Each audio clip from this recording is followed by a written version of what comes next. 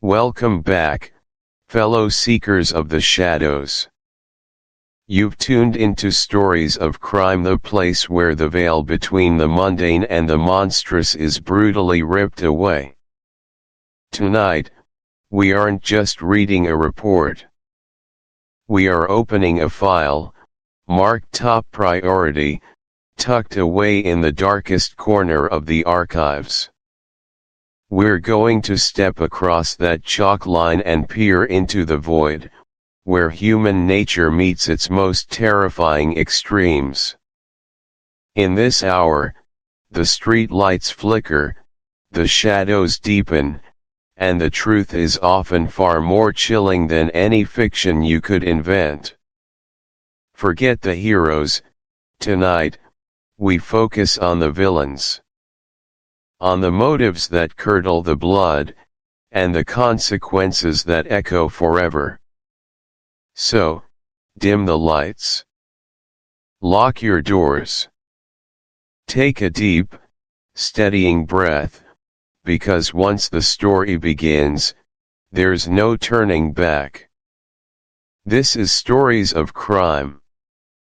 And the case we're unfolding tonight is Supermind. Part 1, Hook and Introduction. Welcome, curious mind, to a journey unlike any you've embarked upon before. You are about to step across a threshold, a perceptual boundary, into a realm where the very definition of your cognitive abilities will be profoundly reshaped. This is not just another audiobook, it is an invitation, a blueprint, and ultimately, a transformation. We are here to talk about the supermind. What exactly is a supermind? It's not a mythical construct, nor is it exclusive to a select few prodigies born with extraordinary gifts. Instead, the supermind is the fully actualized, integrated, and optimized version of your own magnificent brain. It is the state where your intuition flows freely, your focus is unwavering, your memory is expansive and precise, your creativity knows no bounds, and your decision-making is consistently brilliant. Imagine your mind not as a single, fixed entity, but as a vast, unexplored continent teeming with untapped resources, dormant powers, and undiscovered landscapes. The supermind is the act of not merely surveying that continent, but actively cultivating it, building grand cities of thought, forging efficient networks of neural pathways, and harnessing its deepest energies. It is the realization that the operating system of your consciousness can be upgraded, refined, and expanded far beyond what conventional wisdom might suggest. My perspective, honed over decades of dedicated research, experimentation, and working with individuals from all walks of life, from high-flying executives to struggling students, from celebrated artists to everyday problem solvers, is that this profound unlocking of human potential is not a pipe dream, but a practical, achievable reality. It's about moving beyond simply being smart or being creative to fundamentally reorganizing and enhancing the very structure and function of your internal world.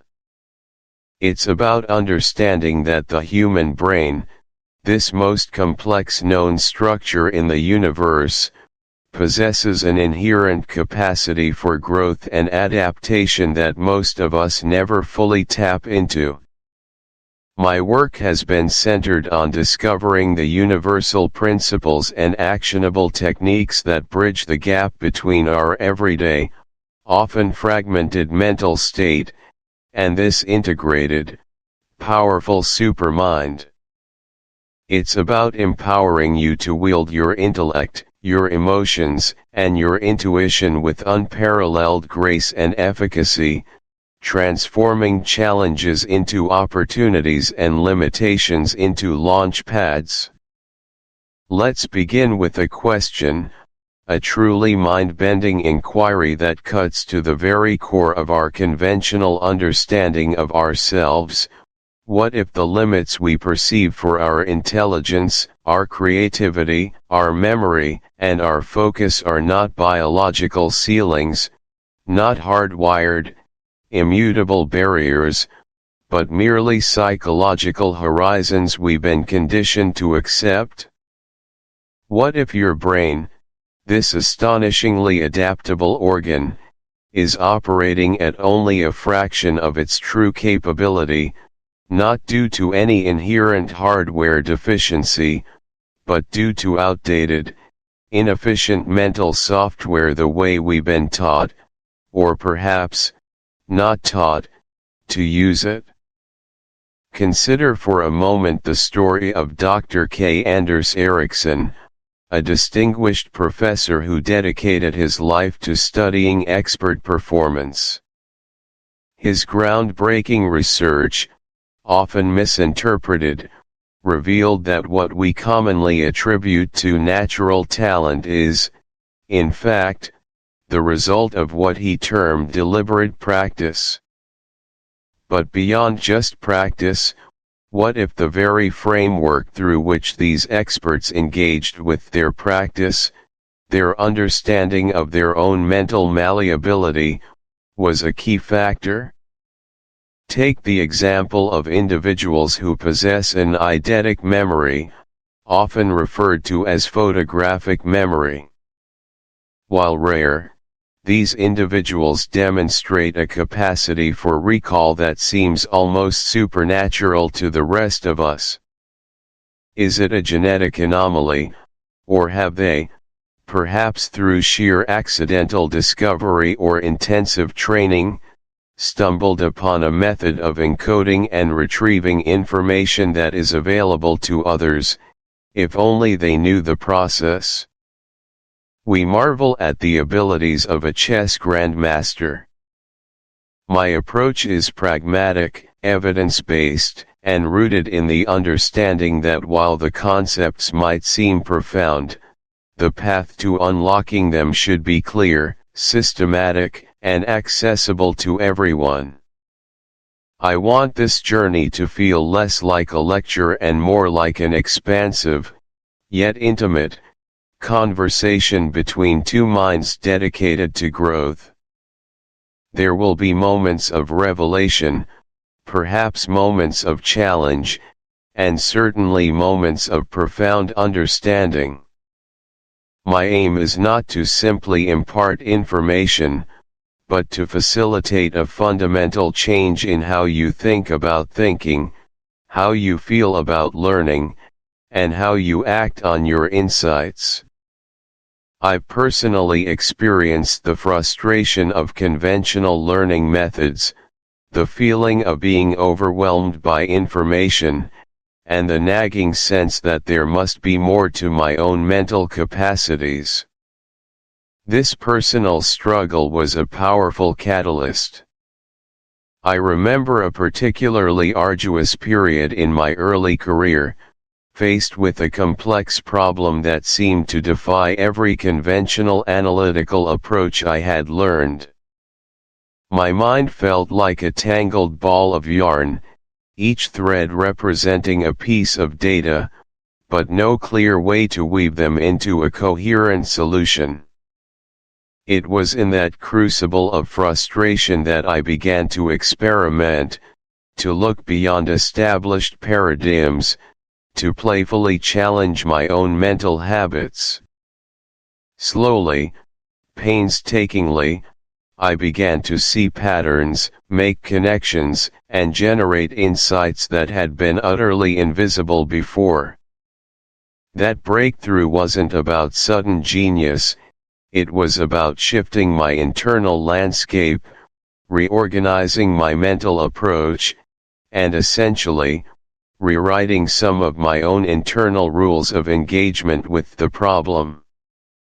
This experience cemented my belief that many of our cognitive struggles are not due to inherent limitations, but due to learned inefficiencies and a lack of systematic training in the art and science of mental mastery. From a psychological perspective, establishing this tone and credibility is absolutely vital. Trust is the bedrock of effective learning and personal transformation. If you don't feel a connection, if you don't sense authenticity and competence, your mind will naturally put up defensive barriers, and the profound insights we're about to explore simply won't resonate. When you perceive me as a fellow explorer, someone who understands the terrain and has navigated it successfully, rather than a distant authority, your own receptivity dramatically increases. This conversational style is intentionally designed to reduce the psychological distance, making complex ideas more palatable and relatable. It taps into our innate human tendency to learn through stories and shared experiences, making the material feel less like an abstract academic exercise and more like a personal mentorship. It creates a safe psychological space where you can explore challenging concepts without feeling judged or overwhelmed, fostering an environment where curiosity thrives and personal insights can organically emerge. For your practical application in this regard, I invite you to consciously grant yourself permission to approach this entire audiobook experience with an open mind. Consider this a mental handshake between us. Decide, right now, to temporarily set aside any skepticism or preconceived notions you might have about your own mental capabilities or about what is truly possible for human cognition. Simply agree to listen, to engage, and to allow the ideas to percolate without immediate judgment. Trust the process we are about to embark upon, just as you would trust a skilled guide leading you through unfamiliar but promising territory. This isn't about blind faith, it's about a conscious choice to be receptive, a willingness to entertain new possibilities, which is a powerful accelerant for any learning journey. Over the next 283 minutes, we will embark on a carefully structured, progressive journey to systematically build and activate your supermind. This isn't a collection of disparate tips and tricks. It's a coherent system designed to interweave various cognitive Consider having a notebook or a digital document handy to jot down insights, questions, and action steps as they arise. This commitment, this active engagement, is the fuel that will propel your journey from an ordinary mind to an extraordinary supermind. It's about showing up fully, ready to learn, ready to challenge, and ready to evolve. In essence, we are here to transcend the perceived limitations of the human mind, to cultivate a state of elevated cognitive function that allows you to think clearer, learn faster, create more freely, and make more insightful decisions across every domain of your life. We are on the precipice of understanding not just what your mind can do, but how it can truly soar. This introduction has hopefully ignited a spark of curiosity, presenting a provocative question about your inherent potential, establishing a foundation of trust and a shared understanding, and providing a clear map for the incredible journey ahead. In the upcoming segments, we will dive headfirst into the very first, and arguably most crucial, building block of the supermind, the mastery of attention and focus. We'll explore why our minds are so often distracted, the profound costs of this fragmentation, and, most importantly, the precise mechanisms and practical techniques you can begin employing immediately to reclaim and command your mental spotlight. Get ready to awaken the dormant power within, for your supermind awaits. Let's begin. Chapter 1: The Illusion of Normalcy. Welcome, dear listener, to Supermind. This is Chapter 1, The Illusion of Normalcy. Have you ever stopped to truly question the boundaries of your own mind? Do you ever wonder if there's more to your cognitive capacity than what you experience day to day? We often operate within a framework of thinking that feels utterly natural, completely normal. Yet, what if I told you that this very normalcy is largely an illusion? What if the way we've been taught to think, to learn, to perceive, and to create, is actually a subtle, pervasive restriction on our true cognitive potential? This chapter delves into that profound question, exploring how the very fabric of societal norms often limits our minds, keeping us tethered to a baseline state, far below the extraordinary capabilities that lie dormant within each of us. We are, from birth, immersed in a world that shapes our consciousness. Our education systems, our families, our media, our professional environments, all these powerful forces, often with the best of intentions, construct a blueprint for what constitutes acceptable or effective thought. We learn to conform, to follow established pathways, to seek validated solutions. And while this provides a certain degree of order and efficiency to society, it often comes at a significant cost: the suppression of our innate curiosity, our capacity for radical innovation, and our ability to forge truly unique connections between disparate ideas. We become proficient at navigating the world as it is presented to us, but less skilled at imagining and creating the world as it could be. This isn't about blaming society, it's about understanding the subtle mechanisms through which our minds are conditioned, and then, consciously choosing to transcend them. It's about recognizing that the intellectual comfort zone we inhabit is often a cage, beautifully disguised, but a cage nonetheless, that prevents us from soaring to truly remarkable cognitive heights. Let's begin by defining what we mean by the baseline human mind. Imagine a powerful supercomputer, capable of processing unfathomable amounts of data, running complex simulations, and generating novel insights. Now, imagine that same supercomputer operating with only a fraction of its core processors activated, using only a handful of pre-programmed algorithms, and confined to a very specific set of approved tasks. That, in essence, is the baseline human mind. It's the mind that efficiently processes daily information, solves problems within established parameters, learns new skills through repetition, and interacts with the world predominantly reactively rather than proactively.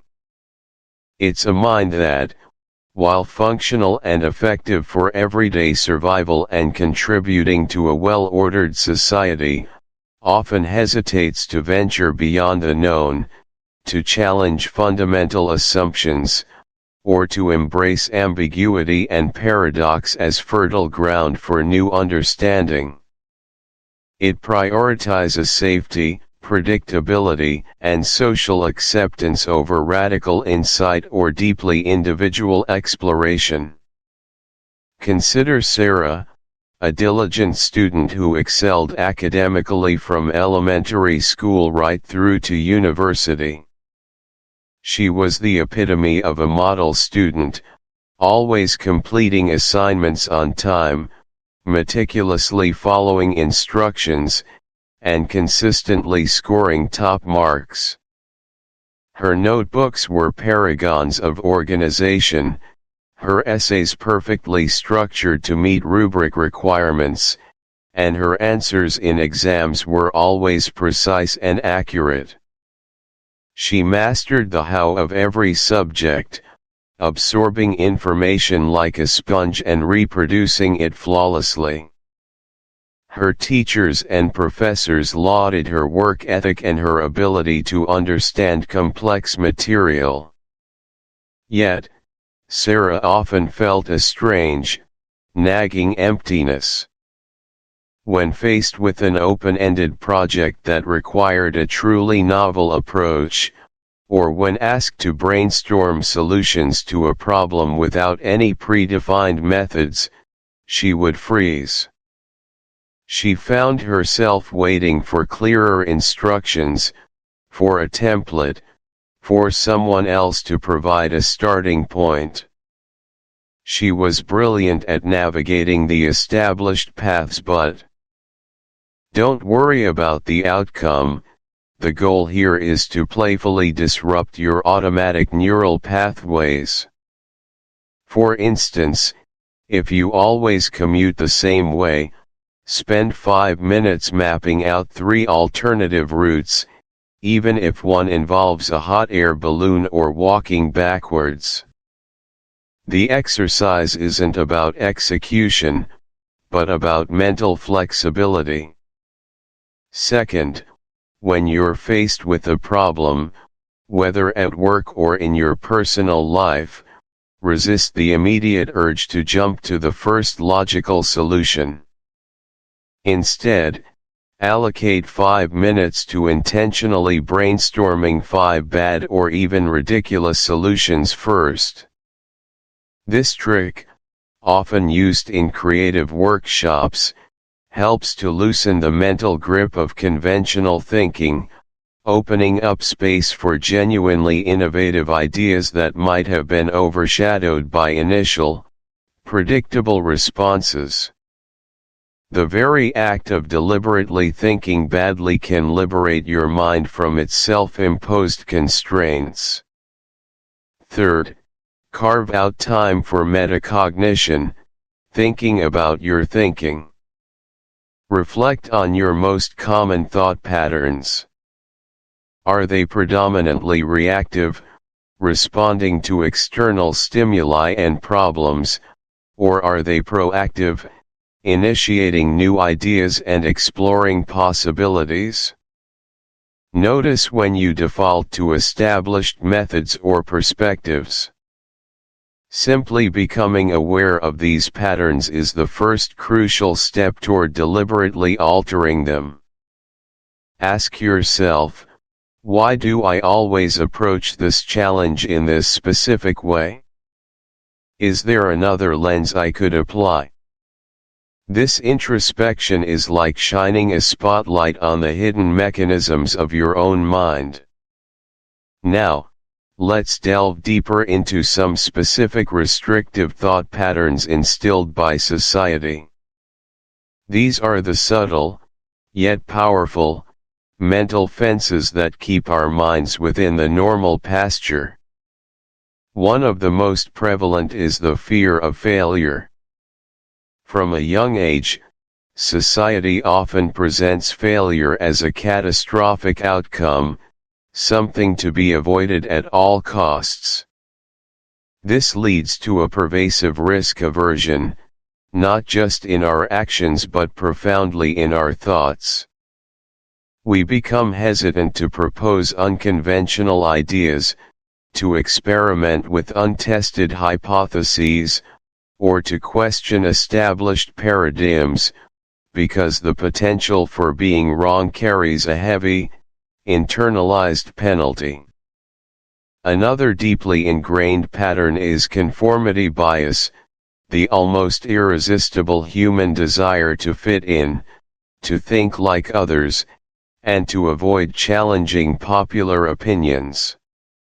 This manifests as groupthink in boardrooms, intellectual stagnation in academic fields, and a general reluctance to articulate truly independent, potentially unpopular, thoughts.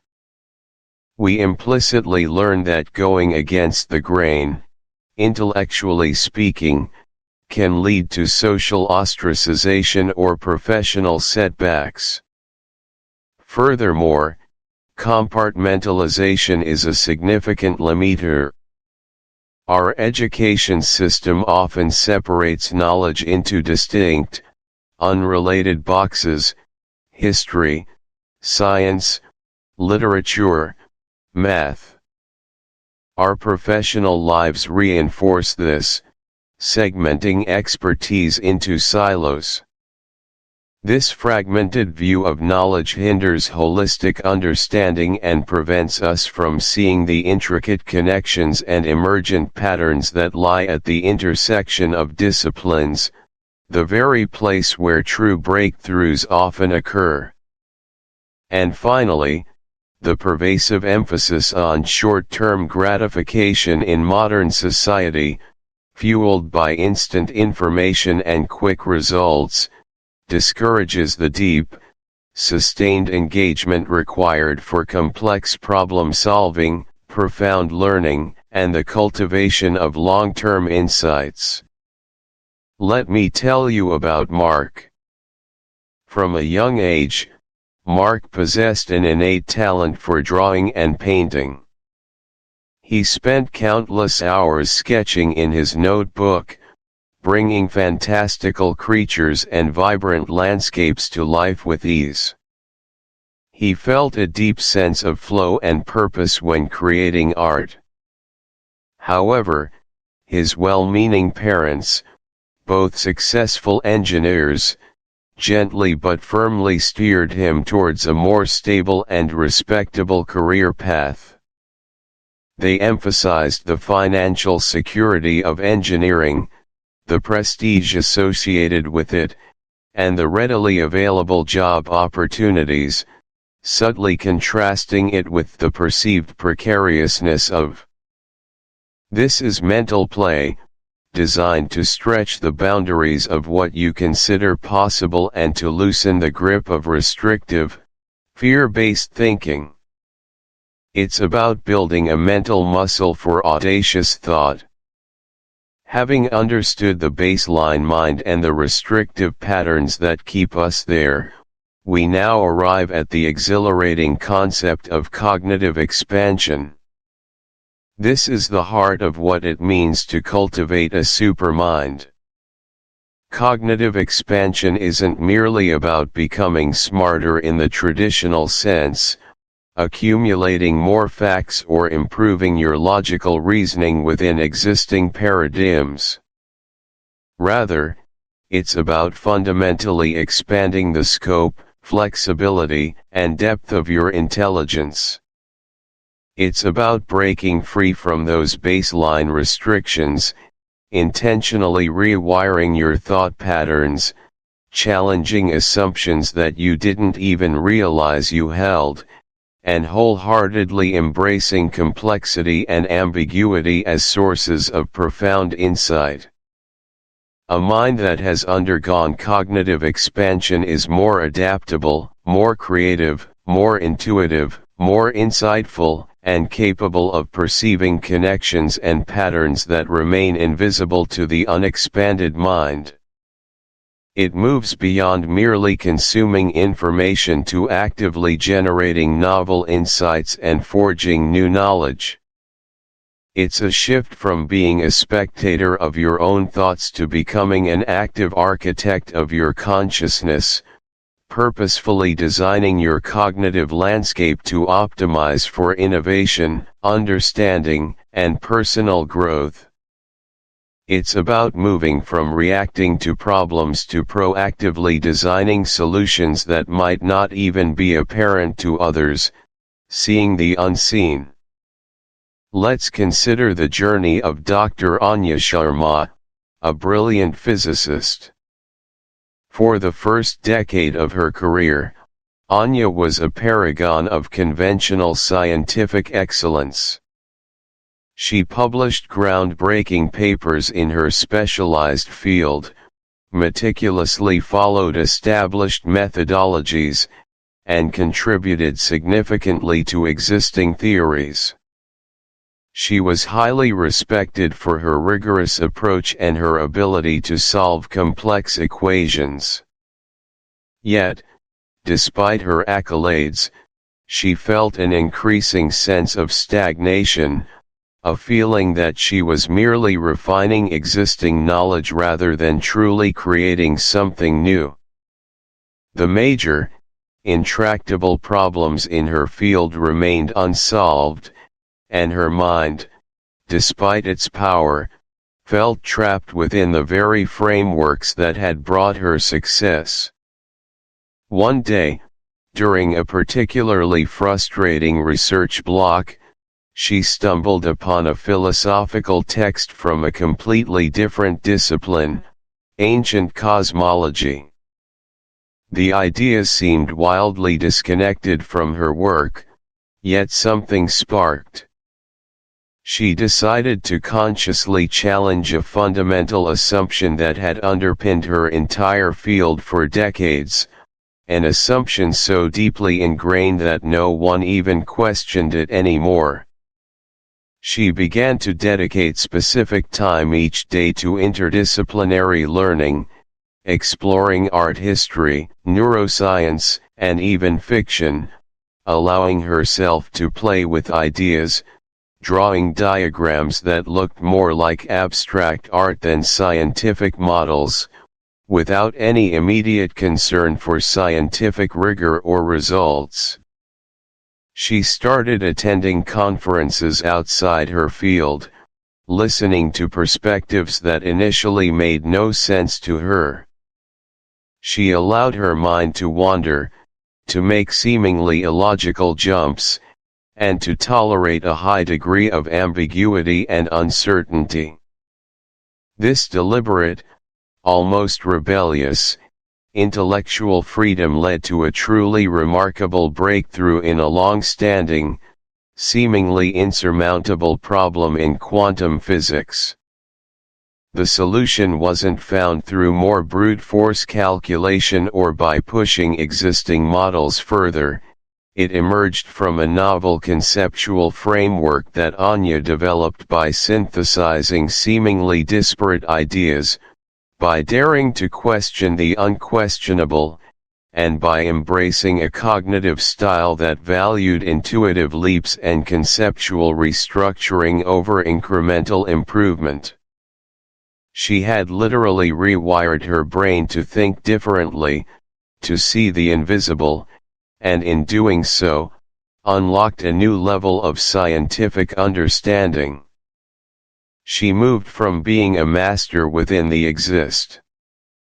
This regular practice reignites your innate childhood curiosity, a crucial ingredient for cognitive expansion. In summary, dear listener, we've begun to dismantle the illusion of normalcy, recognizing that our minds often operate at a baseline, constrained by societal norms and deeply ingrained patterns of thought. We've explored how these restrictions, from the fear of failure to conformity bias and compartmentalization, prevent us from reaching our true cognitive potential. But more importantly, we've introduced the exciting concept of cognitive expansion, the intentional cultivation of a supermind that is adaptable, creative, and capable of perceiving extraordinary connections. Through real-world stories and practical exercises, we've laid the groundwork for understanding how to identify these limitations and how to begin breaking free. This journey is not about becoming someone else, it's about becoming more fully you, unleashing the incredible cognitive power that resides within. It's about moving beyond the comfortable confines of what you've been taught to think, and daring to discover what you are truly capable of thinking. In the chapters to come, we will dive even deeper, providing you with specific tools, techniques, and mindsets to actively cultivate the supermind, step by step. Get ready to embark on a profound transformation of your intellectual landscape. Your mind is an untapped universe, and it's time to explore its endless frontiers. Chapter 2: Awakening the Subconscious. Welcome back, Supermind Architects. In our last chapter, we laid the groundwork, understanding that true mastery begins with self-awareness. Now, prepare to journey deeper, into the very core of your being, to explore the colossal, often unseen engine that drives nearly every aspect of your life, your subconscious mind. This is Chapter 2, Awakening the Subconscious. Imagine for a moment that your conscious mind, the part of you that thinks, reasons, and makes deliberate decisions, is like the small visible tip of an immense iceberg. What lies beneath the surface?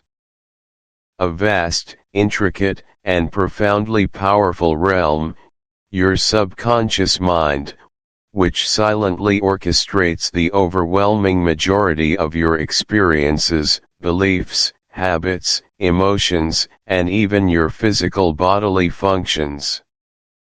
It is the operating system of your existence, running countless programs in the background, shaping your reality without your direct, moment-to-moment awareness. This isn't just a philosophical concept, it's a scientific reality, a hidden mechanism brimming with untapped potential. The subconscious mind is non-judgmental, it doesn't discern between what's good or bad for you, only between what you consistently feed it through your thoughts, feelings, and repeated actions. Its primary directive is to keep you safe and to align your outer reality with your inner programming. Understanding this distinction, and learning how to communicate effectively with this inner supercomputer, is the very essence of unlocking your supermind. Let's begin by truly grasping the sheer power and efficiency of your subconscious. Think about the incredible speed at which it operates, a processing capability that dwarfs your conscious mind's efforts. While your conscious mind can typically handle around 40 to 120 bits of information per second, focusing on a single conversation, perhaps, or a specific task, your subconscious mind processes an astounding 11 million bits of information every single second. Yes, you heard that correctly, 11 million bits. This vast difference isn't just a fun fact, it's fundamental to understanding why so much of our life unfolds automatically. Consider, for example, the intricate dance of everyday bodily functions. Are you consciously telling your heart to beat, your lungs to breathe, or your digestive system to process that last meal? Of course not. These vital, complex processes are all managed effortlessly and flawlessly by your subconscious mind, a symphony of biological mechanisms occurring entirely outside of your conscious direction. But its capabilities extend far beyond mere biological maintenance. It's also the repository of all your learned skills, your memories, your habits, both helpful and unhelpful, and the deeply ingrained beliefs that sculpt your perception of the world. It's why you can drive a familiar route while lost in thought, your hands and feet instinctively navigating traffic without conscious deliberation. Let me share a story to truly illustrate this phenomenal processing speed. Meet Sarah, a concert pianist renowned for her breathtaking interpretations of Rachmaninoff and Chopin. For years, Sarah dedicated countless hours to practicing, meticulously reading sheet music, consciously training her fingers to execute complex arpeggios and intricate melodic lines. There was a time when every note, every chord, required her full, undivided conscious attention, a painstaking deciphering of symbols on a page and a deliberate command to each muscle in her hands. But something remarkable happened as she progressed from a diligent student to a masterful performer.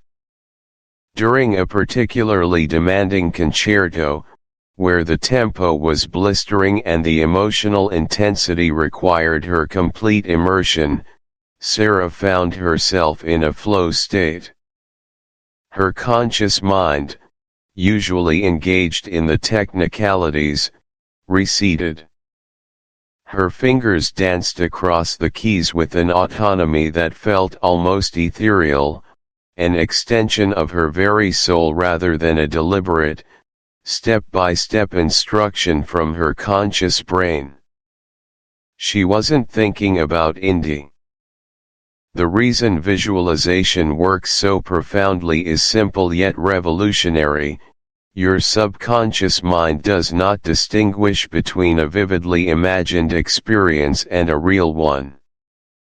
When you engage in multisensory visualization, you are not merely fantasizing, you are sending direct, powerful directives to your subconscious, effectively pre-programming it for success.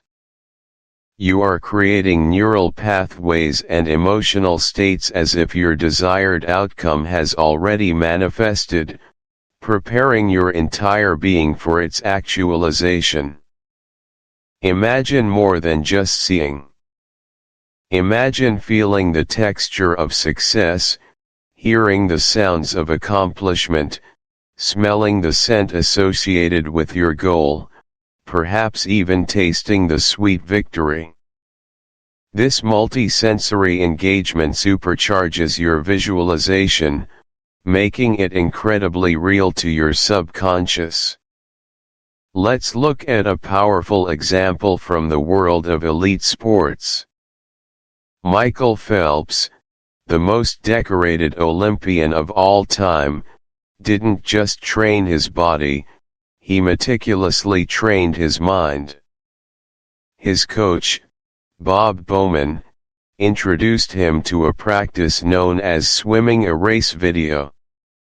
Every night before falling asleep, and every morning upon waking, Phelps would close his eyes and vividly visualize every detail of a perfect race. He wouldn't just see himself winning, he would immerse himself in the entire experience. He would feel the icy cold water on his skin as he dove in, hear the roar of the crowd, smell the chlorine, taste the water, and most crucially, feel the exact timing of his strokes, the power of his kick, the perfect glide, and the emotional rush of touching the wall first, seeing his time flash up on the board. He would even mentally rehearse potential challenges, a problem with his goggles, a slower start, and visualize overcoming them flawlessly. This wasn't passive daydreaming, it was active, emotional, full sensory mental rehearsal. When the actual race day arrived, his subconscious had already experienced winning countless times, making the real event feel like a natural, almost inevitable execution of an already familiar program. From a psychological perspective, Phelps's success with visualization is a testament to neuroplasticity and the power of mental rehearsal. When you vividly visualize an action, your brain actually activates many of the same neural circuits as if you were physically performing that action. This means you are literally building and strengthening the neural pathways for success, making the desired outcome feel more familiar and achievable. This process significantly reduces anxiety and builds unwavering confidence because your subconscious mind has already registered the experience as a success. It moves your goals from abstract desires to concrete, pre-programmed realities, aligning your conscious aspirations with the immense creative power of your subconscious. The internal resistance often stemming from subconscious fears or limiting beliefs begins to dissolve, replaced by a deep-seated knowing that your goal is not only possible but already within your grasp. You transform from merely hoping for success to confidently expecting it. So, how can you effectively apply these visualization techniques? First, dedicate a specific time each day for your practice, even if it's just 5 to 10 minutes. Make it a non-negotiable part of your routine. Second, engage all your senses. Don't just see your desired outcome, feel the emotions of achieving it, the joy, the relief, the pride. Hear the applause, the congratulations, or the quiet satisfaction. If applicable, imagine the smells, tastes, and textures. Make it as real as possible. Third, consistently incorporate positive emotions. The subconscious responds powerfully to feelings. If your visualization is accompanied by doubt or fear, that's what you'll reinforce. Instead, flood your mental images with positive, empowering emotions. Finally, consistency is paramount. Just like building physical muscle, mental muscles are strengthened through regular, focused exertion. The more regularly you feed your subconscious these vivid images of. We've seen how vivid, multi-sensory visualization isn't mere fantasy, but a potent language that directly programs your subconscious for success, creating neural pathways and emotional blueprints for achievement. And we've witnessed the profound breakthroughs that emerge when we allow our subconscious to work its magic, connecting disparate pieces of information and delivering intuitive solutions, often when our conscious mind is at rest. Your conscious mind is indeed brilliant, a magnificent tool for focus and decision-making. But it is only a fraction of your total mental capacity. The true power, the limitless potential, resides beneath the surface, a vast ocean of intelligence waiting to be navigated and harnessed. By consistently engaging in the practical steps we've discussed, practicing mindfulness, committing to visualization, and creating space for intuitive insights, you are not just learning new techniques, you are building a deeper, more harmonious relationship with yourself. You are learning to speak the language of your subconscious, transforming it from a hidden driver into a conscious ally. This awakening is not just about solving problems or achieving goals, it's about unlocking a profound sense of inner wisdom, resilience, and creative power that is your birthright. It's about recognizing that you are far more capable, far more intelligent, and far more connected to a greater intelligence than you might have ever dared to imagine. As we move forward, we will delve even deeper into the specific tools and techniques that allow you to actively reprogram your subconscious, to dismantle limiting beliefs, and to consciously shape the magnificent reality you truly desire. Get ready, for in the next chapter, we will begin the exciting process of reprogramming your inner dialogue, giving you the keys to reshape the very narratives that define your world. The journey continues. Chapter 3, The Architecture of Thought. Welcome back to Supermind, where we're unlocking the extraordinary potential nestled within your very own consciousness. In our previous chapter, we explored the fascinating concept of mental agility, learning how to prepare our minds to dance gracefully through the challenges of the modern world. Now, as we journey deeper into the landscape of the human brain, we arrive at Chapter 3, The Architecture of Thought. Have you ever stopped to consider how a thought is actually formed? It's a question that, at first glance, might seem too abstract, too ethereal, to fully grasp. We experience thoughts constantly, a ceaseless stream of ideas, observations, judgments, and plans, yet their origin and construction often remain cloaked in mystery.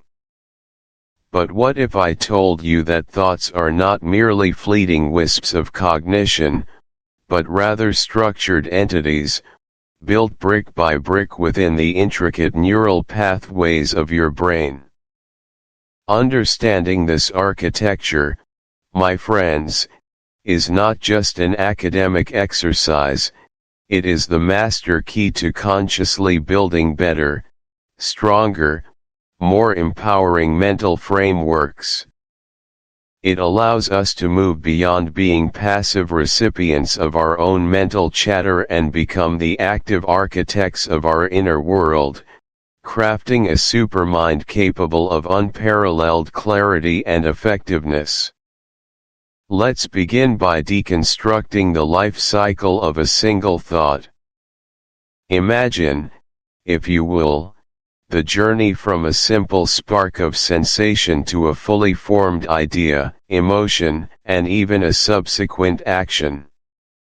It's a complex, multi-layered process, often unfolding in milliseconds, yet each stage offers a profound opportunity for intervention and conscious shaping.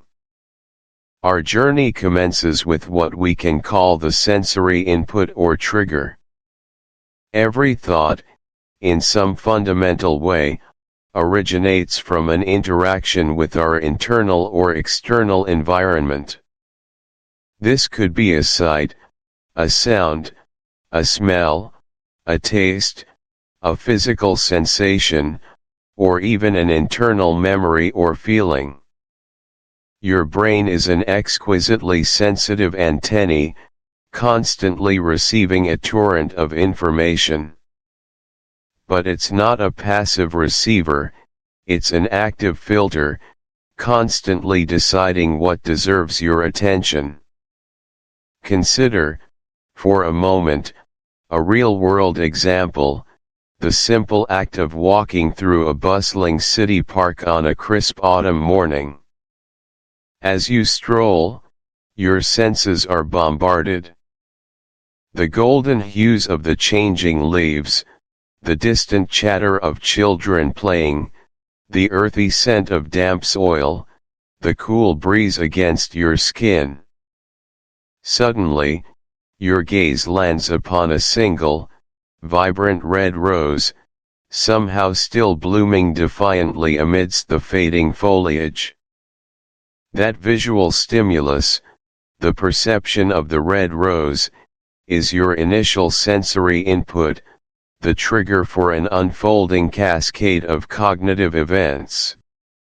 From a psychological perspective, this initial stage is critical because it highlights the role of perception and selective attention.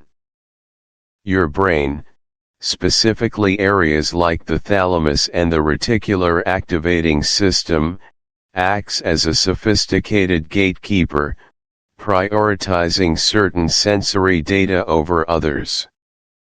Why did you notice the rose and not every single fallen leaf? Perhaps its unusual color against the muted backdrop made it stand out, or perhaps your brain has a pre-existing schema for beautiful things to notice. This process isn't random, it's influenced by your current goals, past experiences, and even your mood. The information that makes it through this initial filter is what forms the raw material for your nascent thought. It matters because if we're not even aware of what's triggering our thoughts, we remain perpetually reactive. So, how can we apply this knowledge practically? The first step is cultivating conscious observation. This means practicing mindfulness, truly paying attention to what you see, hear, smell, taste, and feel in the present moment. Try this, for 1 minute each day. Simply sit still and notice everything entering your sensory awareness, without judgment. Where do your eyes naturally gravitate? What sounds pierce through the background noise? What sensations arise in your body? You can also try. Instead of immediately labeling something as good or bad, try describing it neutrally first.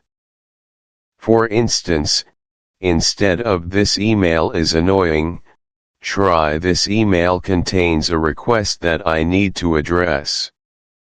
This creates a crucial sliver of space between stimulus and response, allowing you to insert conscious choice. Following interpretation, we encounter the emotional response. Thoughts and feelings are inextricably linked, one rarely exists without the other. Our interpretation of a stimulus almost immediately triggers an emotional reaction. Back to our rose, the person who labeled it beautiful might experience a surge of joy, a feeling of peaceful contentment. The person who saw it as a hassle might feel a pang of frustration or indifference. And the person focused on their meeting might feel a subtle anxiety about time, with the rose barely registering any emotion at all. These emotions are not simply consequences, they are powerful amplifiers, coloring the entire thought process that follows. This is where the limbic system, particularly the amygdala, plays a pivotal role. The amygdala is our brain's emotional alarm system, quickly assessing threats and rewards. Our emotions act as a fast-track signal system, influencing how we prioritize and process subsequent information. If a thought triggers fear, your brain goes into hypervigilance. If it triggers joy, your brain might seek to prolong the experience.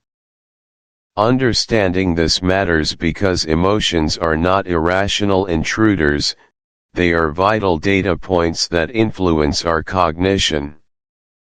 By acknowledging and understanding our emotional responses, we can regulate them more effectively and prevent them from hijacking our rational thought processes. To apply this, cultivate emotional self-awareness. Practice identifying and labeling your emotions as they arise. Instead of saying, "I feel bad," try to be more specific. "I feel anxious," "I feel disappointed," "I feel excited." This specificity creates distance and clarity. Use distress tolerance techniques when strong emotions arise, such as deep breathing, grounding exercises, or simply acknowledging the emotion without allowing it to dictate your next thought or action. Remember, you can feel an emotion without being consumed by it. Next, the thought enters the phase of cognitive elaboration and narrative building. This is where a simple interpretation expands into a broader story, a plan, a judgment, or a chain of related thoughts. Our rose example continues. For the person who felt joy, the thought might elaborate into, "This rose reminds me of my grandmother's garden. I should really call her this afternoon, she loves roses." Or, "I wish I had a garden like this. Maybe I should research easy-to-grow rose varieties." For the frustrated gardener, the thought might spiral, "My own garden is a mess. I never have time for it. Everything I try to grow dies. I'm just not good at this." Notice how a single trigger can lead to vastly different, complex internal narratives. Psychologically, this stage involves your working memory, pulling relevant information from long-term memory, and the prefrontal cortex for planning, reasoning, and decision-making. This is also where cognitive distortions, common, irrational patterns of thinking like catastrophizing, overgeneralization, or personalization, can take root and flourish, turning a minor trigger into a significant mental ordeal. Our brains are natural storytellers, constantly seeking to create coherence and meaning. The challenge is that these stories aren't always accurate or helpful. It matters because the narrative we construct around an event or thought determines our overall perspective and influences our future behavior and emotional well-being. Practically, this is where thought challenging comes in. When you notice yourself elaborating on a thought in a negative or unhelpful way, consciously intervene. Ask yourself, is this narrative factual, or is it an interpretation? What evidence do I have to support this story? What evidence contradicts it? Is there an alternate? This realization spurred him to build a gigafactory to produce batteries at a fraction of the cost, fundamentally transforming the electric vehicle industry. Psychologically, first principles thinking matters because it helps us overcome cognitive inertia and the tendency to accept conventional wisdom without scrutiny. Our brains are naturally lazy. They prefer shortcuts. Reasoning by analogy is a shortcut. But by forcing ourselves to break things down to their elemental truths, we bypass historical biases, inherited assumptions, and the limitations of existing solutions. It fosters genuine innovation, deep analytical reasoning, and empowers us to create entirely new solutions rather than just optimizing old ones. It shifts us from "how has this been done?" to "what are the absolute essentials required to do this?" Practically, you can adopt first principles thinking by practicing the 5 whys technique. When faced with a problem or an assumption, repeatedly ask why, until you get to the core, unassailable truth. For example, if you're trying to improve your productivity, instead of just buying a new planner reasoning by analogy, ask, why am I unproductive? Because I procrastinate. Why do I procrastinate? Because tasks feel overwhelming. Why do tasks feel overwhelming? Because I don't break them down. Why don't I break them down? Because I lack a clear process. Now you've reached a first principle. You need a process for task decomposition, not just a planner. Also, regularly question assumptions in your daily life or work. When someone says, "This is just how we do things," challenge it with why, or what are the core components that make this necessary. Another incredibly powerful mental model is inversion thinking. Instead of figuring out how to achieve a desired outcome, you consider how to avoid an undesired one. It's like turning a problem upside down. The renowned investor Charlie Munger often speaks about this, saying, "It is remarkable how much long-term advantage people like us have gotten by trying to be consistently not stupid, instead of trying to be very intelligent." Consider a professional who wants to succeed in their career. The conventional approach is to ask, what steps should I take to climb the corporate ladder? How can I get promoted? Inversion thinking would prompt them to ask, what actions would guarantee I fail in my career? What would absolutely ensure I don't get promoted? The answers might include, consistently missing deadlines, disrespecting colleagues, refusing to learn new skills, taking excessive sick days, or gossiping.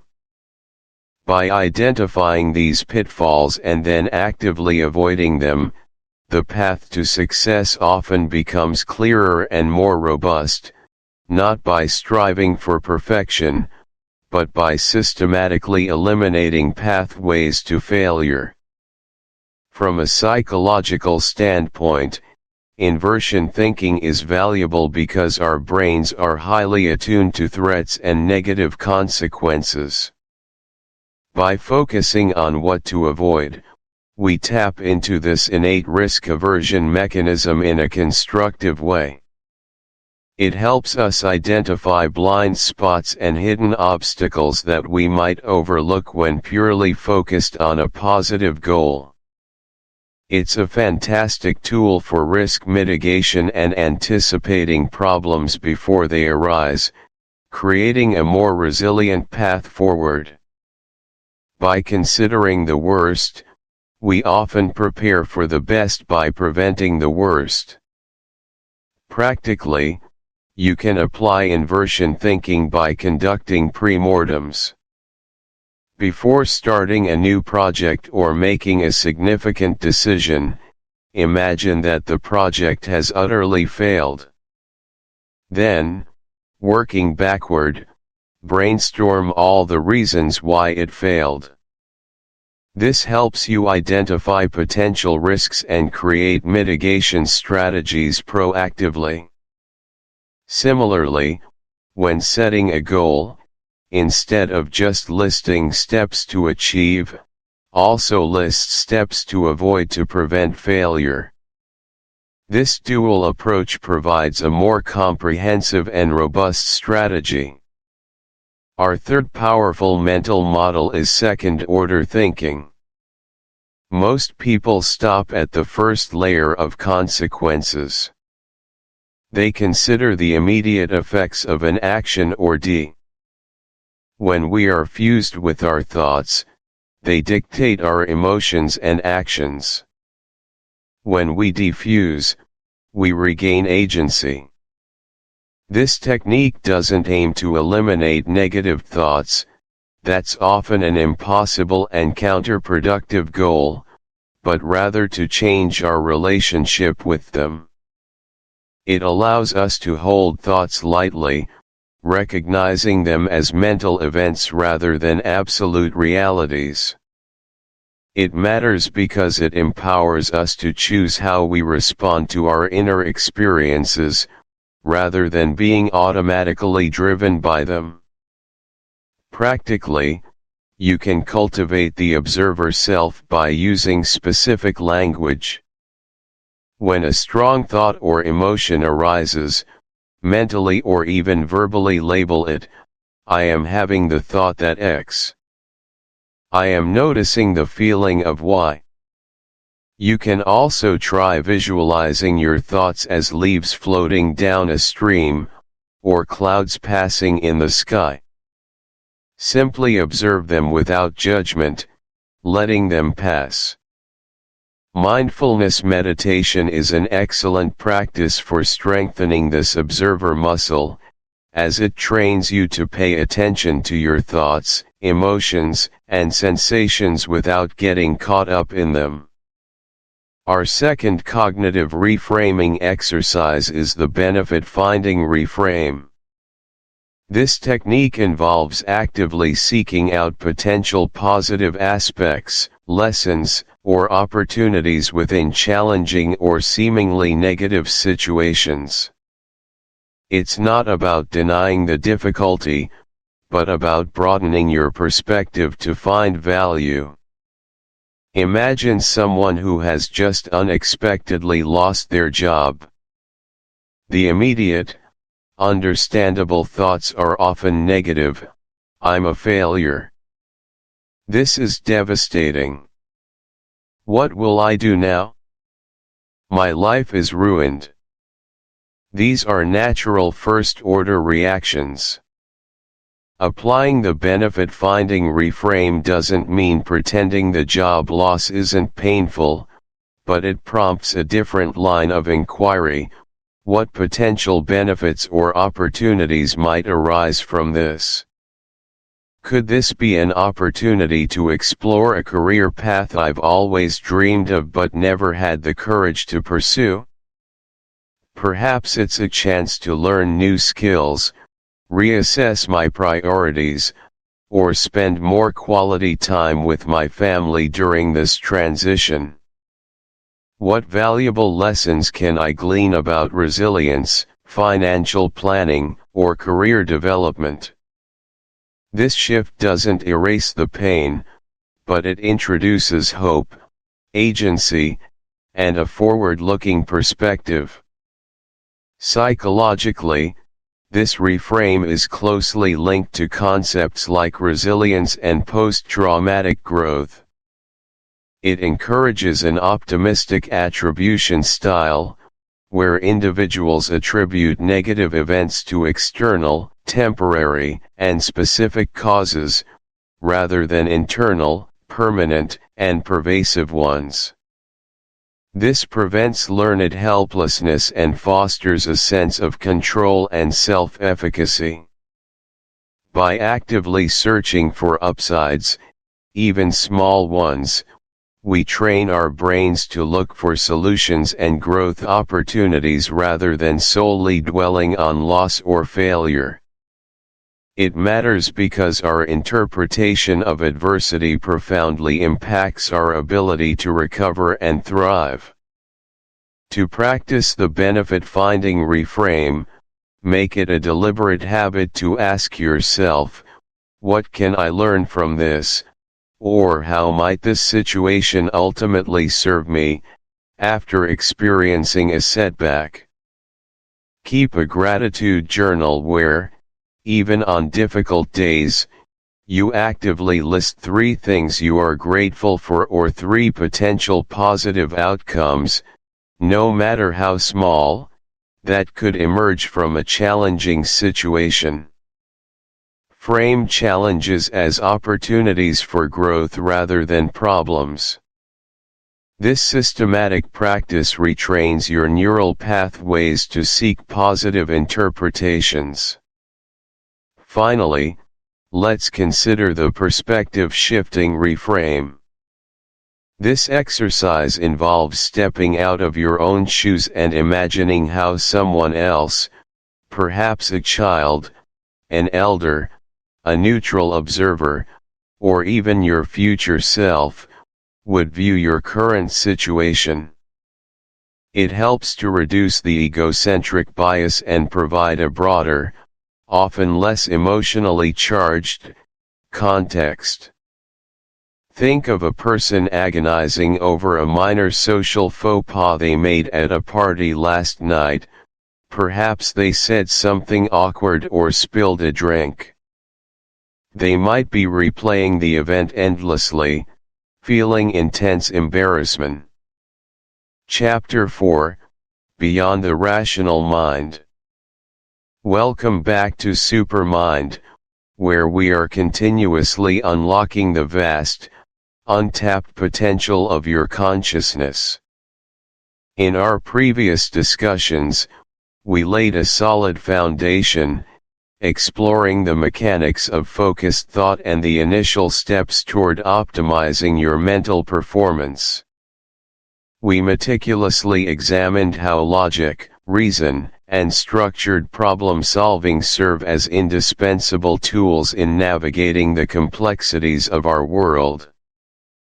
But what happens when the map runs out, when the logical pathways lead to a dead end, or when the very nature of the challenge demands a different kind of illumination?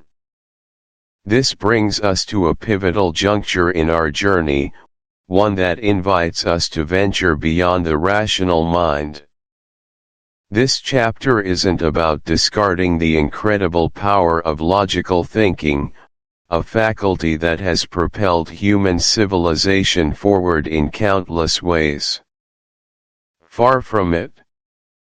Instead, it's an invitation to acknowledge that the rational mind, while brilliant and essential, represents only one facet of your full cognitive landscape. It possesses inherent boundaries, and understanding these limits is the first step toward embracing a more expansive, holistic intelligence. We are moving toward a profound transition from purely logical, linear thinking to recognizing, valuing, and actively cultivating higher states of awareness. Imagine, if you will, that your mind is like a magnificent, multi-story building. The ground floor and perhaps the first few levels are dedicated to logic, analysis, and empirical data, the bedrock of your daily existence, the tools you use to construct arguments, solve equations, and plan your day. These levels are indispensable for navigating the tangible world. But what if there are higher floors, perhaps even a rooftop garden, that offer panoramic views and entirely new perspectives? These upper echelons represent states of consciousness that transcend the everyday, ego-bound awareness. They are realms of profound intuition, creative insight, deep empathy, and a sense of interconnectedness that often eludes purely analytical thought. This isn't about abandoning the robust structure of the lower floors, it's about adding an elevator, a staircase, and perhaps even a helipad, to access the richer, more expansive experiences waiting above. We are talking about acknowledging, and indeed harnessing, those moments of sudden inspiration, those gut feelings that prove uncannily accurate, those flashes of understanding that seem to arrive fully formed, unbidden by sequential reasoning. These are the whispers from the supermind, guiding you toward solutions and insights that pure intellect alone might never uncover.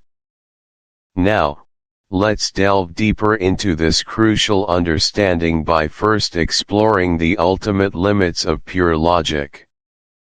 While logic is an indispensable tool, offering structure, predictability, and a systematic approach to problem solving, it is inherently bounded.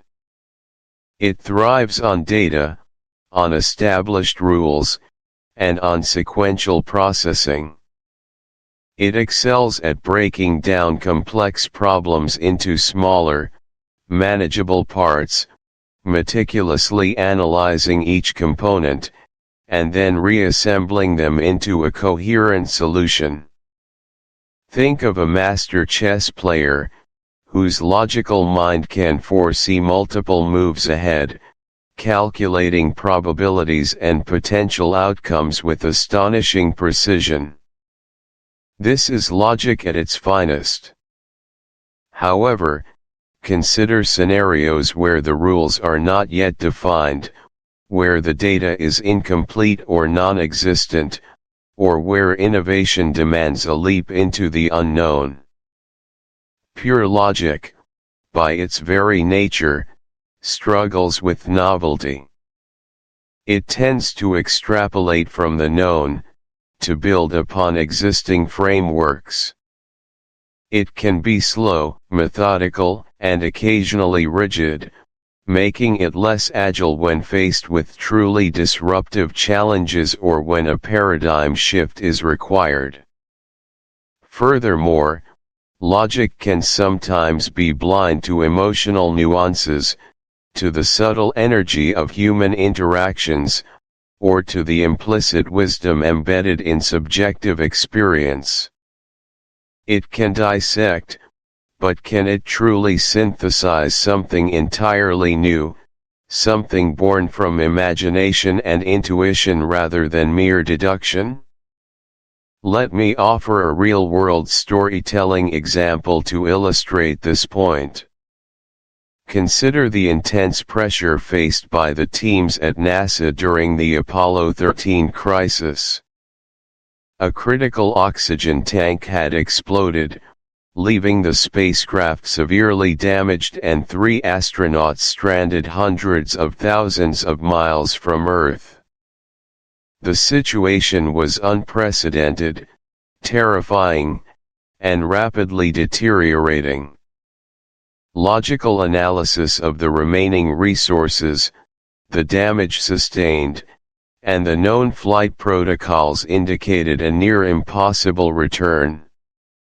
The engineers and mission control specialists were faced with an immediate, overwhelming problem that could not be solved by simply following existing procedures. No textbook had a. For a compelling real-world example, consider the profound shift in perspective often reported by individuals who have experienced what is termed a near-death experience or NDE. While these experiences are diverse, common themes emerge: a feeling of leaving the physical body, encountering a brilliant light, a review of one's life, and an overwhelming sense of love, peace, and interconnectedness. Upon returning to their physical lives, many individuals report a complete transformation of their values, priorities, and understanding of existence.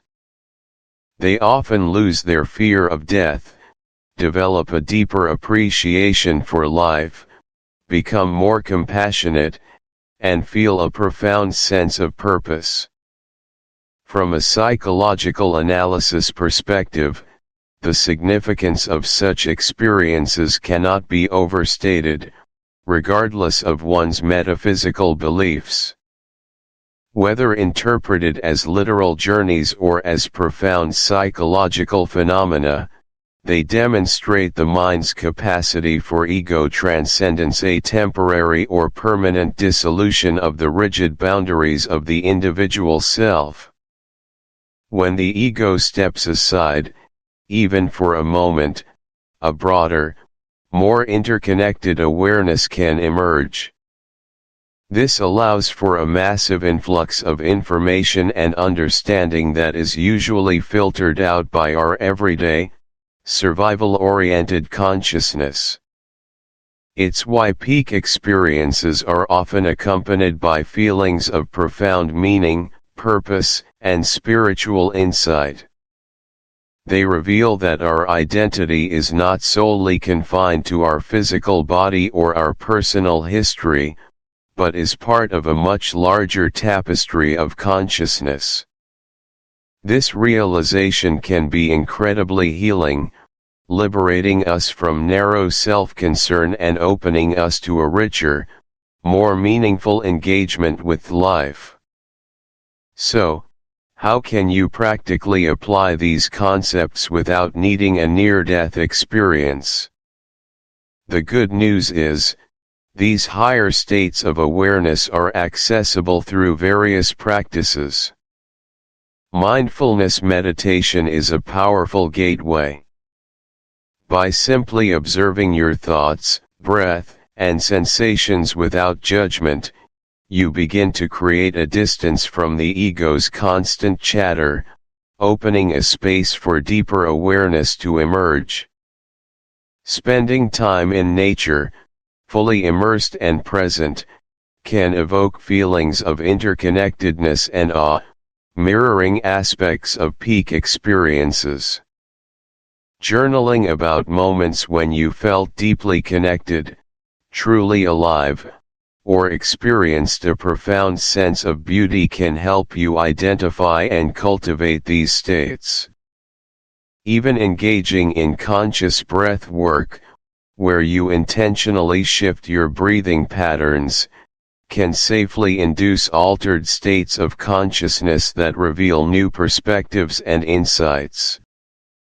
The key is to cultivate an openness to experiences that might not fit neatly into a purely rational framework and to trust the wisdom that emerges from these deeper parts of yourself. Moving further along our path of understanding the supermind, let us now turn to historical stories of sudden intuitive leaps, moments when solutions, discoveries, and breakthroughs seem to materialize out of thin air, transcending the methodical steps of logical deduction. These aren't just charming anecdotes, they are powerful testaments to the mind's capacity for nonlinear processing and creative genius, evidence that our beyond rational abilities have been instrumental in shaping human progress. One of the most celebrated examples involves the German chemist Friedrich August Kekulle and his revolutionary discovery of the benzene ring structure in 1865. For years, chemists had been puzzled by the structure of benzene, a compound composed of 6 carbon and 6 hydrogen atoms. The existing theories of chemical bonding couldn't account for its unique properties. Kekulle had spent countless hours, days, and weeks meticulously trying to piece together a logical arrangement, filling blackboards with diagrams, but all to no avail. He was stuck. Then, one evening, while dozing by the fire, a vivid dream unfolded before him. In his own words, he saw atoms dancing before my eyes. Suddenly, one of the chains of atoms coiled and twisted like a snake, and then, on. Connect disparate ideas, actively look for analogies and metaphors between seemingly unrelated concepts or situations. The ability to see patterns and connections across different domains is a hallmark of creative genius, and it's a skill that can be developed. Finally, consider the brilliant French mathematician Henri Poincaré, who made significant contributions to pure and applied mathematics, mathematical physics, and celestial mechanics. He too experienced a profound intuitive breakthrough while struggling with a complex mathematical problem concerning fusion functions. He had spent 2 weeks intensely working on the problem without success. Then, he took a trip. As he was about to board a bus, at the moment when I put my foot on the step, the idea came to me, without anything in my former thoughts seeming to have paved the way for it, that the transformations of which I had made use to define the fusion functions were identical with those of non-Euclidean geometry. The solution, a critical link, simply appeared, fully formed, in a flash of insight, at a moment when his conscious mind was engaged in the mundane act of stepping onto a vehicle. He immediately went on with his journey but knew he had found the key. Poincaré's experience beautifully illustrates the power of the incubation period and the fact that our brains continue to work on problems even when our conscious attention is elsewhere. He wasn't actively thinking about fusion functions on the bus, his mind was likely in a relaxed, diffused state. Yet, the underlying cognitive processes were still at play, silently connecting the dots. The critical piece of information emerged from the depths of his mental activity, breaking through into his conscious awareness at an unexpected moment. This validates the idea that breakthroughs often happen when we least expect them, provided we have adequately prepared the ground with conscious effort beforehand. To apply this practically, trust the process of allowing your mind to wander. Don't always feel the need to be on or constantly focused. Engage in activities that encourage a diffused state of attention, such as daydreaming, walking, gardening, or any activity that allows your mind to roam freely without a specific goal. Also, cultivate patience and persistence. Poincaré had worked intensely for 2 weeks. The breakthrough didn't negate the hard work, it was a direct result of it, albeit an unconscious one. Recognize that the supermind works on its own timeline, often delivering insights when the conditions are just right.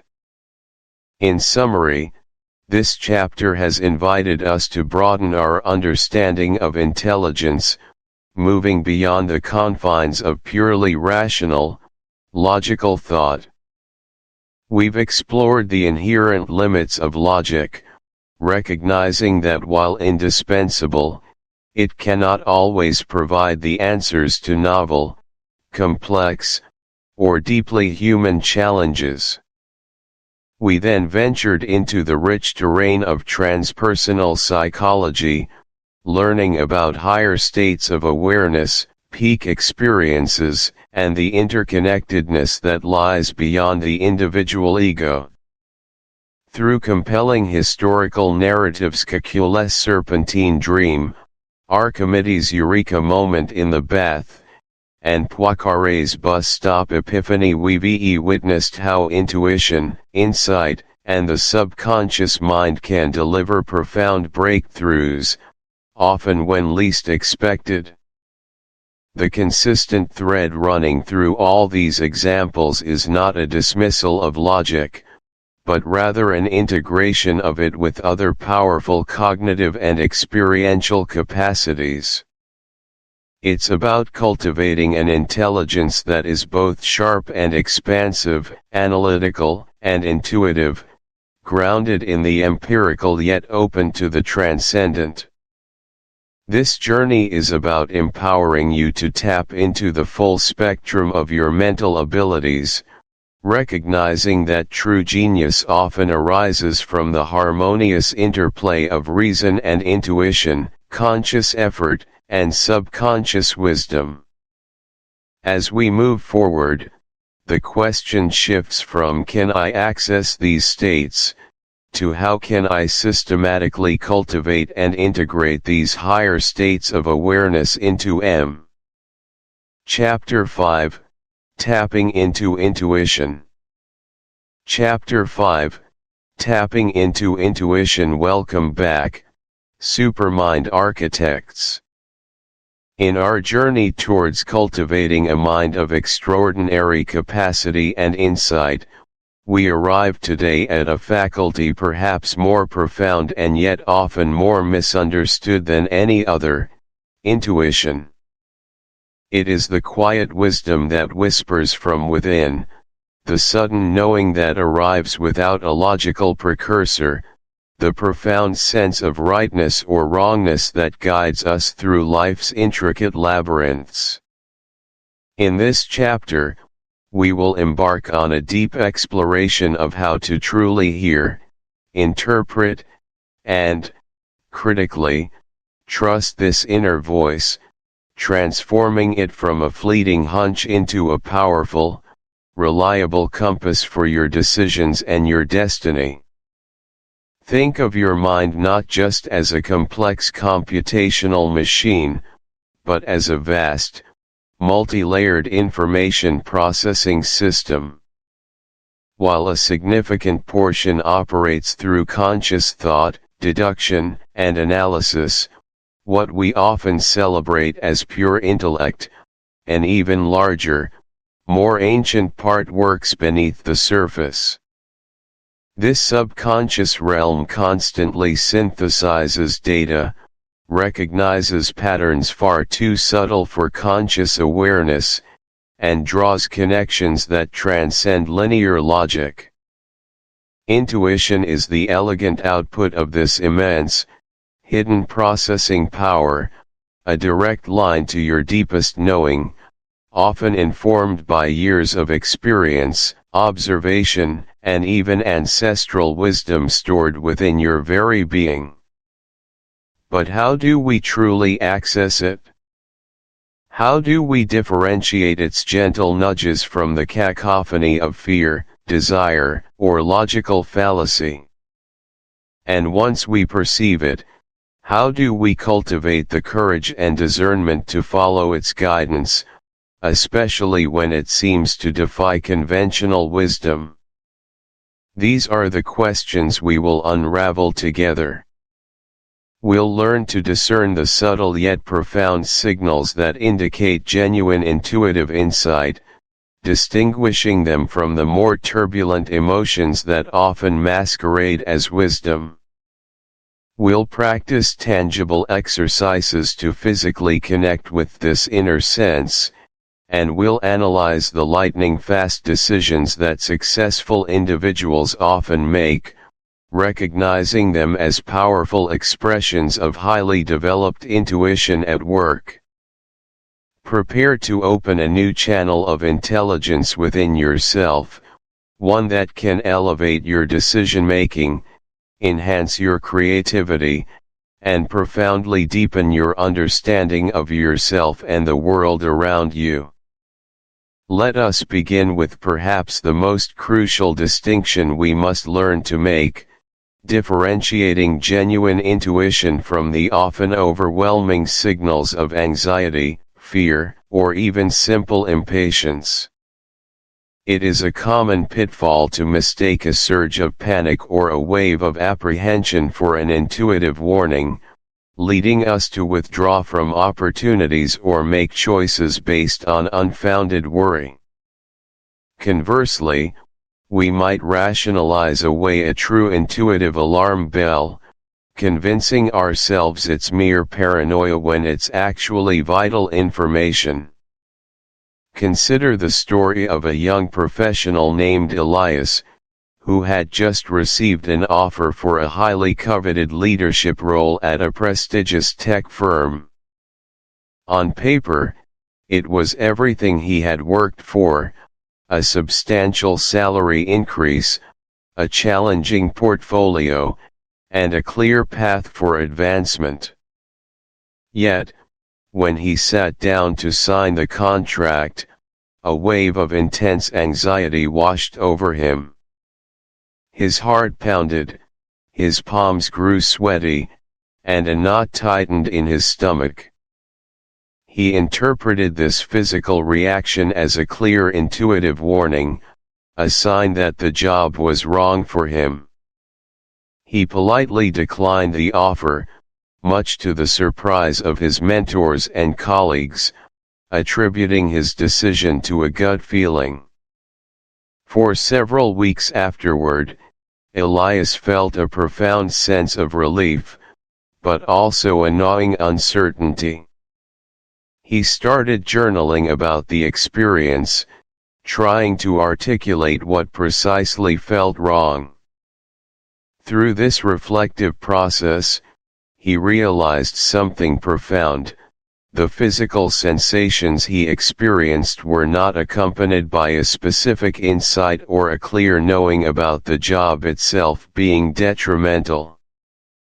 Instead, they were generalized feelings of overwhelm, inadequacy, and a fear of failure, classic symptoms of imposter syndrome, exacerbated by the sheer magnitude of the opportunity.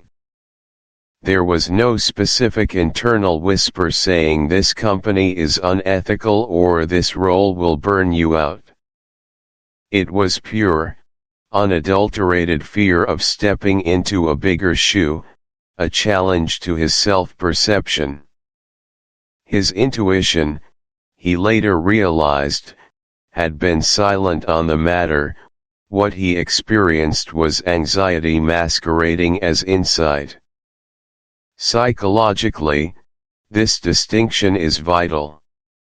Our fear responses, rooted in the limbic system, are ancient mechanisms designed for survival. They react rapidly to perceived threats, whether real or imagined, often triggering a fight, flight, or freeze response.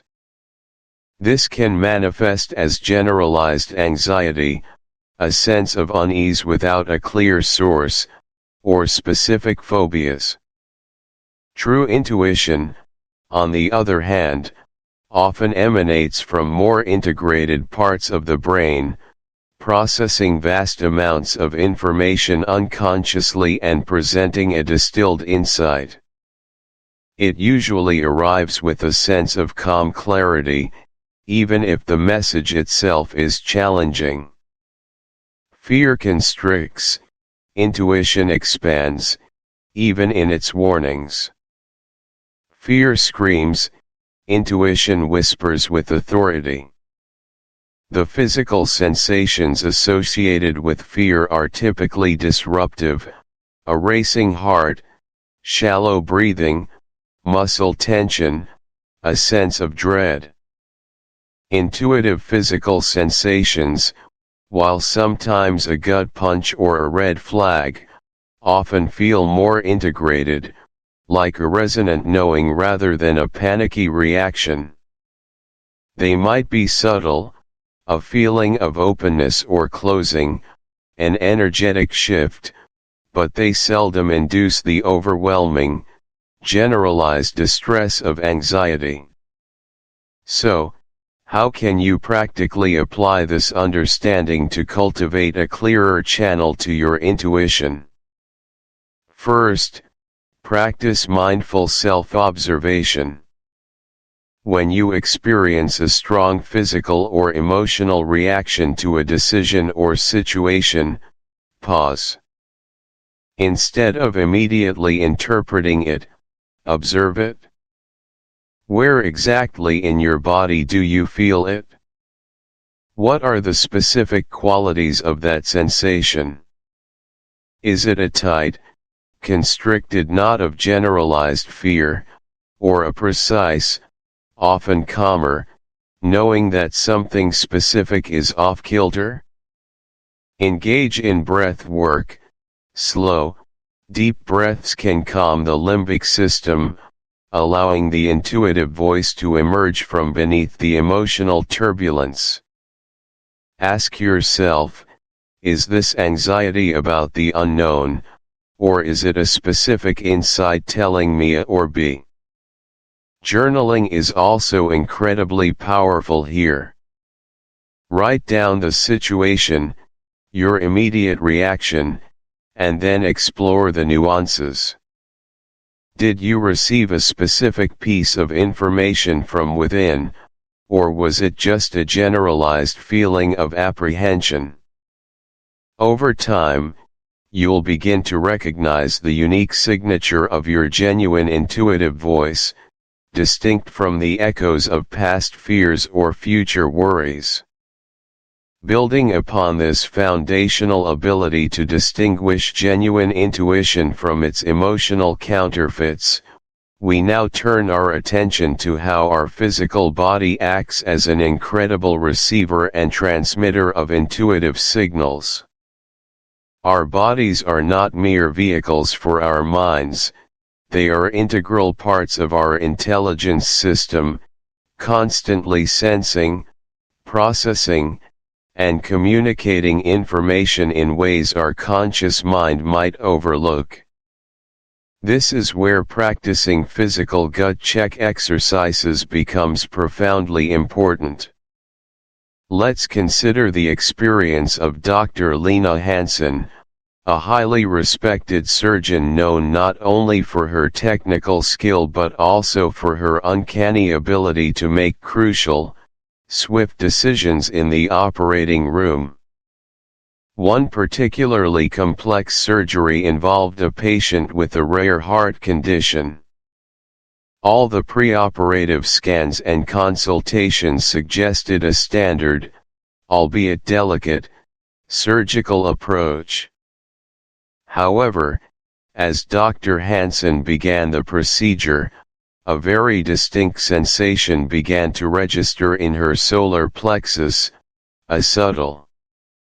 When you are highly skilled in a particular domain, your brain processes vast amounts of information, past experiences, learned principles, subtle cues, far below the threshold of conscious awareness. This is often referred to as thin slicing, the ability to find patterns in events based on very narrow windows of experience. The brain doesn't need to laboriously re-evaluate every single data point, instead, it matches the current situation against an incredibly rich database of previously encountered scenarios and immediately delivers a best fit solution or insight. This is why chess grandmasters can make brilliant moves in seconds, experienced doctors can diagnose complex conditions with minimal information, and veteran firefighters can sense which wall is about to give way. Their intuition isn't magic, it's highly accelerated, deeply integrated intelligence operating at a level inaccessible to conscious thought in real time. It's the result of countless hours of deliberate practice and immersive experience, training the subconscious to become an expert synthesizer of information. To cultivate this kind of rapid intuitive decision-making, the practical application steps involve a blend of deep immersion and reflective practice. Firstly, immerse yourself deeply in your chosen field or area of interest.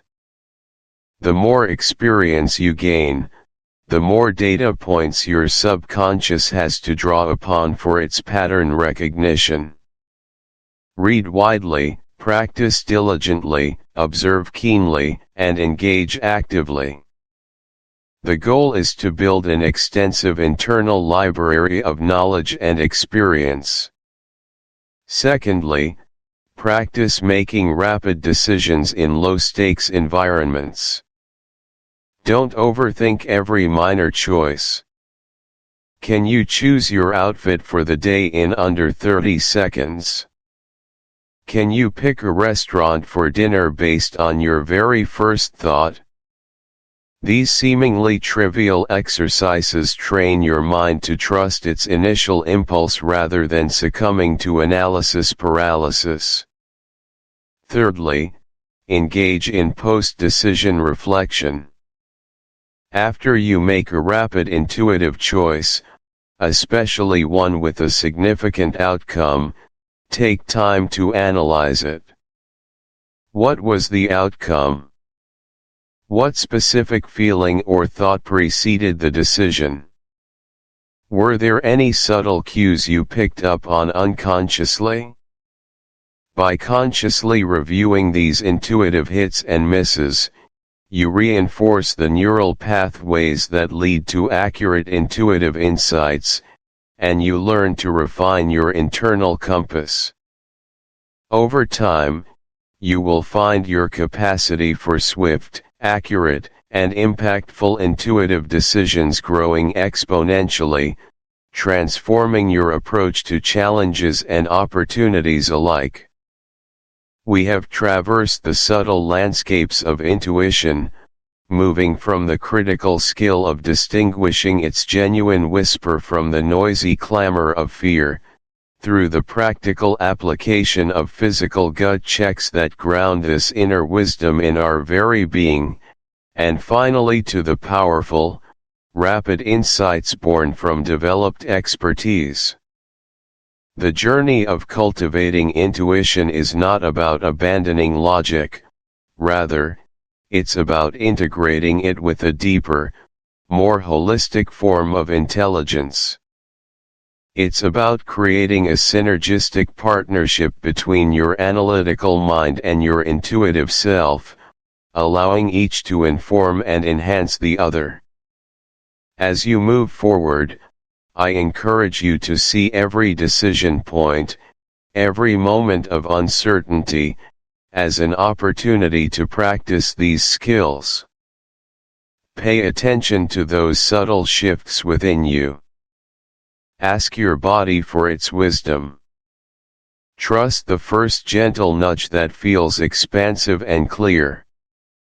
Remember, your supermind is a rich tapestry, and intuition is one of its most vibrant threads, connecting you to a deeper understanding of yourself, others, and the world.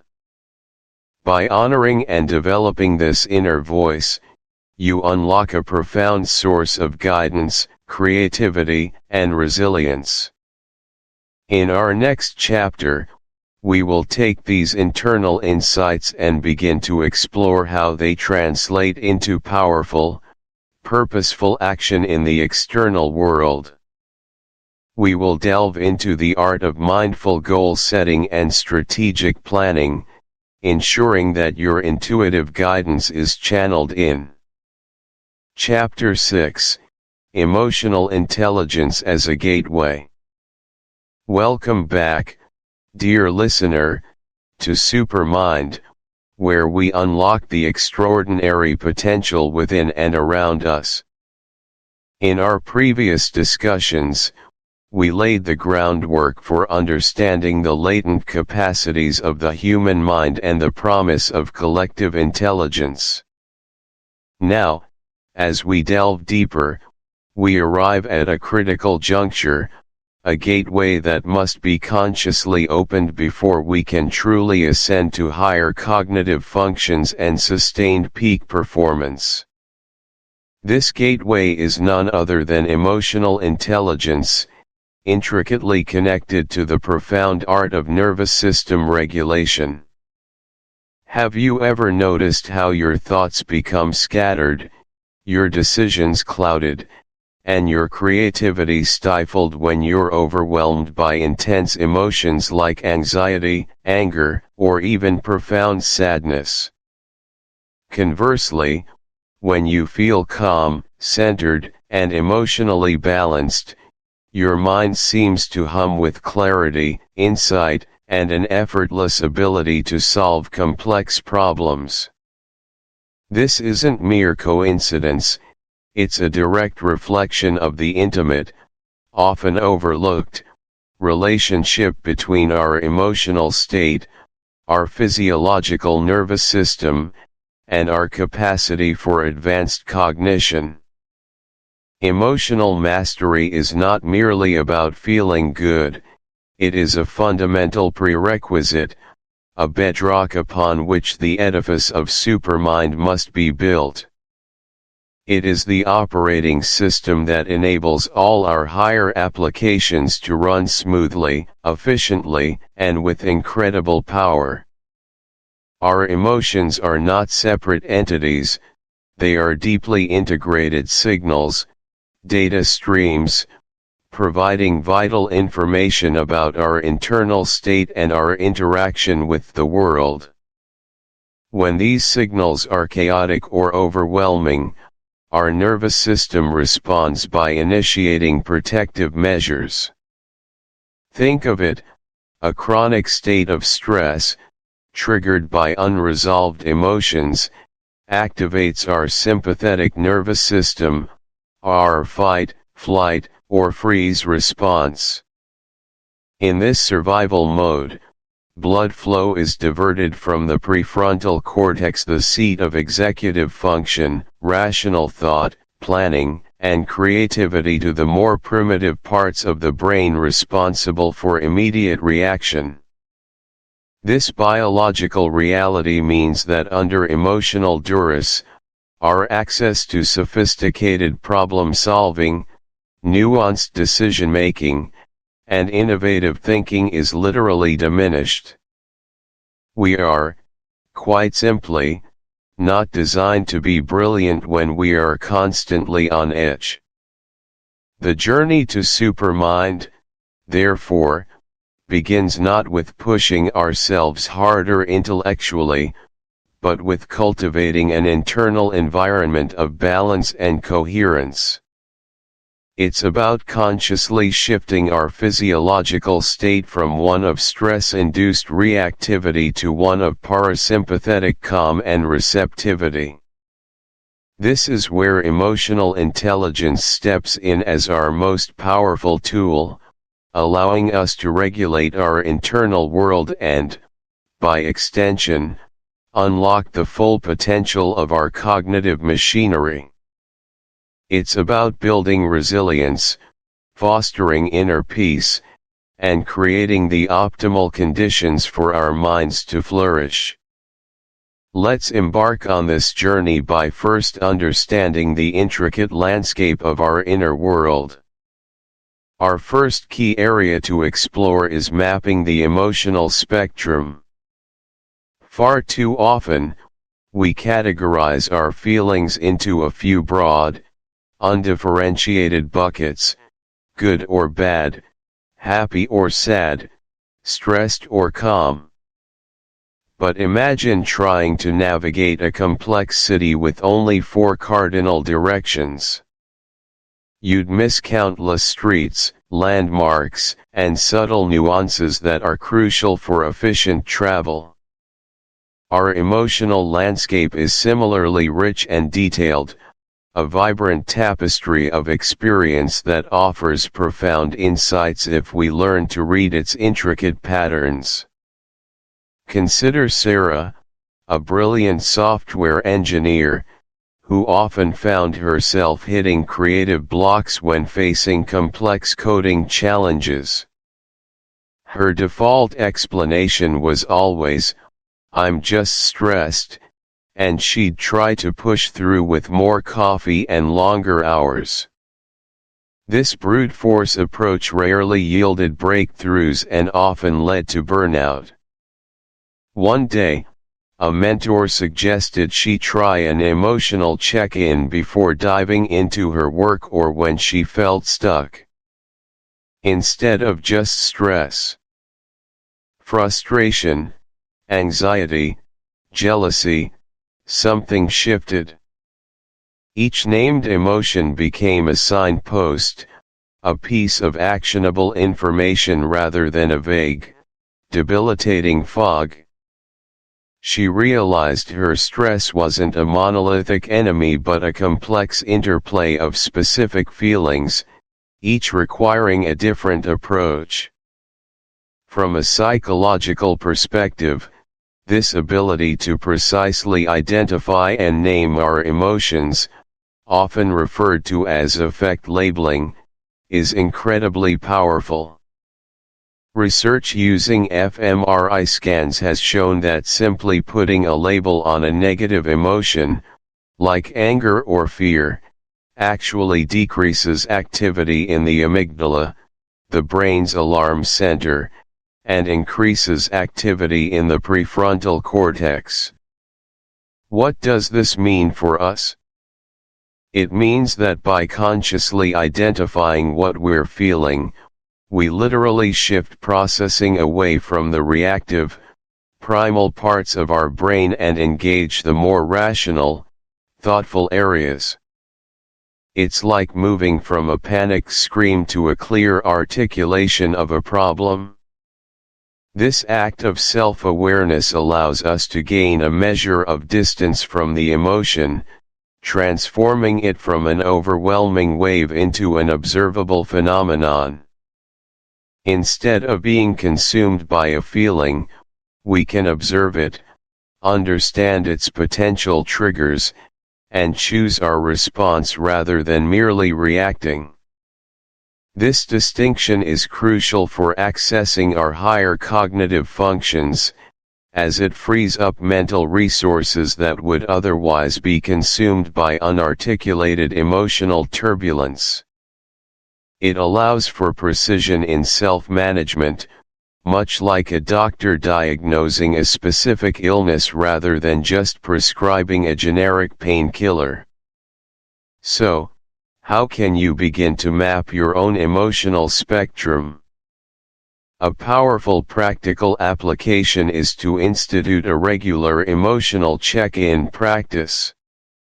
Set aside 5 minutes, perhaps twice a day, or whenever you feel a shift in your internal state. Begin by simply asking yourself, what am I feeling right now? Don't judge, just observe. Then, gently probe deeper, where do I feel this in my body? Is it a tightness in your chest, a knot in your stomach, tension in your jaw? Next, try to expand your emotional vocabulary beyond the basics. Instead of bad, is it frustration, disappointment, resentment, or sadness? Instead of good, is it joy, contentment, enthusiasm, or peace? Tools like an emotional wheel can be incredibly helpful here, offering a visual spectrum of emotions from core feelings to more nuanced variations. Journaling is another exceptional method. Write down your feelings without editing or censoring. This practice, over time, cultivates a richer internal language, granting you greater insight into your triggers, patterns, and needs. As you refine your ability to pinpoint and name your feelings, you'll discover that emotions are not obstacles to be avoided, but rather valuable data points guiding you towards greater self-understanding and, ultimately, more effective action. Moving on from identifying our emotional landscape, our second critical area is understanding emotional regulation as a physical practice. The prevalent misconception is that emotional regulation is solely a mental exercise, thinking positive thoughts, or trying to suppress negative ones. However, this perspective overlooks the profound physiological underpinnings of our emotional experience. Our emotions are not just in our heads, they are deeply embodied, intertwined with the intricate workings of our nervous system, our hormonal balance, and our very breath. True emotional regulation, therefore, is not about intellectualizing our feelings, but about skillfully navigating and influencing our physiological state. It's a dynamic, biofeedback loop where our internal bodily sensations and actions can directly influence our emotional experience, and vice versa. Consider Mark, a seasoned trial lawyer known for his formidable presence in the courtroom, yet privately plagued by bouts of intense anxiety before major hearings. His heart would race, his hands would tremor, and his mind would often go blank for critical seconds. He tried mental affirmations, but they It's the ability to step outside of our own egocentric perspective, to truly understand, and even feel, the world from another's point of view. This expansion of perspective is not just about understanding other people, it's about expanding our own mental models, enhancing our problem-solving capabilities in social, ethical, and systemic contexts, and ultimately fostering a more holistic awareness that is characteristic of the supermind state. It moves us beyond superficial sympathy to a profound resonance with the experiences of others, recognizing their motivations, fears, hopes, and underlying needs. Let's look at the example of Maria, a director in a large multinational company, tasked with leading a cross-cultural team on a critical innovation project. She was initially frustrated by what she perceived as a lack of commitment from a key team member, Kenji, who often seemed hesitant to voice opinions and frequently missed deadlines in subtle ways. Her initial reaction was to apply stricter deadlines and more direct demands, which only seemed to increase Kenji's reticence. Then, Maria consciously decided to practice deeper empathy. Instead of assuming Kenji was unmotivated, she sought to understand his context. She scheduled a one-on-one virtual coffee, not to discuss work, but to simply connect. She listened intently as Kenji hesitantly shared insights into cultural norms around direct confrontation in his home country, his concerns about challenging a superior, and his struggles with the fast-paced, individualistic decision-making style prevalent in Maria's team. He also expressed a deep desire to contribute meaningfully. By truly listening and understanding his perspective, Maria gained invaluable insight. She realized Kenji wasn't resisting, he was navigating a complex cultural dynamic. Armed with this empathetic understanding, Maria adapted her approach. She began structuring team meetings to allow for anonymous feedback, encouraged longer discussion periods before decisions were finalized, and created dedicated spaces for Kenji to share his ideas in a less confrontational manner, perhaps through written proposals first. The result was remarkable. Kenji became one of the project's most insightful contributors, and the team's overall synergy and innovative output soared, exceeding all expectations. Maria's empathetic shift didn't just solve a people problem, it unlocked collective intelligence and expanded the team's capacity for creative problem solving. Psychologically, deep empathy activates specific neural circuits, including mirror neuron systems and areas of the brain involved in perspective taking and theory of mind. When we empathetically connect, we are not just intellectually analyzing, we are simulating another's experience within ourselves. This broadens our perceptual field significantly.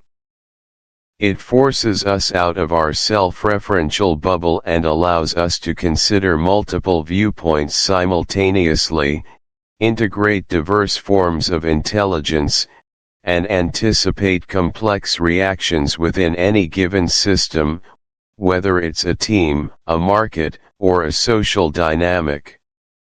This is crucial for collaborative intelligence, a hallmark of Supermind.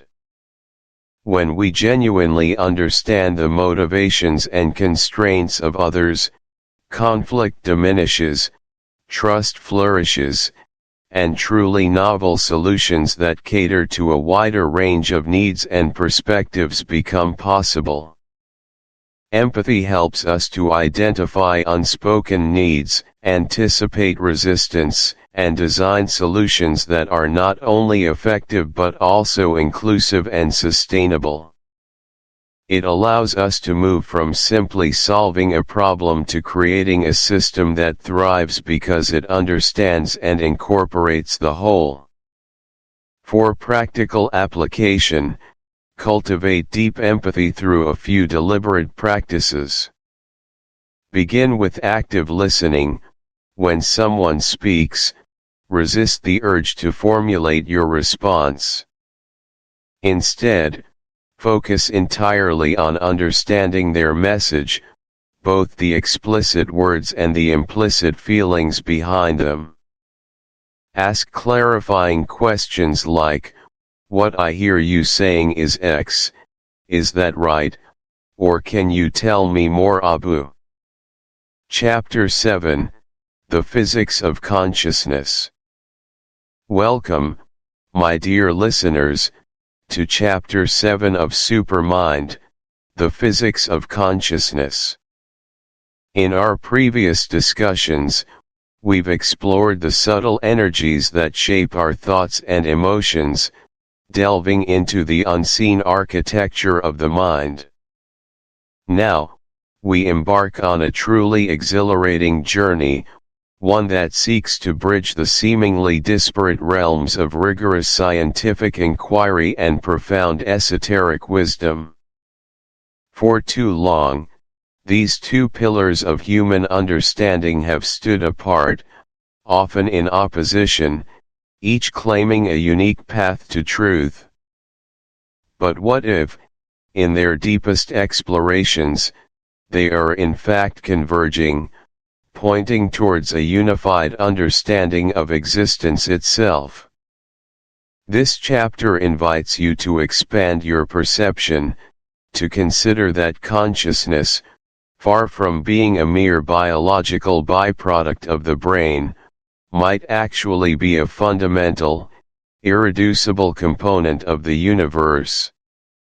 Imagine, if you will, a universe where your thoughts are not just fleeting electrical impulses confined within your skull, but rather energetic expressions that interact with a larger field of intelligence, a cosmic tapestry woven with the very fabric of awareness.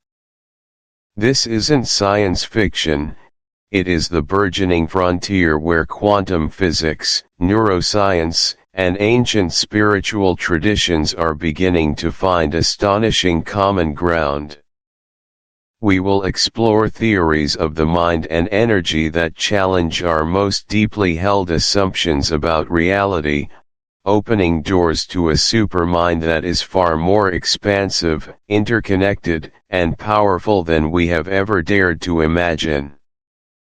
Are you ready to venture beyond the conventional, to look at the universe, and indeed, yourself, through an entirely new lens? Let us begin by gently dipping our toes into the fascinating, albeit sometimes perplexing, waters of quantum mind theories. For generations, the classical physics of Isaac Newton and René Descartes painted a picture of a mechanical, predictable universe, a grand clockwork machine where every cause has a precise, observable effect. The human brain, in this view, was the ultimate biological machine, its thoughts and feelings entirely explainable by the firing of neurons and the release of neurotransmitters. While this model has given us incredible technological advancements and a deep understanding of many physical phenomena, it has consistently struggled to explain the subjective, qualitative experience of consciousness itself, the feeling of being you, the richness of your inner world, the spark of creativity, or the profound sense of intuition. But then came quantum mechanics, a revolutionary branch of physics that investigates the universe at its most fundamental, subatomic level. And at this level, reality behaves in ways that defy our everyday logic. Particles can exist in multiple states simultaneously, a phenomenon known as superposition, only choosing a definite state when observed. Particles can be intimately linked across vast distances, instantaneously influencing each other regardless of separation, a concept called entanglement. And perhaps most startlingly, the act of observation itself seems to play a crucial role in shaping reality.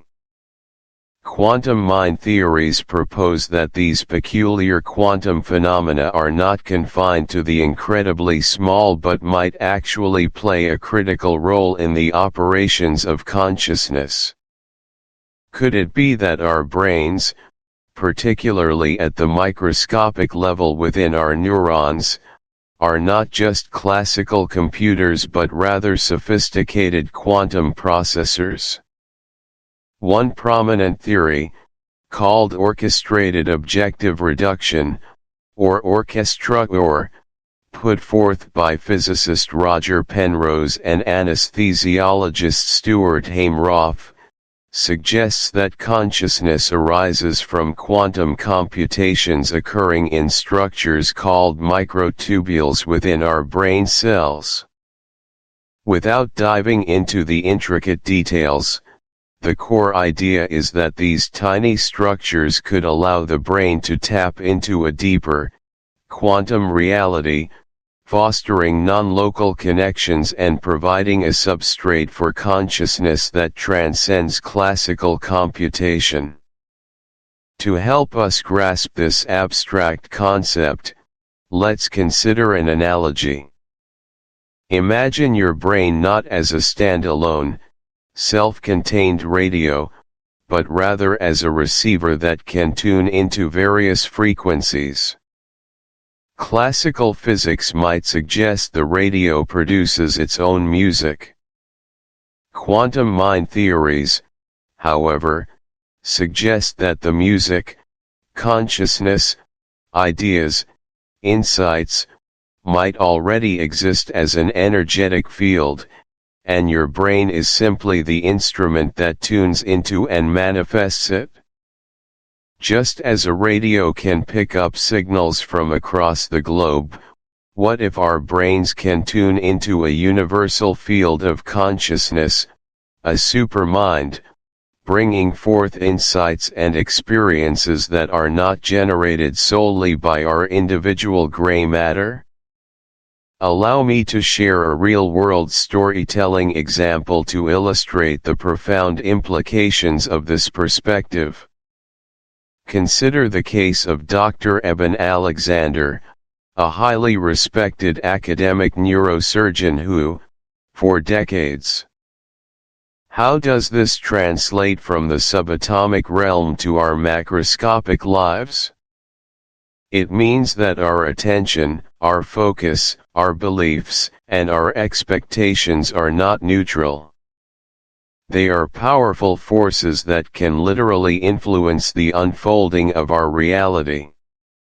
We are not merely passive recipients of a predetermined world, we are active co-creators, constantly shaping what we experience through the lens of our awareness.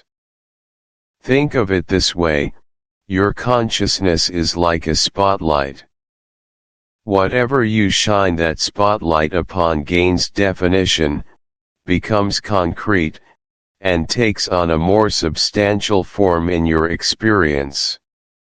The things you ignore or dismiss often remain vague, unformed, or simply don't manifest. It's not just about seeing what is there, it's about seeing what can be and, through that focused observation, bringing it into being. Let me offer a compelling real-world storytelling example of the observer effect in action, one that many of us have encountered or heard about: the placebo effect. This isn't a minor psychological trick, it's a powerful demonstration of the mind's ability to heal and transform the body simply through belief and expectation. Imagine a patient suffering from chronic, debilitating pain. They are enrolled in a clinical trial and given a pill, told that it is a groundbreaking new medication with incredible efficacy. Unbeknownst to them, the pill is entirely inert, a simple sugar tablet. Yet, because the patient believes it is a powerful medicine, their pain significantly diminishes, and sometimes even disappears entirely. Their body begins to produce its own natural pain relievers, their nervous system calms, and real physiological changes occur, all instigated by the mind's expectation. This is not just a trick of perception; the patient's observation, fueled by their belief, literally altered their body's chemistry and experience of reality. The observer, in this case, the patient's conscious and subconscious mind, fundamentally changed the observed reality of their physical pain. The psychological analysis of why the observer effect matters is profound and empowering.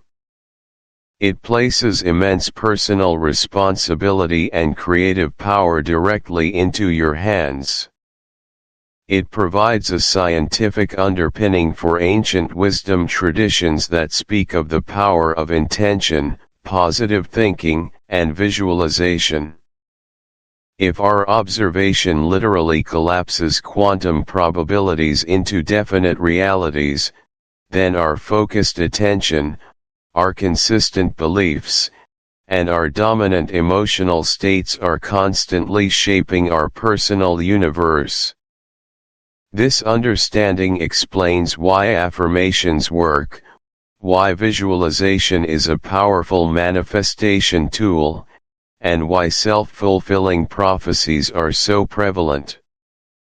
When you believe something deeply, you begin to observe your world through that lens, and in doing so, you unconsciously or consciously draw experiences and opportunities that align with that belief. Conversely, negative beliefs and fears can also manifest, as you are giving your attention and energy to undesired outcomes. The observer effect therefore underscores the critical importance of managing your inner state, your thoughts, your beliefs, your emotional landscape, because these are the very instruments through which you are continuously observing and, by extension, creating your reality. It is a clarion call to become a conscious observer, rather than an unconscious participant, in your own life's unfolding. So, how can you practically apply the observer effect to cultivate a supermind and enhance your life? Firstly, Practice conscious intention setting. Before starting your day, a project, or even a conversation, take a moment to clearly state your intention for it. What outcome do you wish to observe? Visualize it vividly, feel the emotions associated with its successful manifestation. This act of clear, focused intention is like setting the coordinates for your conscious observation. Secondly, cultivate a practice of focused attention on desired outcomes. Instead of dwelling on what you lack or what could go wrong, consciously dir. Chapter 8, Overcoming Mental Blockages. Welcome, Supermind navigators, to Chapter 8, a crucial juncture in our journey toward unlocking your ultimate cognitive potential. Today, we're diving deep into the intricate landscape of your inner world, exploring the very real and often invisible barriers that stand between you and your supermind. Our core mission in this chapter is to identify and dismantle the self-sabotaging beliefs that block your access to this boundless source of wisdom, creativity, and intuition. Think of your supermind as a magnificent, high-performance engine, capable of extraordinary feats. But what if that engine had a clogged fuel line, or if the wrong kind of fuel was consistently being pumped into it? It wouldn't run at its optimal capacity, would it? In much the same way, our mental blocks and self-sabotaging beliefs act as insidious clogs and incorrect fuel, hindering the smooth, powerful operation of your supermind. These aren't external obstacles, mind you, but rather internal constructs, often deeply ingrained patterns of thought and emotion that we've accumulated over a lifetime. They are the whispers of doubt, the echoes of past failures, the fear of judgment, and the reluctance to step outside our comfort zones. They manifest as procrastination, perfectionism, imposter syndrome, and a myriad of other subtle ways we prevent ourselves from truly soaring. Why is this identification so critical? Because you cannot solve a problem you don't acknowledge. You cannot dismantle a wall you don't even realize is there.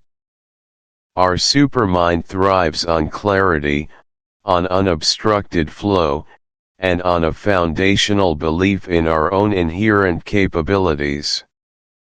When we hold on to beliefs that tell us we're not smart enough, not worthy enough, or simply not capable of achieving our grandest visions, we are, in essence, actively dimming the very light we seek to illuminate.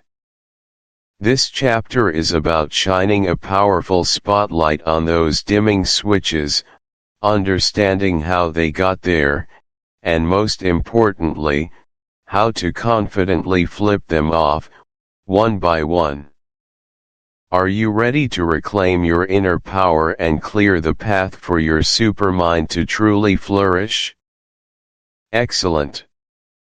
Let's begin by exploring some of the most common mental blocks and ego traps that ensnare even the most brilliant minds. These are the patterns that keep us playing small, even when our potential is unequivocally vast. Do any of these resonate with your own experience? First, there's perfectionism. It often masquerades as a virtue, a commitment to excellence, but beneath its polished exterior lies a crippling fear of judgment, a terror of not being good enough. Consider Elena, a supremely talented graphic designer with a portfolio that could turn heads at any agency. Yet, she found herself constantly delaying project submissions, endlessly tweaking designs, and even turning down lucrative contracts because she felt her work was never quite ready. Elena would spend hours agonizing over a single pixel, convinced that any imperfection would expose her as a fraud. Psychologically, perfectionism is often rooted in a fixed mindset, the belief that our abilities are static, and any mistake reveals a fundamental flaw. It's a defense mechanism against potential criticism, but it paralyzes us, preventing us from taking necessary risks, from iterating, and from learning through action.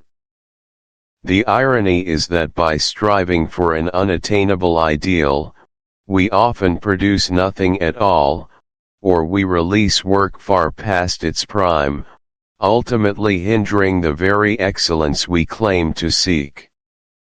How can you begin to dismantle this particular block?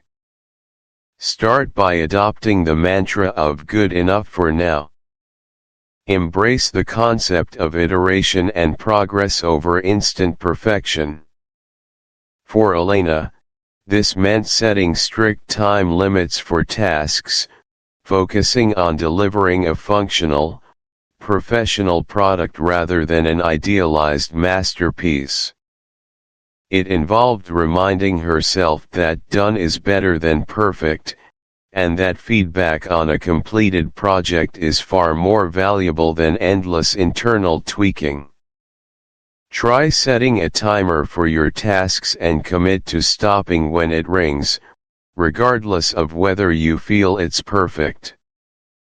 Practice releasing work that is 80% complete, knowing that you can always refine it later, but the most important step is to release it into the world. Then, we encounter imposter syndrome, a phenomenon where highly capable individuals doubt their accomplishments and have a persistent, often internalized, fear of being exposed as a fraud. Imagine Mark, a brilliant software engineer, consistently lauded by his peers and superiors for his innovative solutions. Despite his undeniable track record of success, Mark lived in constant dread that one day, someone would figure out he was just faking it, that he didn't truly deserve his position or accolades. He attributed his successes to luck, timing, or the hard work of others, never truly owning his own brilliance. The psychological roots of imposter syndrome are complex, often tied to low self-esteem despite external achievements, and a difficulty internalizing success. It creates a debilitating cycle where every success further amplifies the fear of being unmasked, making it difficult to fully step into one's power and access the Supermind's confidence. Overcoming imposter syndrome involves a conscious effort to internalize your achievements. A practical application for you might be to start a wins journal. Every time you achieve something, don't let the name intimidate you. When we speak of the shadow, we're not talking about something inherently evil or dark, but rather those parts of ourselves that we have disowned, suppressed, or judged as unacceptable, often from a young age. These could be traits we deem as negative, like anger, selfishness, or laziness, but also positive traits we might fear, like power, assertiveness, or intense creativity. We push these aspects of ourselves into the subconscious shadow because we believe they are undesirable, or because we've been taught they are. However, these disowned parts don't simply vanish, they continue to operate in the background, subtly influencing our behaviors, our reactions, and yes, our mental blocks. Why does shadow work matter for activating your supermind? Because true integration of the self is paramount for accessing higher consciousness.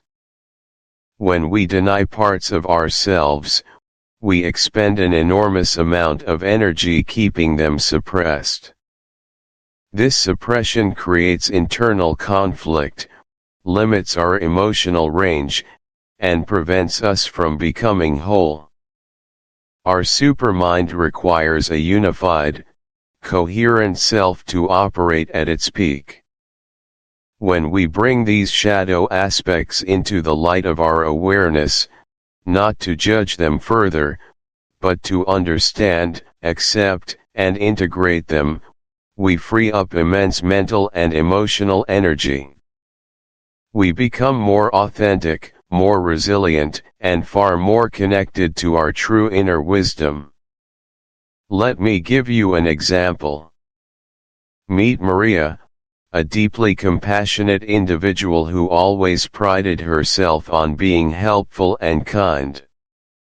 However, she found herself harboring intense resentment towards what she perceived as lazy people, those who didn't pull their weight or seemed to take advantage of others.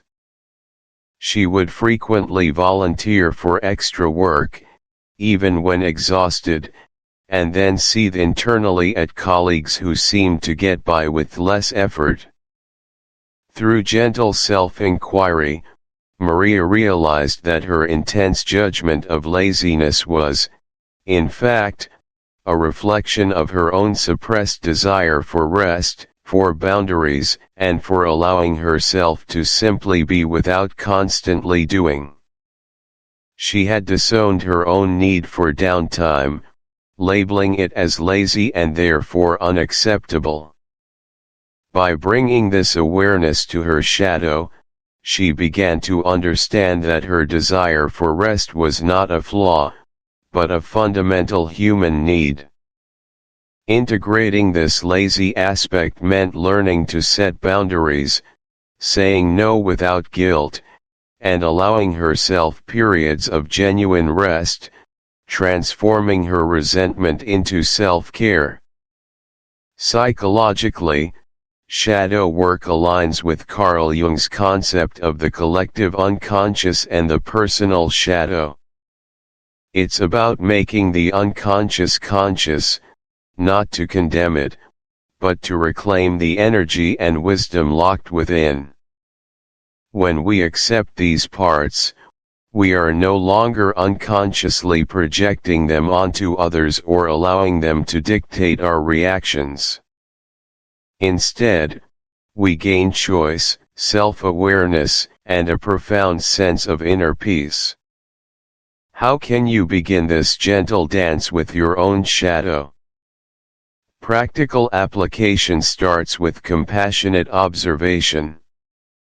When you find yourself having a strong negative reaction to someone else's behavior, or when you feel intense judgment, pause and ask yourself, where might this trait exist within me, perhaps in a suppressed or unacknowledged form?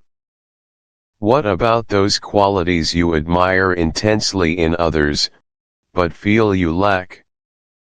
This can also be a shadow aspect, a disowned positive trait. Journaling is an incredibly powerful tool here. Write freely about your judgments, your fears, your unacceptable feelings, without censoring yourself. Practice self-compassion throughout this process. Remember, the goal is not to eradicate these parts, but to integrate them, to understand their origins, and to allow them to contribute to your wholeness in a conscious and healthy way. It's about reclaiming all aspects of who you are, making you a more complete, powerful, and truly supermind-capable individual. Now, let's move into a practical, audio-based release exercise, designed to help you identify and begin to release. Take one last deep breath, carrying this sense of release and new possibility with you. Gently open your eyes, feeling refreshed, a little lighter, and more connected to your inherent potential. This exercise is not a one-time magic bullet, but a potent practice you can return to whenever you feel a mental block re-emerge. It's about cultivating awareness, granting permission for release, and consciously choosing to plant seeds of empowering beliefs. The journey of overcoming mental blockages is an ongoing one, requiring consistent self-awareness, compassion, and a commitment to your own growth. In summary, Chapter 8 has guided you through the crucial process of identifying and beginning to dismantle the self-sabotaging beliefs and ego traps that obscure your supermind. We've explored the common culprits like perfectionism, imposter syndrome, and the fears of failure and success, offering real-world examples, psychological insights, and practical steps for their dissolution. We then gently introduced the profound concept of shadow work, emphasizing its role in integrating disowned parts of yourself for greater wholeness and energy. Finally, we engaged in a powerful, audio-guided exercise to help you release a specific mental block and invite in an empowering new belief. Remember, your supermind is always accessible, waiting for you to clear the path. By diligently and compassionately addressing these internal barriers, you are not just overcoming obstacles, you are actively strengthening your connection to your innate wisdom, creativity, and boundless potential. This is a journey of self-liberation, paving the way for a life of intentionality and profound achievement. As we move forward, having begun the work of clearing out the old, we are now perfectly positioned to focus on building new, empowering cognitive frameworks.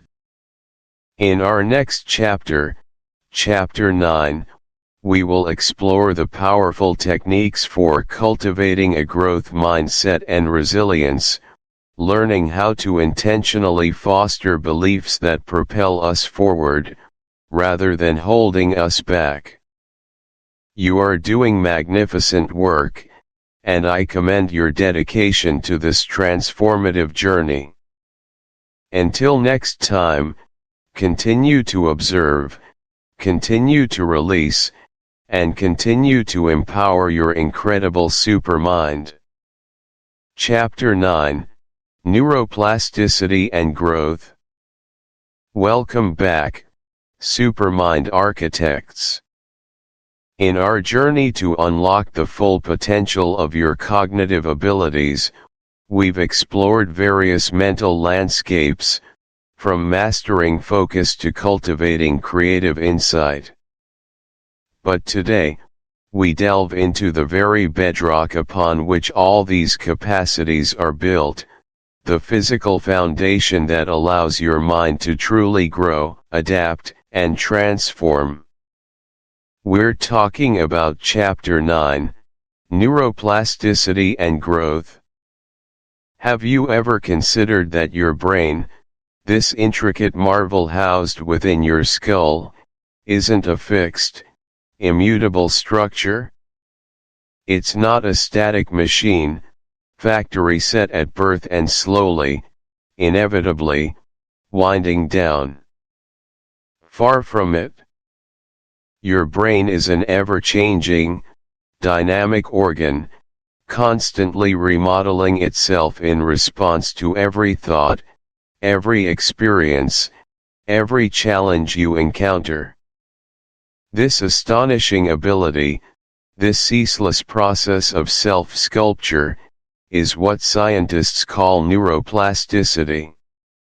And it is the secret sauce, the underlying biological mechanism that makes the supermind not just an aspiration, but an attainable reality. To truly grasp the power of neuroplasticity, imagine your brain not as a solid, unyielding edifice, but as a vibrant, intricate garden. Every experience is like a gardener tending to this garden.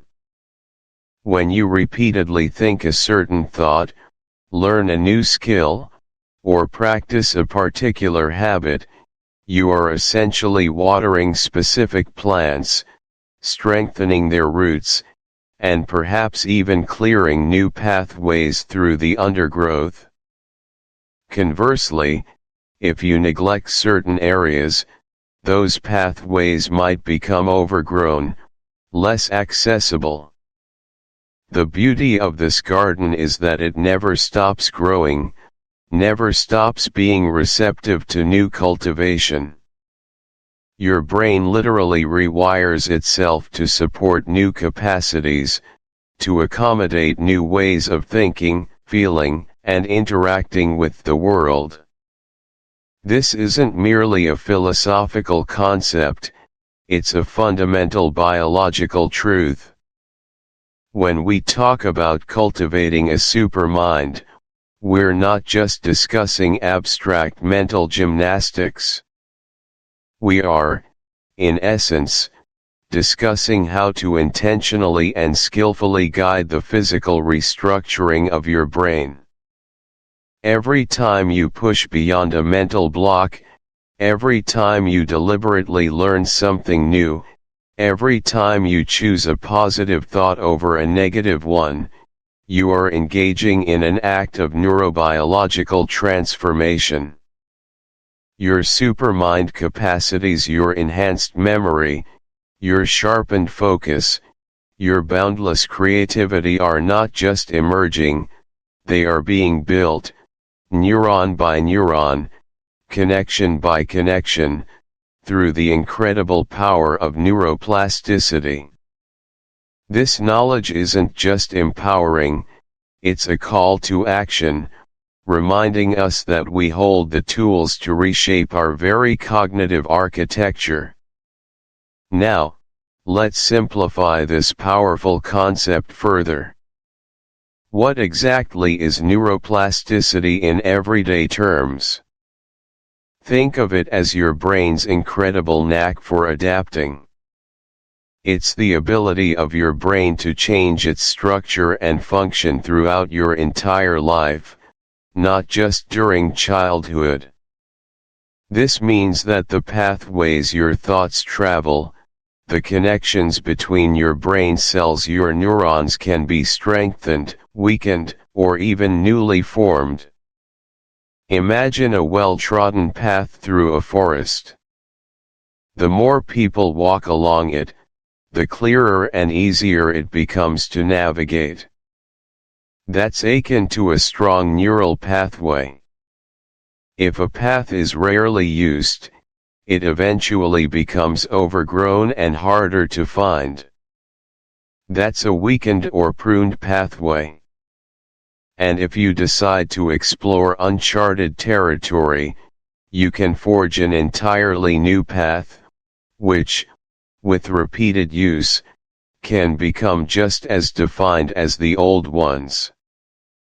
This process, occurring at a microscopic level through changes in synaptic connections and even, to a limited degree, the birth of new neurons in certain brain regions, allows your brain to constantly learn, adapt, and heal. To truly understand the profound implications of this, let's consider a real-world example, the incredible journey of stroke recovery. Imagine a person, let's call her Maria, who suffers a severe stroke that paralyzes the left side of her body and significantly impairs her. Are you frequently engaging in self-critical loops? Are you constantly replaying negative scenarios? Recognize that these are physical pathways you are reinforcing. By consciously shifting your focus, by choosing to reframe thoughts, you begin to weaken those old, unhelpful pathways and build new, more empowering ones. Second, engage in conscious, deliberate practice of new skills or ways of thinking.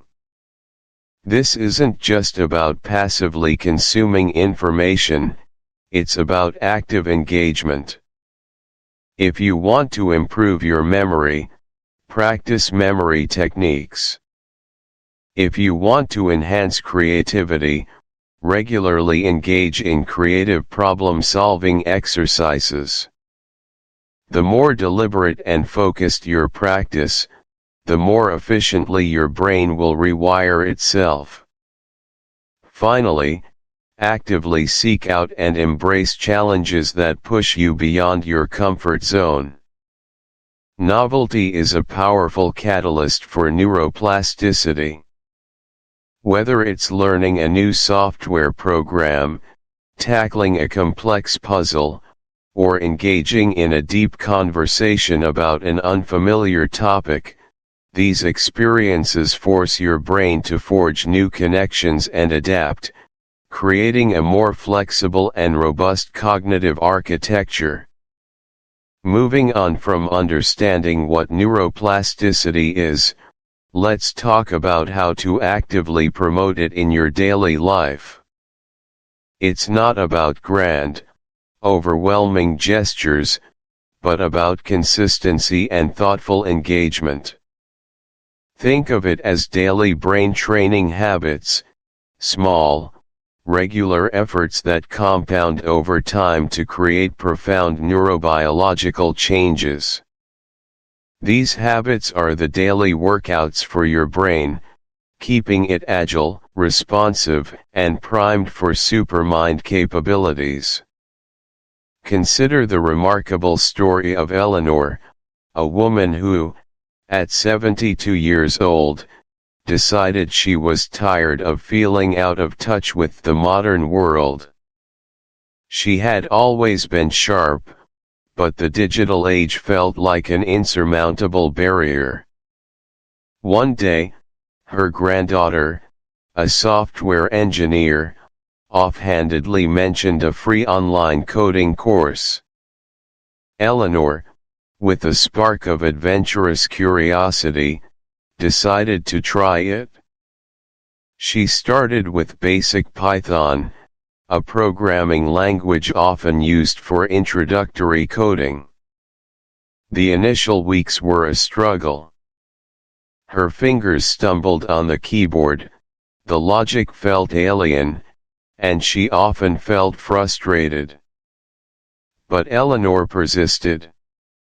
She dedicated an hour every morning after her tea, meticulously following tutorials, debugging her simple programs, and joining an online community for senior learners.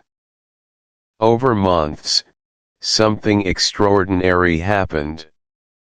Not only did she begin to grasp the concepts, but she found a newfound clarity in her thinking.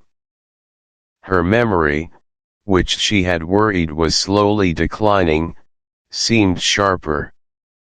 Her ability to solve everyday problems felt more robust. She wasn't just learning to code, her brain was actively rewiring itself.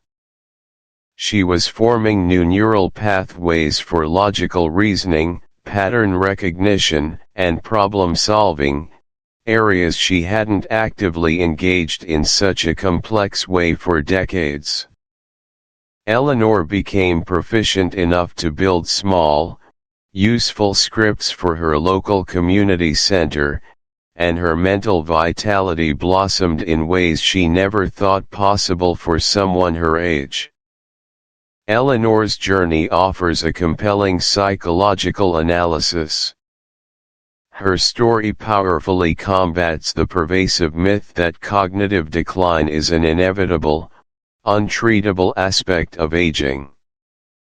It highlights that sustained intellectual engagement, especially with novel and challenging tasks, can not only maintain but actually enhance cognitive function, regardless of age.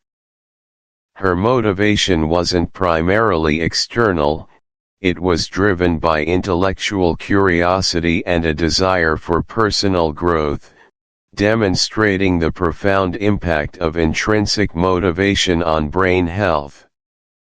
When we pursue learning for its own sake, when we embrace the challenge of mastering something new, we are signaling to our brains that growth is desired and necessary. This process helps build what scientists call cognitive reserve, making the brain more resilient to age-related changes and maintaining a higher level of function for longer. It's a vivid illustration that purpose and intellectual adventure. This reframe encourages experimentation, risk-taking, and sustained effort, all of which are critical for engaging the brain's capacity for growth. When you believe you can improve, your brain is more likely to activate the neural mechanisms required for that improvement. It fosters resilience, building a mental toughness that allows you to bounce back from adversity and continue to learn and evolve.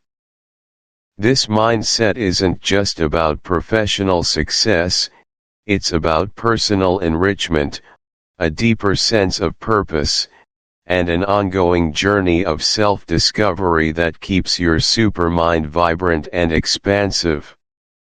So, how do you cultivate this powerful lifelong learning mentality in your own life? The practical steps begin with a conscious reframe. First, actively reframe challenges and setbacks as opportunities for growth. When something doesn't go as planned, instead of dwelling on the negative, ask yourself, what can I learn from this? How can I improve next time? This simple shift in perspective is incredibly powerful. Second, actively seek feedback and constructive criticism. It can be uncomfortable, but honest feedback from others is invaluable for identifying blind spots and areas for improvement. Embrace it as a gift, not a personal attack. Third, cultivate an insatiable curiosity about the world around you. Ask why, and how, constantly. Don't accept superficial answers. Dive deeper into subjects that pique your interest, even if they seem unrelated to your current goals. This broadens your mental horizons and strengthens diverse neural networks. Fourth, commit to reading widely and deeply across diverse subjects. Don't just stick to your area of expertise. Explore history, philosophy, science, fiction, and art. Each new domain introduces new concepts, new vocabularies, and new ways of thinking, all of which fuel neuroplasticity. Finally, consider teaching others what you learn. Explaining a concept to someone else forces you to synthesize your understanding, organize your thoughts, and identify gaps in your knowledge, thereby reinforcing your own learning pathways and deepening your neural connections. By consistently applying these principles, you are not just acquiring knowledge, you are actively shaping a brain that is forever open to learning, forever adapting, and forever moving towards its fullest supermind potential. As we bring this chapter to a close, let's reflect on the profound implications of neuroplasticity. We've explored how your physical brain possesses the extraordinary ability to rewire itself, to literally change its structure and function, to support all the supermind capacities we've discussed and will continue to explore. We defined neuroplasticity as your brain's remarkable adaptability, illustrated by the inspiring recovery of a stroke patient, demonstrating hope and resilience. We then delved into daily brain training habits, from learning new skills to embracing novelty and physical exercise, exemplified by Eleanor's late-life coding journey, showcasing the power of sustained engagement regardless of age. And finally, we uncovered the critical importance of fostering a lifelong learning mentality, a growth mindset epitomized by Anya the entrepreneur, who transformed setbacks into stepping stones for future success. The message is clear and incredibly empowering. Your brain is not a static organ, but a dynamic, living entity that you have a profound influence over. You are not merely a passenger in your own mind, you are its architect, its gardener, its sculptor. Every conscious choice you make to learn, to grow, to challenge yourself, to cultivate positive thoughts, is an act of neurobiological transformation. The supermind isn't some mystical, unattainable ideal. It is the conscious, consistent application of principles that leverage your brain's inherent, astonishing adaptability. With this foundational understanding of neuroplasticity firmly in place, knowing that your brain is ready and eager to be reshaped, we are now perfectly positioned to delve deeper into specific supermind capabilities. Chapter 10, The Flow State. Chapter 10, The Flow State. Welcome back, Supermind Architects. In our journey towards unlocking the full potential of your cognitive abilities, we've explored the intricate landscapes of focus, memory, and creative problem solving. But what if there was a state, a peak experience, where all these elements converged into an effortless symphony of optimal performance and profound enjoyment? A state where you become so utterly absorbed in an activity that time seems to dissolve, self-consciousness vanishes, and your actions unfold with an almost magical grace and precision? This, my friends, is the flow state, and in this chapter, we are going to dive deep into its psychology, understand its mechanics, and, crucially, learn how to trigger it on command. The concept of flow was pioneered by the visionary psychologist Mihaly Csikszentmihalyi, who dedicated his life to studying what makes life worth living.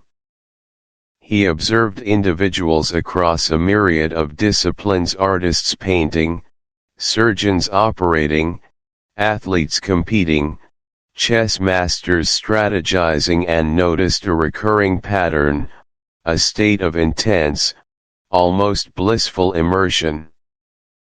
This wasn't merely concentration, it was a holistic experience where mind, body, and spirit were in perfect alignment, operating at their absolute best without conscious effort.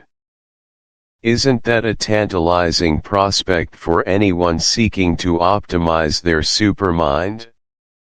Imagine tackling your most challenging tasks, not with dread or struggle, but with a sense of exhilarating effortlessness. What are the hallmarks of this transcendent state? Typically, Individuals in flow report a clear sense of purpose, knowing precisely what needs to be done. They receive immediate feedback on their actions, allowing for continuous adjustment and improvement. There's a delicate balance between the challenge of the task and their skill level. It's neither too easy to induce boredom nor too difficult to provoke anxiety. Action and awareness merge, meaning you're so immersed that you don't even think about what you're doing, you simply do. Self-consciousness evaporates, along with worries about failure or external judgment. Time becomes distorted, either flying by in an instant or stretching out indefinitely. And perhaps most importantly, the experience is intrinsically rewarding. The activity itself is the motivation, not some external prize. This isn't just about productivity, it's about experiencing life at its richest and most fulfilling. The supermind, when truly engaged, operates in flow, learning faster, innovating more freely, and performing at levels previously thought unattainable. But how do we get there? Let's begin by dissecting the triggers that usher us into this coveted state, categorizing them into two broad groups, internal and external. Understanding these will give you the levers to pull when you want to shift into high gear. Internal triggers are those qualities and practices we cultivate within ourselves. Think of curiosity, that innate human desire to explore and understand, or passion, the deep emotional drive that fuels sustained effort. Purpose, a clear understanding of why you're doing what you're doing, is an incredibly potent internal trigger. Grit, resilience in the face of obstacles, and self-awareness, knowing your strengths and weaknesses, all contribute. A positive mindset and a clear intention before embarking on a task are also crucial. Most powerfully, single-pointed focus, the ability to direct your attention without wavering, is arguably the most vital internal precursor to flow. Consider Sarah, a brilliant software engineer tasked with debugging a notoriously complex piece of code that has stumped her team for days. For hours, she pores over lines of text, her initial frustration slowly giving way to a quiet determination.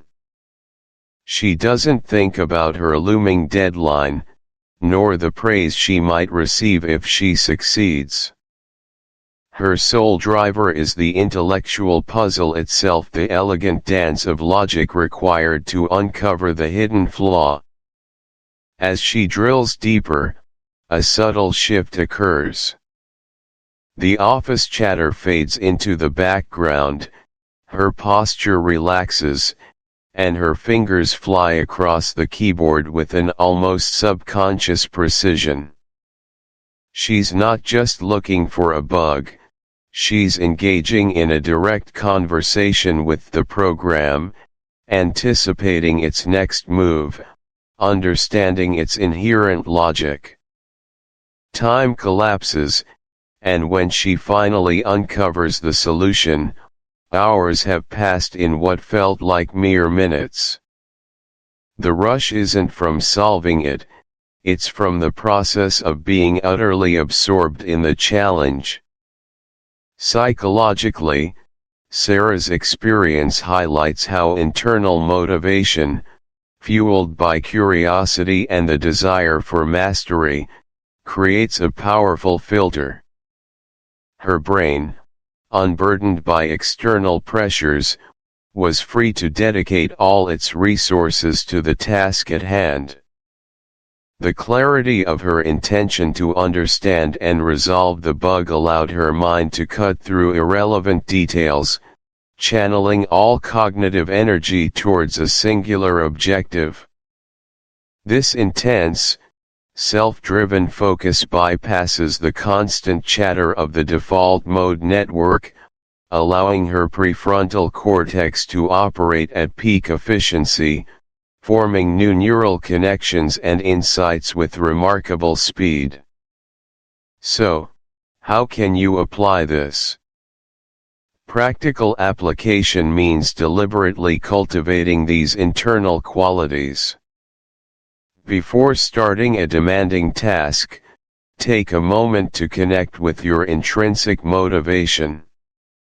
Ask yourself, what about this task genuinely interests me, or what purpose does this serve beyond a paycheck? Practice mindfulness daily, even for just 5 to 10 minutes, to train your attention muscle. When distractions inevitably arise, gently redirect your focus back to your breath, strengthening your capacity for single-pointed attention. Journal about your passions and curiosities to clarify what truly drives you. Set clear intentions for your work sessions. Today, my intention is to understand the core problem in this report, rather than just today, I need to finish this report. This subtle shift in language reinforces your internal locus of control and intrinsic drive. Now, let's turn our attention to external triggers, which are factors in our environment or the structure of the task itself that can induce flow. These include high consequences, where failure has significant repercussions, or a rich environment that provides ample stimuli. Clear goals, where the objective is unambiguous, and immediate feedback, telling you instantly how you're performing, are incredibly potent. Deep embodiment, where you're using your physical self in a highly skilled way, is another. Novelty and complexity keep the mind engaged, as do creative endeavors that require spontaneous invention. Finally, a sense of urgency, often created by deadlines, can also propel us into flow. Imagine Alex, a seasoned rock climber, facing a challenging new route on a sheer granite face. Each handhold and foothold is carefully considered, then executed with precision. The wind whips around him, the sun beats down, and the vast expanse of the valley stretches beneath him. There are no safe shortcuts here, every move is consequential. A misstep could mean a fall. As he ascends, his senses sharpen. The texture of the rock against his fingertips, the subtle shifts in his balance, the rhythmic sound of his breath all become incredibly vivid. His mind isn't wandering to dinner plans or emails, it's utterly consumed by the immediate task, finding the next secure hold, distributing his weight, planning his next sequence of movements. He receives instant feedback, his grip holds, or it slips slightly, telling him to adjust.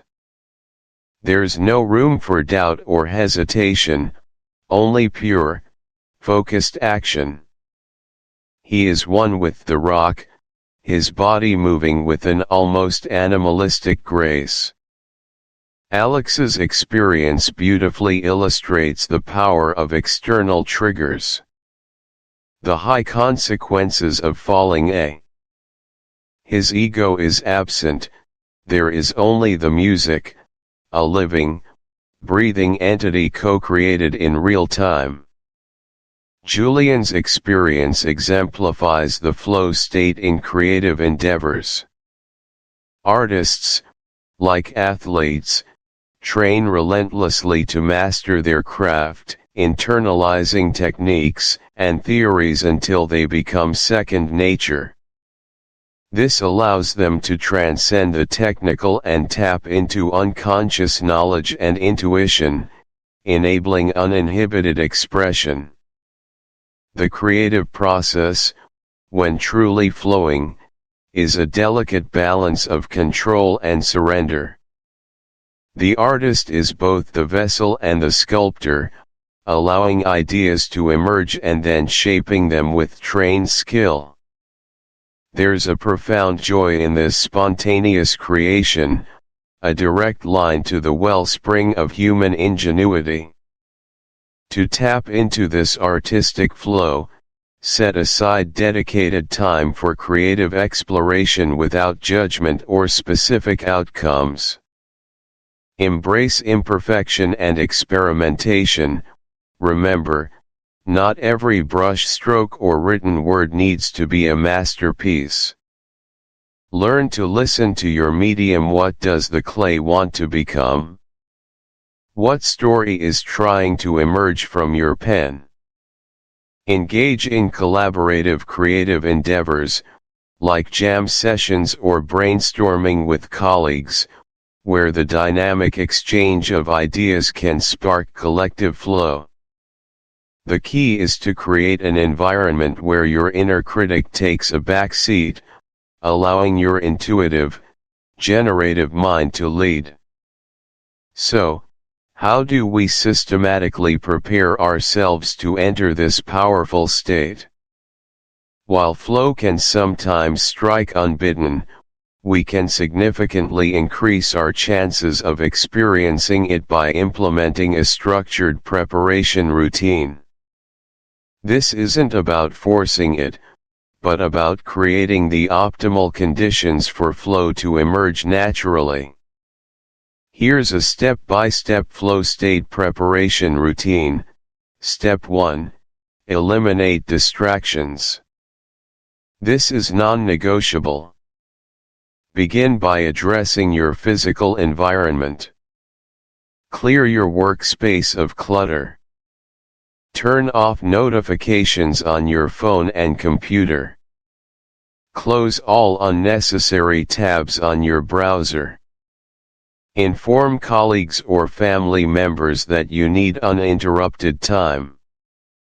If you can, put on noise-canceling headphones or play some instrumental music that helps you focus without being distracting. Your brain cannot enter deep focus if it's constantly scanning for external stimuli. Step 2. Define clear goals.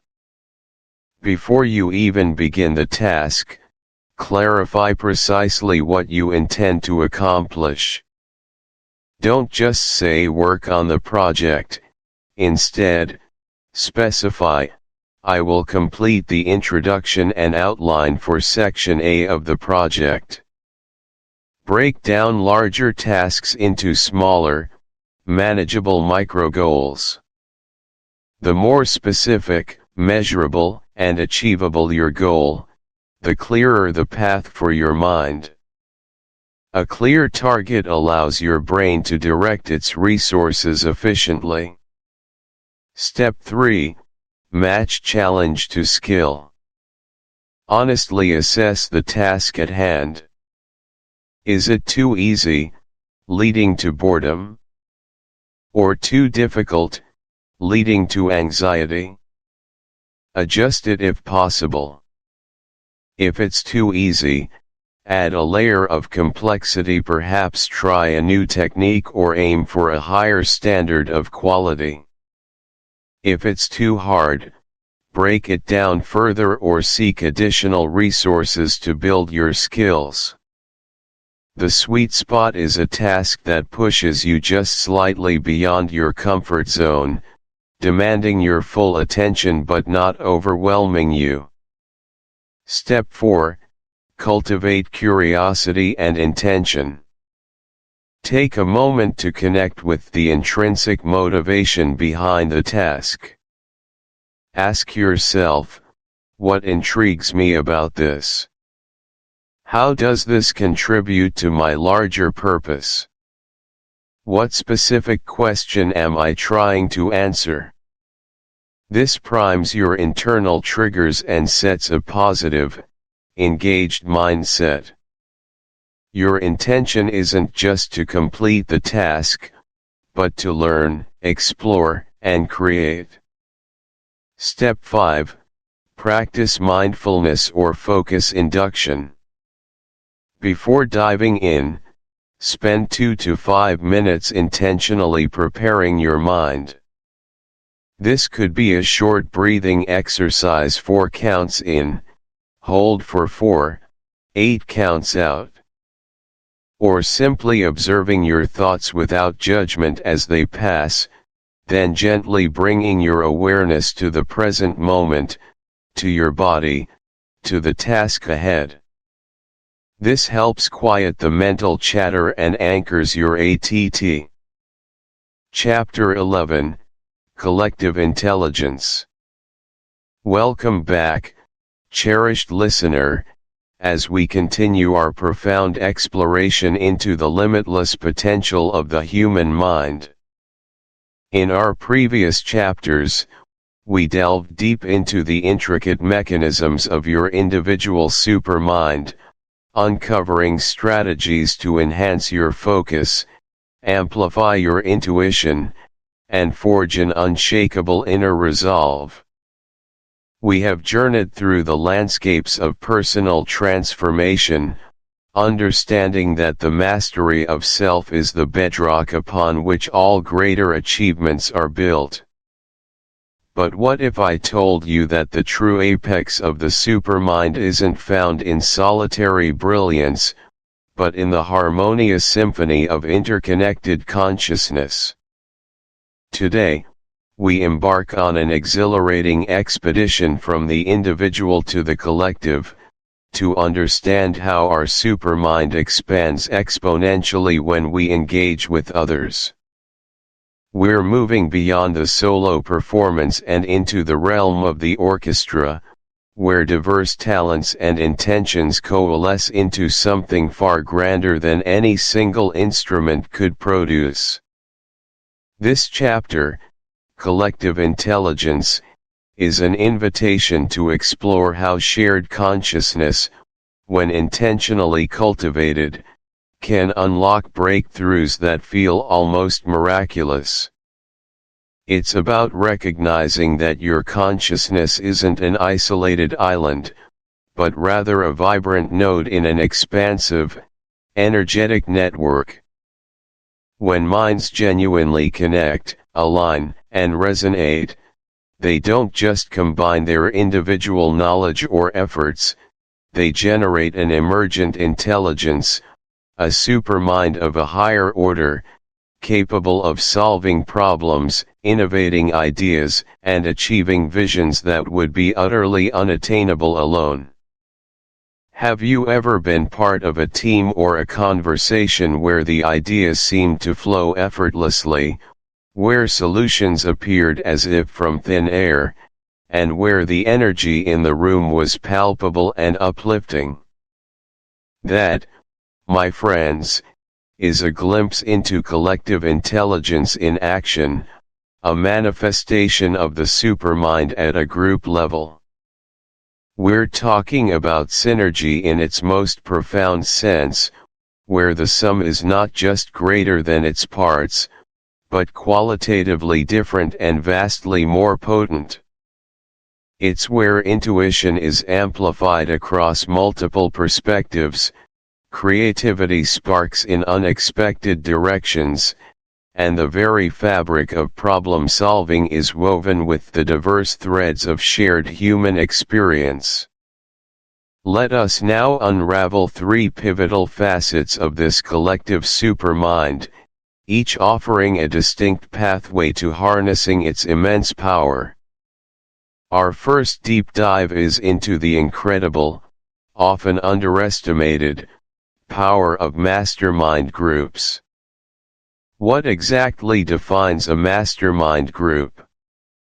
It's far more than just a casual get-together or a professional networking session.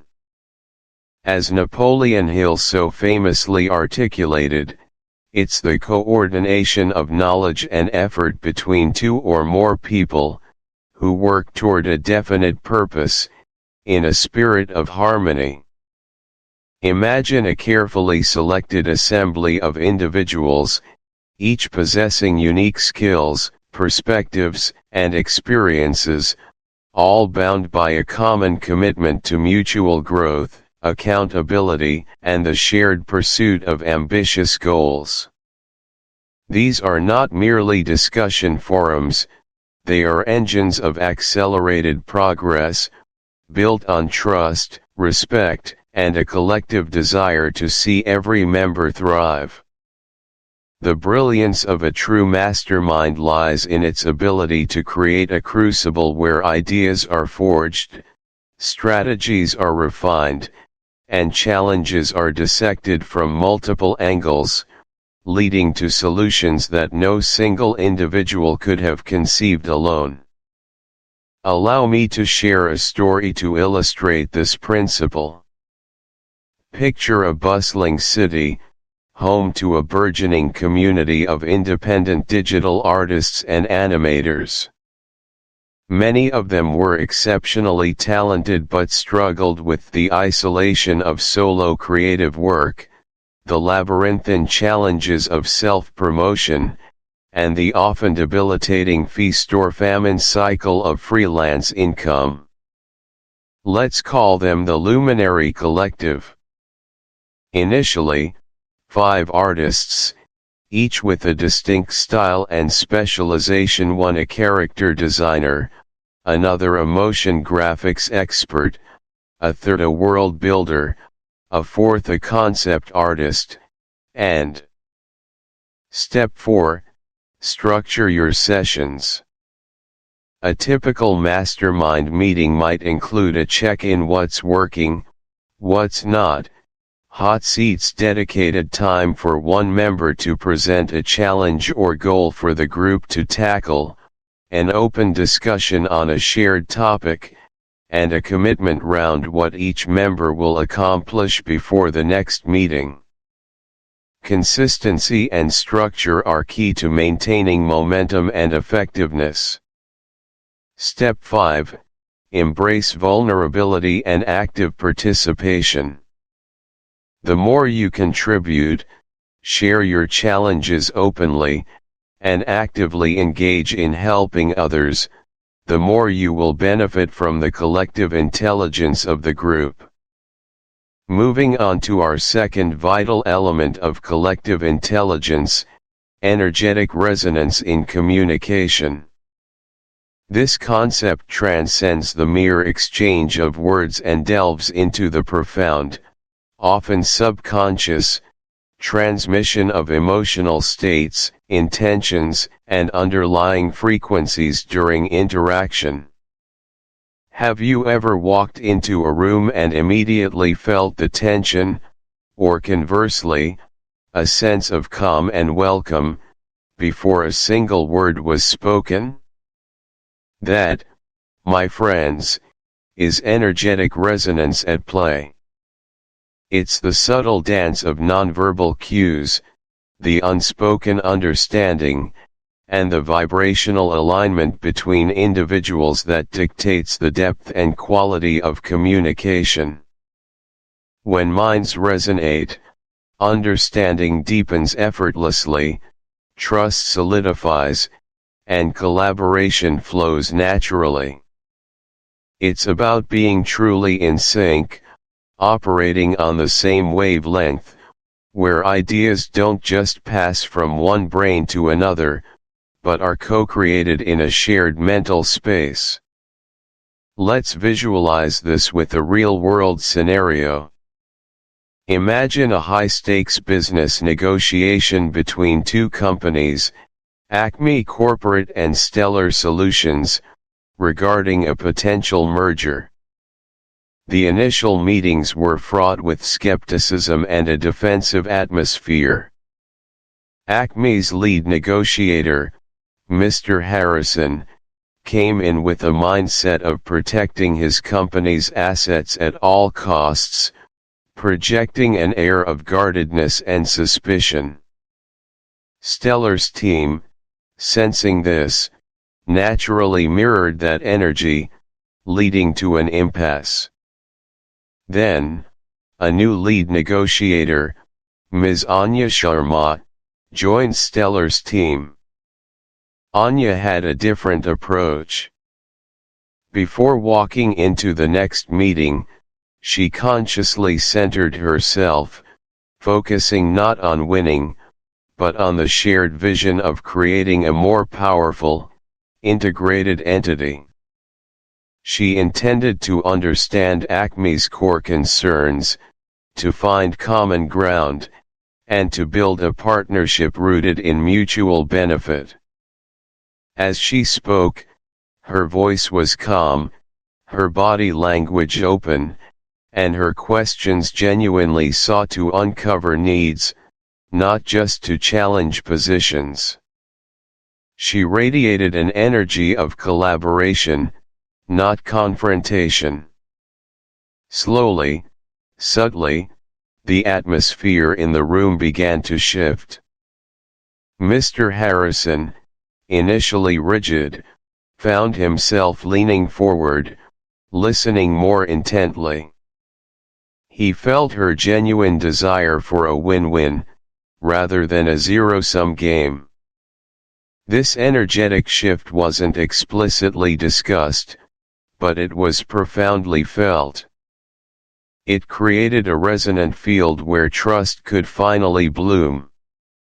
Concerns were voiced openly, creative solutions emerged organically, and within a few crucial sessions, a groundbreaking deal was reached that satisfied both parties far beyond their initial expectations.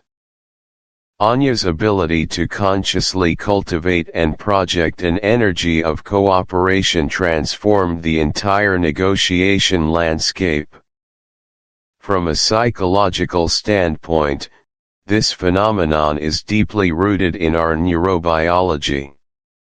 Our brains are equipped with mirror neuron systems, which fire not only when we perform an action but also when we observe someone else performing that same action. This mechanism extends to emotions and intentions, leading to what neuroscientists call emotional contagion or limbic resonance. We literally feel what others are feeling, often without conscious awareness. When someone communicates from a place of genuine empathy, presence, and positive intention, our brains pick up on those subtle cues, and we subconsciously mirror that state, fostering a sense of connection and understanding. Conversely, if someone projects anxiety, she did all of this without asking for a favor in return, simply expressing a genuine desire to be helpful. Over time, Maya became known not just for her own burgeoning talent, but as a person who genuinely cared about others' success. When she finally started pitching her own documentary idea, the response was overwhelming. The sound designer she helped introduced her to a major studio executive. The editor she supported became her lead collaborator, bringing a wealth of experience. The producer she connected with became an early investor. Opportunities seemed to gravitate towards her effortlessly, not because she was asking, but because she had already sown countless seeds of goodwill. Her network wasn't just a list of contacts, it was a vibrant community of allies, eager to support her because she had consistently supported them. From a psychological standpoint, empathetic networking leverages powerful principles of human behavior and social psychology. The principle of reciprocity, famously described by Robert Cialdini, suggests that when someone does something for us, we feel a strong, often unconscious, obligation to return the favor. Maya's consistent acts of generosity triggered this deep-seated human instinct. Beyond that, genuine empathy and prosocial behavior trigger the release of oxytocin, the bonding hormone, in both the giver and the receiver, strengthening social connections and fostering trust. This approach also shifts individuals from a scarcity mindset, where opportunities are limited and must be aggressively pursued, to an abundance mindset, where collaborative growth creates more opportunities for everyone. It taps into our fundamental need for belonging and contribution, building a sense of community and shared purpose. When people feel truly seen, heard, and valued, they become invested in the collective success, creating a powerful psychological safety net and a resilient ecosystem of support. It cultivates social capital, which often proves to be more valuable than financial capital in the long run. To practically implement empathetic networking strategies for mutual growth, consider these actionable steps. Step 1. Shift your mindset from "what can I get?" to "how can I help?" Before entering any networking scenario or interaction, consciously set the intention to identify and meet the needs of others. Approach every conversation with genuine curiosity about the other person's journey, challenges, and aspirations. Step 2. Listen more, talk less, especially about yourself. Engage in deep, active listening. Ask thoughtful questions that invite people to share their story, and truly hear their answers. Resist the urge to interrupt or immediately jump in with your own experiences. The goal is to understand them, not to impress them. Step 3. Identify specific, valuable ways to help. Once you understand someone's needs or goals, think about how you might genuinely offer assistance. Can you make a relevant introduction? Share a useful resource or article. Offer a piece of advice from your own experience. Provide a positive testimonial or recommendation. Even a simple, sincere word of encouragement can be incredibly valuable. Step 4. Offer help proactively and without expectation. Don't wait to be asked. If you see an opportunity to add value, offer it freely. And crucially, release any expectation of immediate return. The goal is to build long-term relationships, not to make a quick transaction.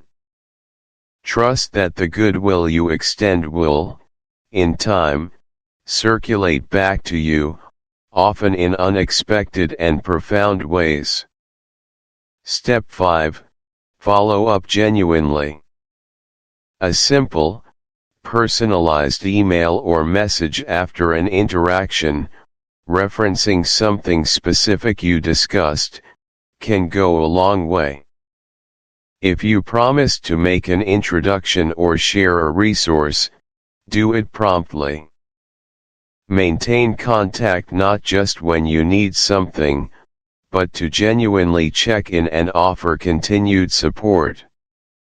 Step 6. Cultivate a diverse network.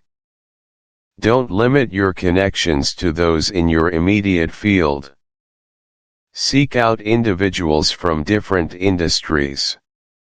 Chapter 12, Meditation and Mindfulness.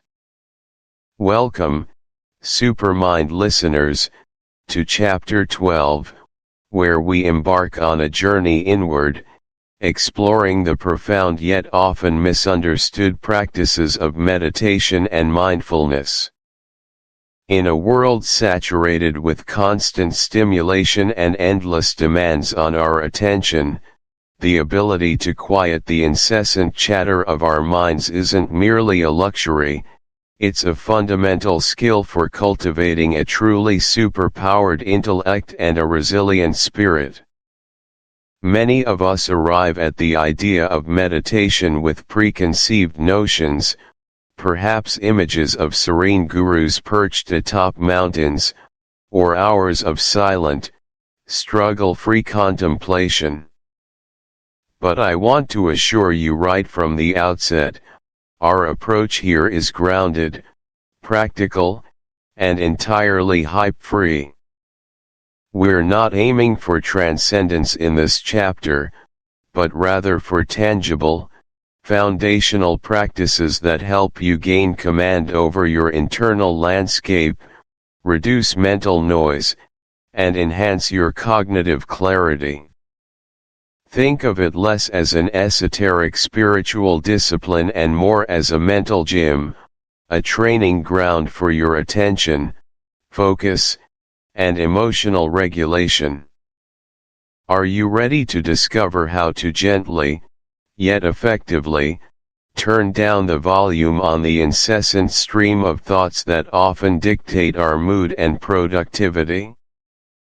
Before we even begin to explore specific techniques, it's crucial to clear away some of the most persistent myths surrounding meditation, myths that often frustrate beginners and deter them from experiencing its genuine benefits.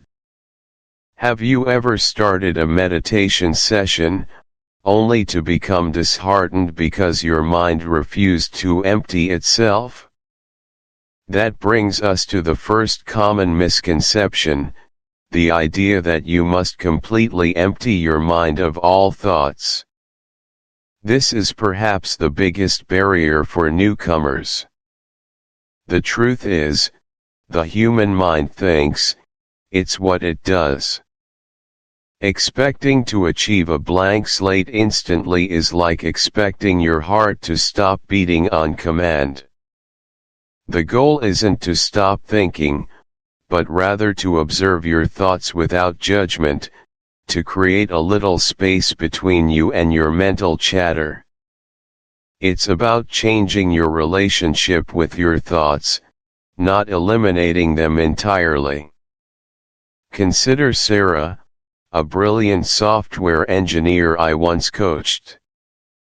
She was drawn to meditation to combat burnout but felt like a failure every time her mind wandered to deadlines or dinner plans. "I just can't do it," she'd lament. "My mind is too busy." My advice to her was simple: your mind isn't too busy, Sarah, it's just being a mind. The practice isn't about stopping the thoughts, it's about noticing them and gently bringing your attention back. Psychologically, this shift in perspective is incredibly powerful. It transforms self-criticism into self-compassion. When we stop fighting our natural mental processes, we reduce resistance, which paradoxically leads to a quieter, more settled mind over time. The effort in meditation isn't about forcing stillness, it's about the gentle, repeated act of returning. So, for your practical application step here, next time you sit, simply acknowledge each thought that arises with a mental note, perhaps thinking or planning, and then, without judgment, redirect your focus to your chosen anchor. Another pervasive myth is that meditation is only for spiritual gurus or those living an ascetic lifestyle. This couldn't be further from the truth. In fact, many high-performing professionals, athletes, and creative individuals integrate mindfulness into their daily routines precisely because it enhances their cognitive function, emotional regulation, and decision-making skills in demanding environments. It's a pragmatic tool for navigating the complexities of modern life, not an escape from it. It's about honing your internal instruments to perform better in the everyday symphony of existence. Then there's the myth that you need perfect stillness and absolute silence. While a quiet environment can certainly be helpful, it's by no means a prerequisite. True mindfulness can be practiced amidst the cacophony of a busy office, on a crowded train, or even with children playing boisterously in the next room. The practice is about cultivating an internal sense of calm and focus, independent of external circumstances.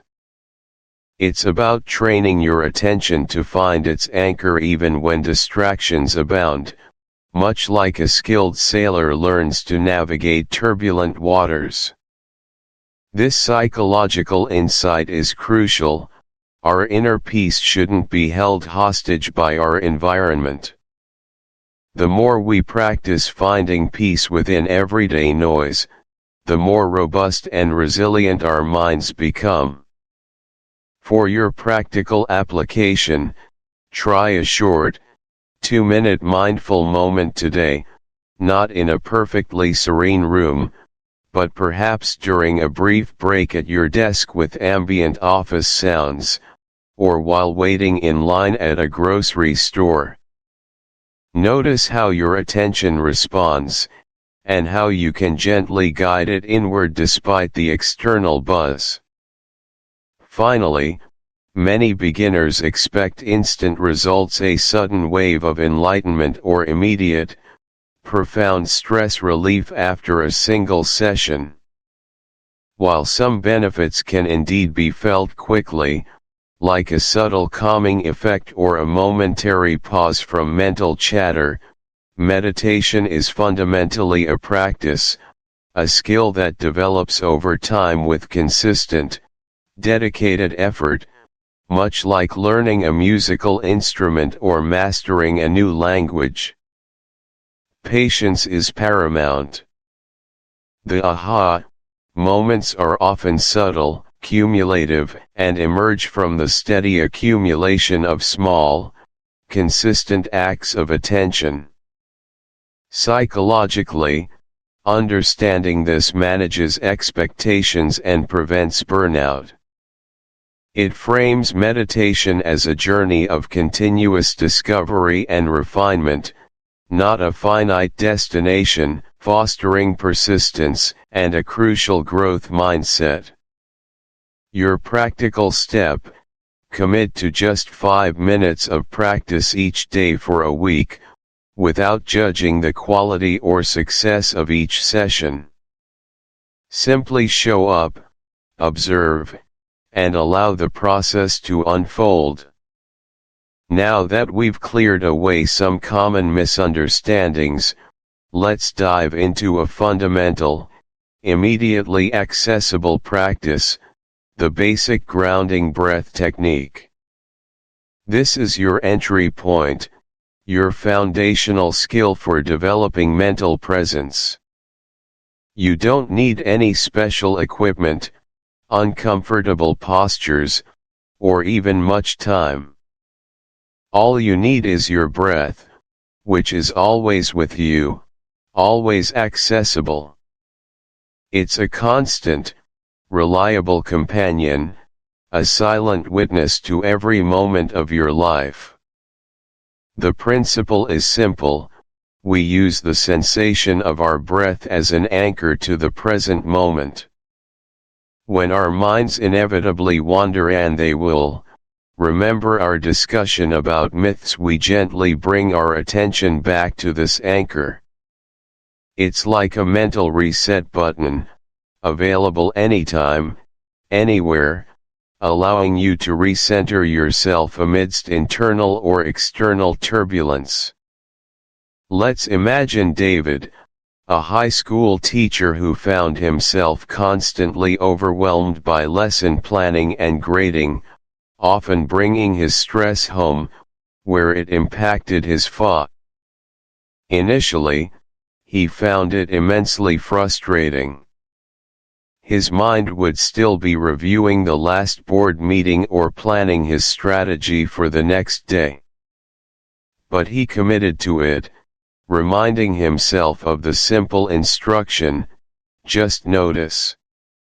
He began to really feel the warm water on his hands, the specific texture of the sponge, the smooth, slippery surface of a plate as he cleaned it, the faint, clean scent of the dish soap. He noticed the sound of the water running, the glint of light reflecting on the bubbles, the subtle weight of each item. When his mind wandered, he'd gently bring it back to the direct, sensory experience of washing that specific plate, then the next. He reported back that not only did he find a surprising, unexpected sense of calm during this seemingly trivial task, but he also started to carry that heightened awareness into other parts of his day. He found himself more present in conversations, more focused during complex tasks at work, and even more appreciative of simple, everyday things that had previously passed him by. Psychologically, active mindfulness counters the pervasive modern habit of multitasking and mental fragmentation. When we engage fully in a single, simple task, we actively train our minds to stay focused, significantly improving concentration and reducing mental clutter. It creates essential pockets of calm throughout our day, acting as restorative micro-breaks for our minds. This practice helps us break free from the incessant cycle of constant internal commentary and judgment, replacing it with direct, unmediated experience. It fosters a deep appreciation for the present moment and can significantly reduce the feeling of being overwhelmed by the sheer volume of life. It helps us integrate the benefits of meditation into our daily rhythm, making mindfulness a fundamental way of being, not just something we do for a few minutes each day. For your practical application steps, choose one routine daily activity. It could be drinking your morning tea or coffee, walking to your car, showering, or even just waiting for a web page to load.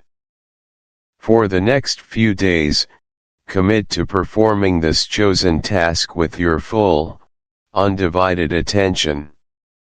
If you're drinking tea, notice the warmth of the mug in your hands, the steam rising, the specific aroma, the nuanced taste as it touches your tongue, the sensation as you swallow.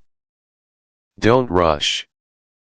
Don't allow your mind to wander to your schedule or worries. If it does, gently guide it back to the direct sensory experience of the tea.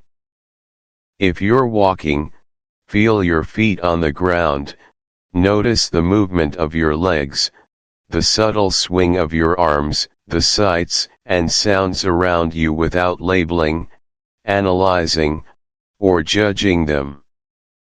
Just experience. Start with just one task, and as you feel more comfortable and discover the benefit, you can gradually expand this practice to other areas of your life, one mindful moment at a time. So, as we conclude this chapter, remember that meditation and mindfulness are not about achieving some elusive state of perpetual bliss or escaping the realities of life. They are profoundly practical skills for enhancing your cognitive abilities, strengthening your emotional resilience, and bringing a greater sense of calm and clarity to your everyday existence. We've debunked the myths that might have held you back, understood the importance of a hype-free, grounded approach, learned the foundational breath anchor technique, and discovered how to infuse active mindfulness into your daily chores. The journey to a supermind isn't just about accumulating knowledge or mastering complex external strategies, it's also about cultivating a powerful, finely tuned internal operating system. By regularly engaging in these practices, even for short durations, you're actively rewiring your brain for better focus, reduced stress, and heightened awareness. You're building a mental muscle that will serve you in every aspect of your life, enabling you to think more clearly, react more calmly, and live more fully, deeply rooted in the present moment. In our next chapter, Chapter 13, Altered States of Clarity. Welcome back, Supermind Voyagers. In Chapter 13, we embark on a fascinating exploration into altered states of clarity, a journey not into the realm of the artificial, but into safe, natural, and profoundly accessible ways to achieve heightened states of perception, insight, and understanding. What if you could tap into deeper layers of your own consciousness, unlocking insights that elude your everyday mind, simply by re-engaging with fundamental human experiences? Today, we uncover how. Our first profound pathway to enhanced perception lies within the very breath that sustains us, transformational breathwork techniques. We often view breathing as a mere automatic function, a passive mechanism of survival, yet it is so much more. Conscious, intentional breathing is a direct conduit to our autonomic nervous system, a powerful lever for shifting our state of mind and unlocking latent potential. Think of Sarah, a brilliant creative director, who found herself perpetually stuck, battling a persistent mental fog that stifled her innovation. For weeks, a complex design problem for a major client had eluded her, despite countless hours of brainstorming. Desperate for a breakthrough, she reluctantly attended a transformational breathwork workshop, specifically a form of conscious connected breathing. During the session, she described vivid, almost kaleidoscopic visions, a sensation of information flowing effortlessly into her mind. Suddenly, the entire design solution, complete with intricate details and a compelling narrative, coalesced into a complete picture. She emerged from that session feeling not only refreshed but as if she had directly downloaded the answer, a clarity that felt instantaneous and undeniable. Psychologically, breathwork operates on multiple levels.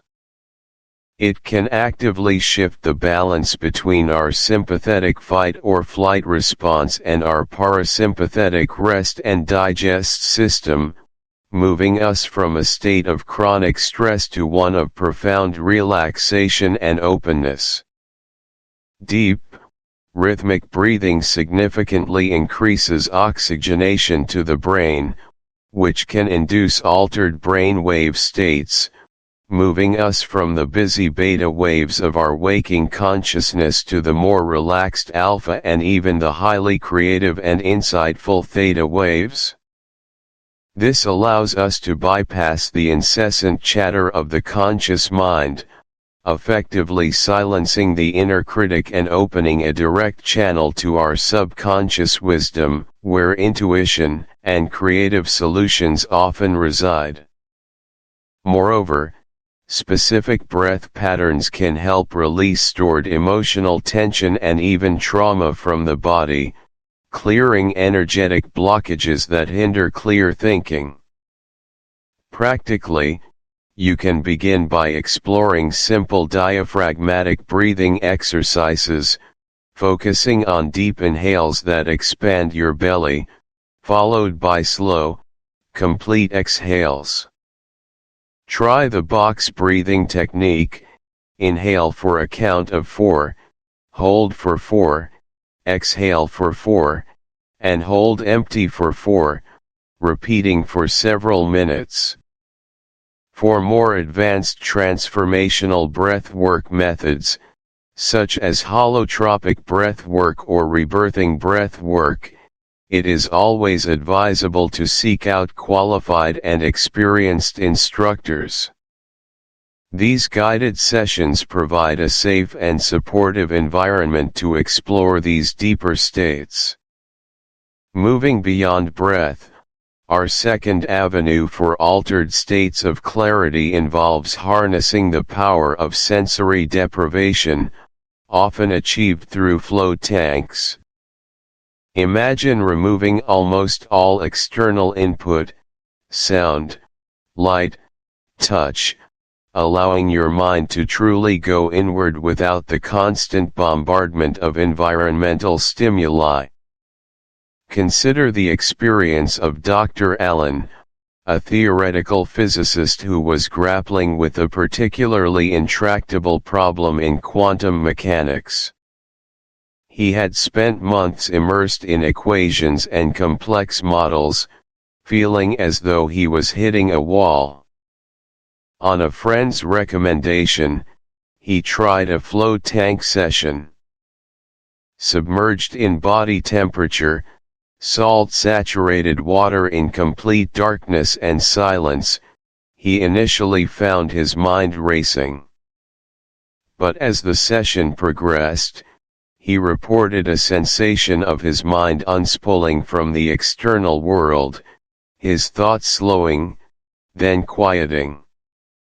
Towards the end of his 90 minutes, an elegant, previously unconceived solution to his physics problem appeared in his mind's eye, not as a laborious calculation, but as a fully formed, intuitive understanding, almost as if he was hearing the answer rather than actively thinking it.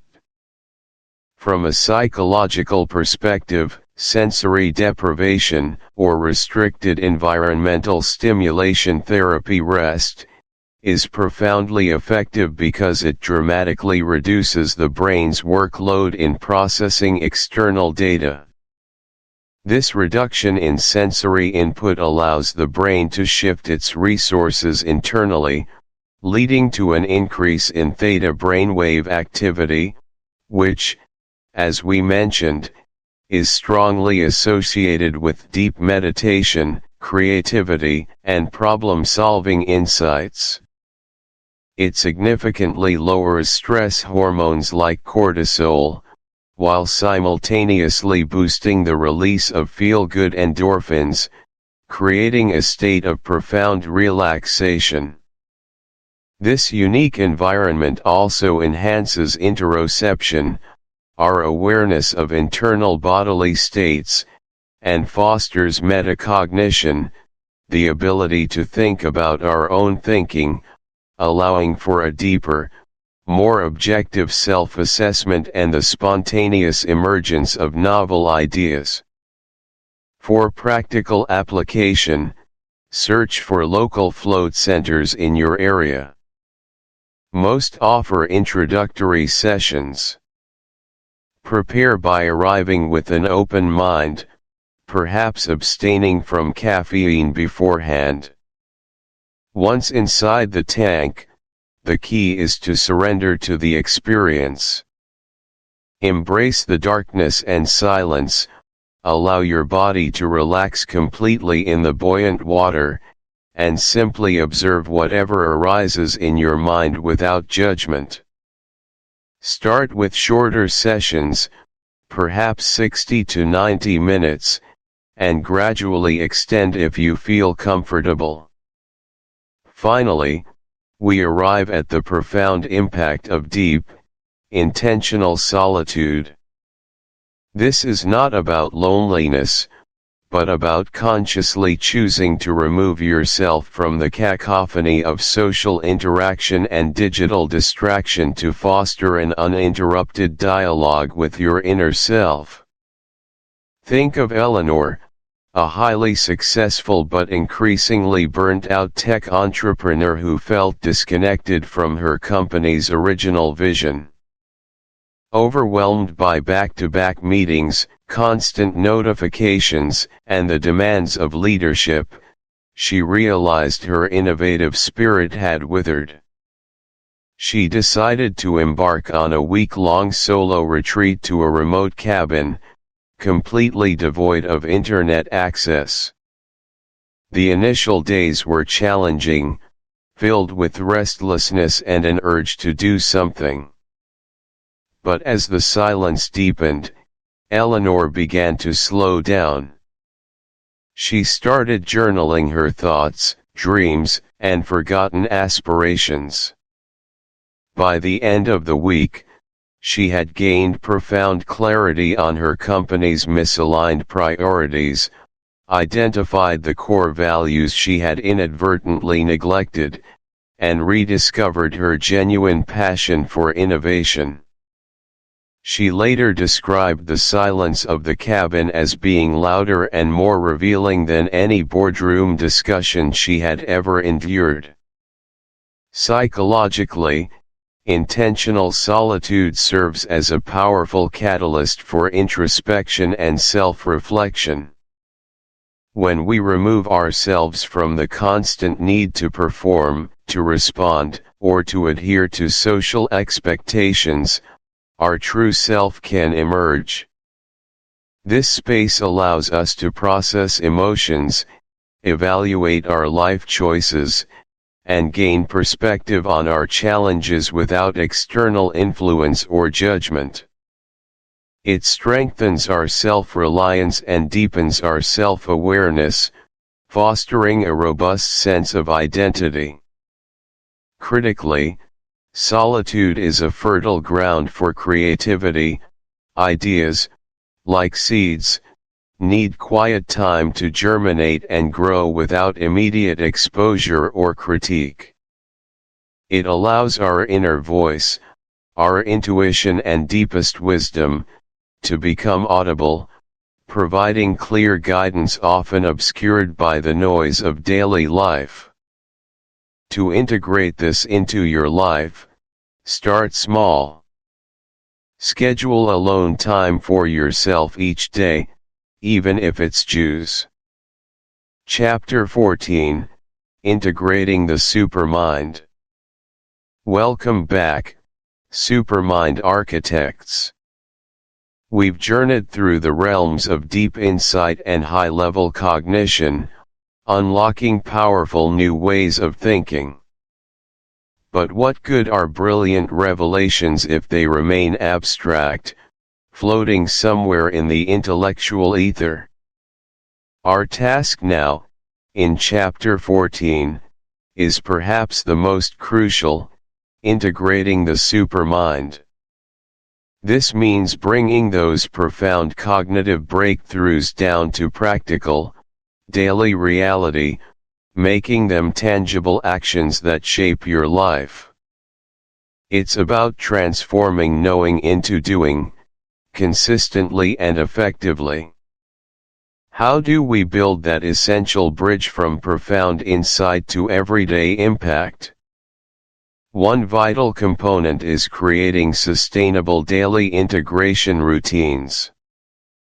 Think of Sarah, a marketing executive who, through her Supermind work, realized her deepest creative breakthroughs often came during unstructured play with ideas, not rigid brainstorming.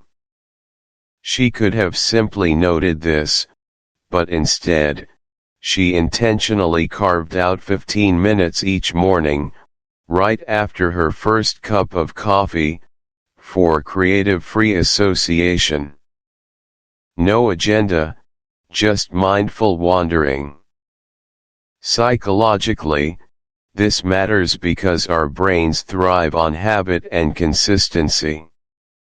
Small, regular actions build new neural pathways, gradually transforming a conscious effort into an unconscious, automatic behavior. This reduces the mental friction of starting something new and ensures your insights don't gather dust. To apply this, identify just one key insight from your Supermind efforts, perhaps a new way to approach a problem, or a better understanding of your own motivation. Then, design a tiny, 5-minute micro-habit that directly embodies that insight, anchoring it to something you already do daily. For Sarah, it was her coffee. For you, it might be before checking email or during your lunch break. Consistency is the magic ingredient here. Next, let's explore the power of strategic journaling for mental clarity. Consider Mark, a novelist who used his Supermind techniques to overcome a debilitating writer's block by understanding its root psychological cause. Instead of simply having the aha moment, Mark began a nightly ritual of what he called his application journal. He didn't just record his thoughts, he specifically wrote down, what concrete action can I take tomorrow based on today's insight, and then, what potential obstacles might arise, and how will I navigate them? This type of journaling is psychologically potent because it externalizes your high-level thinking, allowing you to not only review but critically evaluate and commit to the actual implementation of your insights. It acts as a powerful feedback loop, solidifying learning and translating abstract concepts into concrete plans. To implement this, designate a specific time each day, morning or evening, for this focused reflection. Don't just list observations, actively question them. Ask, how does this insight change my approach to X, or what's the smallest, most immediate action I can take right now to embody this truth? Finally, we cannot overstate the absolute necessity of deep sleep and consistent rest.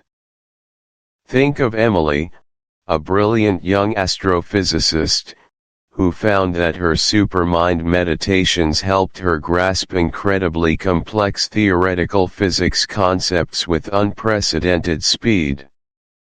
Yet, she noticed that if she then pulled an all-nighter to cram or push through a research paper, her ability to articulate, recall, and creatively apply those very insights plummeted. She learned that prioritizing 7 to 9 hours of quality sleep wasn't a luxury, it was a fundamental necessity. Psychologically, deep sleep is when your brain performs critical memory consolidation and neuroplasticity.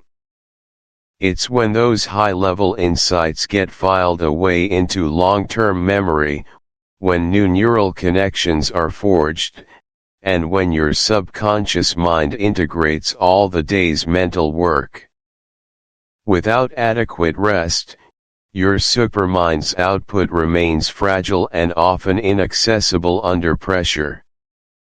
To ensure this, Establish a consistent sleep schedule, even on weekends.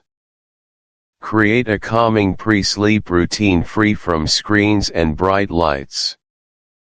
View sleep not as downtime, but as a critical performance enhancer, the ultimate integration tool for your mental breakthroughs. By diligently applying these practices, crafting daily routines, engaging in strategic journaling, and honoring your need for profound rest, you are not just thinking smarter, you are living smarter, making your Supermind's wisdom a living, breathing part of your everyday existence. You're building an enduring foundation for sustained personal and professional growth. In our next chapter, we will explore how to share these integrated Supermind insights to uplift and inspire others. Chapter 15, Living with Purpose. Welcome, Supermind adventurer, to Chapter 15 of our journey, a pivotal chapter indeed, living with purpose. You have meticulously honed your cognitive abilities, awakened your supermind, and experienced the profound shifts in perception and performance that come with it. You've learned to navigate the intricate landscapes of your own consciousness, to harness focus, creativity, and resilience in ways you once thought impossible. But what is the true North Star for such immense power, for such expanded capacity? It is purpose. Without a definitive personal life mission, even the most formidable supermind can feel adrift, a magnificent ship without a destination. This chapter is about aligning your newly awakened supermind with that definitive personal life mission, providing it with a profound reason for being, a compass for its incredible capabilities. It's not enough to simply function at a higher level, we must understand what we are functioning for. This alignment transforms mere achievement into fulfillment, turning tasks into meaningful contributions, and daily existence into a purposeful odyssey. It's the difference between merely existing and truly living, between simply doing and genuinely becoming.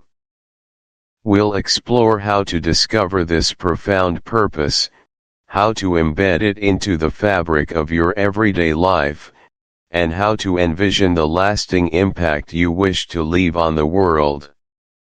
Our exploration begins with perhaps the most personal and profound step, guiding a purpose discovery visualization exercise.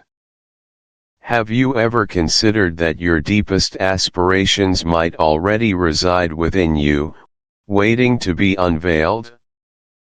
Visualization is not merely a pleasant daydream, it is a powerful cognitive tool that allows us to bypass the noise of immediate demands and connect with the deeper currents of our being. Think of it as tuning into a frequency only your true self can transmit. Let me tell you about Sarah, a brilliant architect who, despite her professional success, felt a persistent sense of ennui.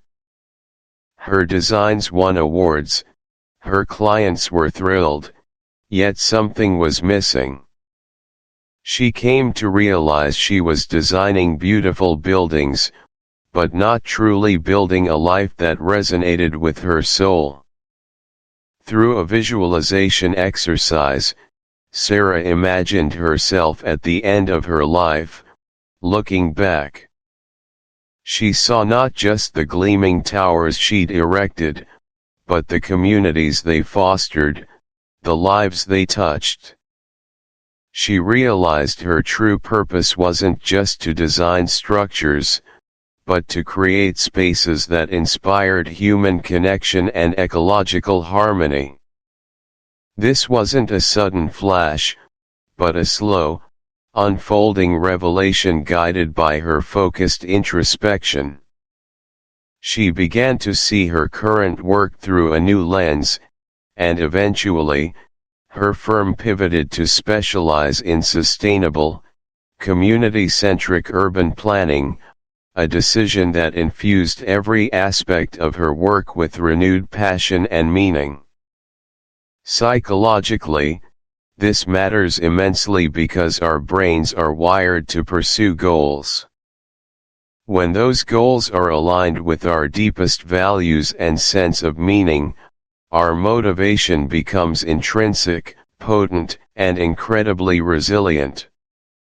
Visualization, especially when practiced with intention and sensory detail, activates the same neural pathways as actually experiencing something. It primes your subconscious mind to recognize opportunities, to connect seemingly disparate ideas, and to initiate actions that move you towards that envisioned future. It reduces the cognitive dissonance that often arises when our daily grind feels disconnected from our higher aspirations.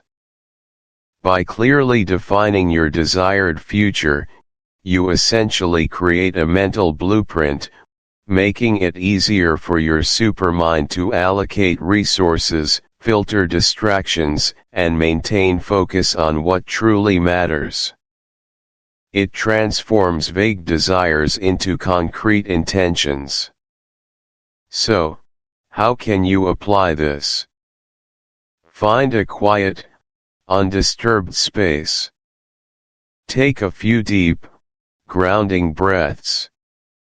Now, allow your mind to journey. Imagine yourself 5, 10, even 20 years from now. Where are you? What are you doing? Who are you with? What problems have you? When our daily actions are perceived as directly contributing to something we deeply value, we experience what is known as flow. This state of complete absorption and enjoyment in an activity is profoundly fulfilling and highly productive. Moreover, connecting micro-actions to macro-values builds a coherent self-narrative. Our brain constantly seeks patterns and meaning. When our actions reinforce our identity as someone living with purpose, it strengthens our self-efficacy and sense of psychological well-being. This intentional framing reduces the likelihood of procrastination and self-sabotage, as the intrinsic reward of working towards our purpose becomes a more powerful motivator than the allure of immediate gratification or the avoidance of discomfort. It's about turning have to into get to, by consciously connecting the dots. To practically apply this, begin by articulating your core values. Are they integrity, creativity, compassion, innovation, community, excellence? Choose 3 to 5 that resonate most deeply. Then, take your overarching purpose statement from your visualization exercise. Now, for the next week, before you start a new task, pause for a moment. Ask yourself, how does this task, no matter how small, connect to my purpose or one of my core values? If you're responding to emails, perhaps it's about efficient communication, a value that supports collaboration. If you're doing laundry, perhaps it's about creating a harmonious, well-ordered home, which supports your family's well-being and your own mental clarity. If a task truly feels disconnected, ask if it's necessary, or if it can be delegated or reprioritized. Over time, This practice will train your supermind to automatically seek meaning and connection in every action, transforming your entire daily experience into a living testament to your purpose. You'll find yourself imbued with a persistent sense of direction and significance. Finally, let us consider the concept of legacy building and service to others. A supermind operating at its peak potential is not merely about individual achievement, it naturally seeks to expand its sphere of influence, to contribute beyond itself. What is the ultimate expression of purpose if not to leave the world a little better than you found it? Think of Dr. Elena Petrova, a retired physician. Her personal purpose, refined over decades, was to alleviate suffering and promote holistic well-being. Upon retiring from clinical practice, she didn't simply rest on her laurels. Instead, she established a small, free clinic in her low-income neighborhood, staffed by volunteers and offering basic medical care, health education, and emotional support. She spent her days not only diagnosing ailments but listening to stories, teaching preventative care, and connecting people to broader resources. Dr. Petrova's legacy wasn't just the countless lives she touched directly, it was the ripple effect of the community she built, the knowledge she empowered, and the inspiration she provided to younger physicians and community leaders. Her work continued to flourish long after she herself passed, a testament to a life lived in profound service. Her impact was not measured in financial gain or personal accolades, but in the enduring improvement of human lives. Psychologically, the act of serving others and building a legacy taps into the deepest levels of human fulfillment. Abraham Maslow, in his later work, identified self-transcendence as a pinnacle of human development, where individuals move beyond self-actualization to connect with something larger than themselves. This connection brings profound joy, a sense of meaning that extends beyond the finite individual life, and a powerful antidote to existential angst. When we contribute to the well-being of others or to a cause greater than our immediate needs, our brains release neurochemicals associated with pleasure and social bonding, creating a positive feedback loop that encourages further prosocial behavior. This altruistic drive is not merely a noble ideal, it. Chapter 16, The Future of Human Evolution. Welcome back to Supermind, and to our final chapter, Chapter 16, The Future of Human Evolution. As we embark on this concluding segment of our journey together, I want to invite you to lift your gaze beyond the immediate horizon, beyond your personal goals, and even beyond our current collective challenges, to envision something truly magnificent, the trajectory of human consciousness itself. We've spent considerable time exploring the intricacies of your individual mind, uncovering its hidden potentials and practical pathways to cultivate higher states of awareness and capability. But now, let us widen our lens to consider where this incredible journey is collectively heading, to ponder the next grand chapter in the story of human evolution. This isn't merely about individual self-improvement, it's about participating in a grander design, a profound unfolding of our species' inherent capacity for growth. It's about understanding that your personal supermind journey is not an isolated endeavor, but a vital thread in the intricate tapestry of humanity's shared cognitive destiny. What if the diligent mental practices you've embraced throughout this book are not just shaping a better you, but are subtly, yet powerfully, contributing to a monumental shift in global consciousness?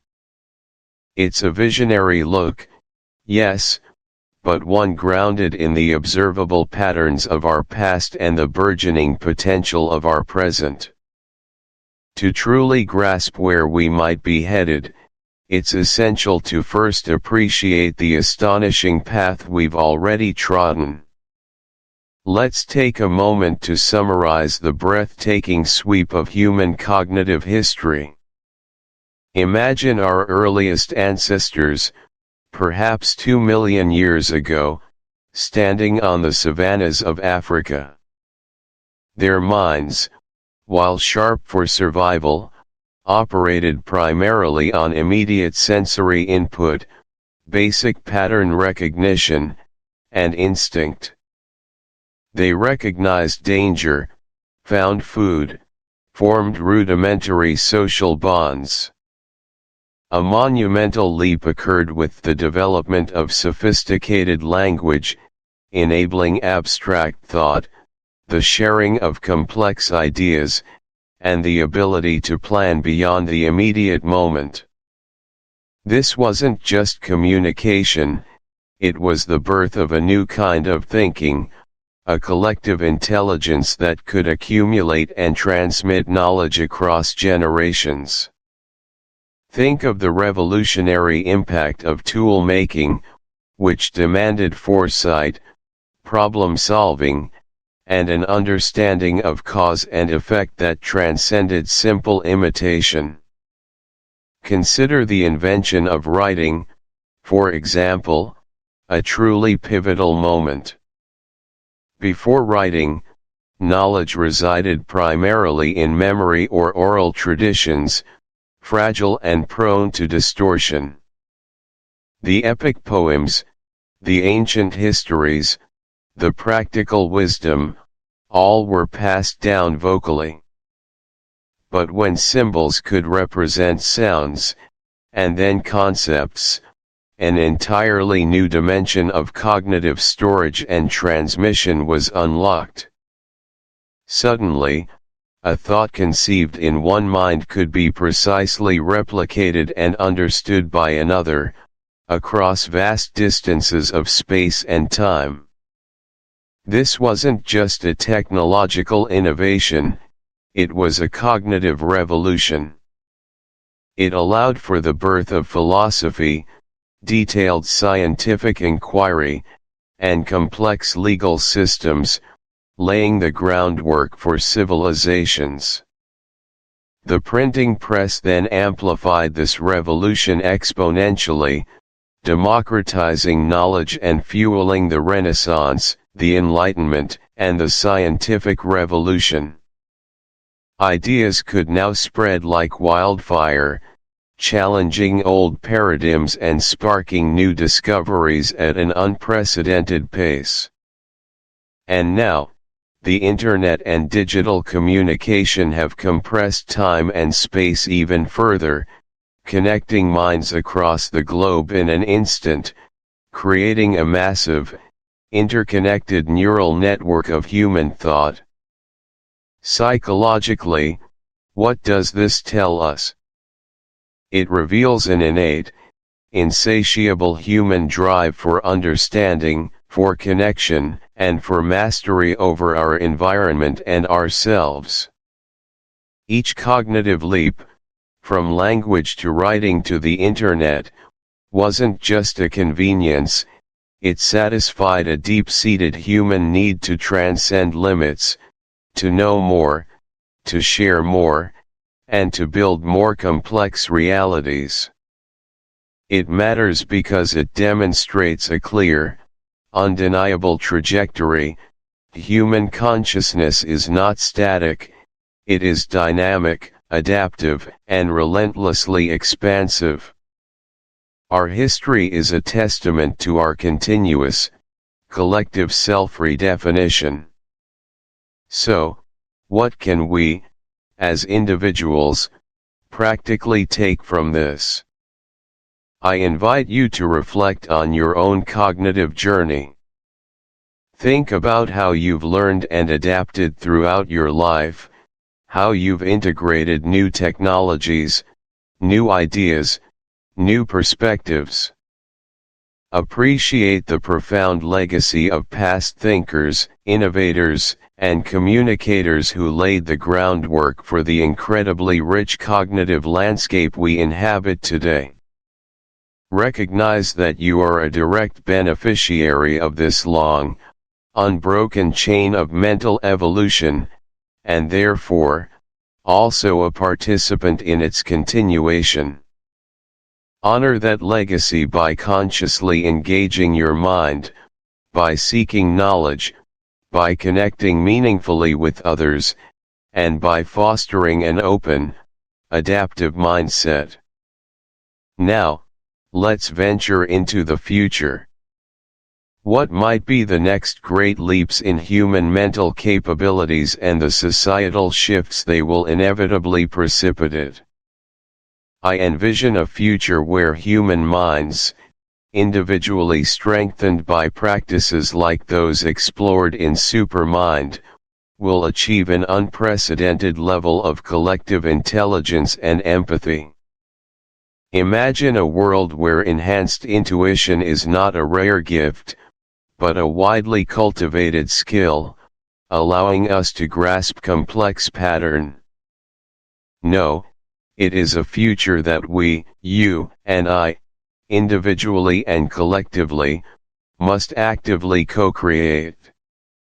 Your personal commitment to the practices we've explored, mindfulness, critical thinking, emotional intelligence, fostering creativity, cultivating empathy, these are not just self-serving, they are vital contributions to the collective supermind. Each conscious breath, each moment of focused attention, each act of compassionate understanding, sends a ripple effect through the interconnected web of human consciousness. You are a nodal point in this evolving network. Think of it this way, the global shift doesn't happen with a single, dramatic event, but through the cumulative effect of billions of small, conscious choices made daily by individuals like yourself. Consider the ripple effect of a single person's unwavering commitment to personal growth, perhaps someone like Nelson Mandela. His individual journey of self-mastery, forgiveness, and visionary leadership created profound shifts in the collective consciousness of a nation, and indeed, the world. He exemplified how an individual supermind, cultivated through immense challenge and deep internal practice, can inspire and elevate entire populations, altering the course of history. Or, on a smaller, more relatable scale, think of a community leader who tirelessly works to bridge divides, teach new skills, and foster mutual respect. Their consistent, dedicated effort builds a stronger, more resilient community, one person at a time, one conversation at a time. The aggregate of such efforts is what truly drives collective evolution. Psychologically, this speaks to the immense power of self-efficacy and, perhaps even more importantly, collective efficacy. Believing in your ability to influence the future, to be an agent of positive change, is a powerful motivator. Hope isn't a passive wish, it is an active force that fuels action and perseverance. It matters because it provides the ultimate call to action, reminding us that our individual efforts are not insignificant specks in a vast universe, but essential components of humanity's ongoing narrative.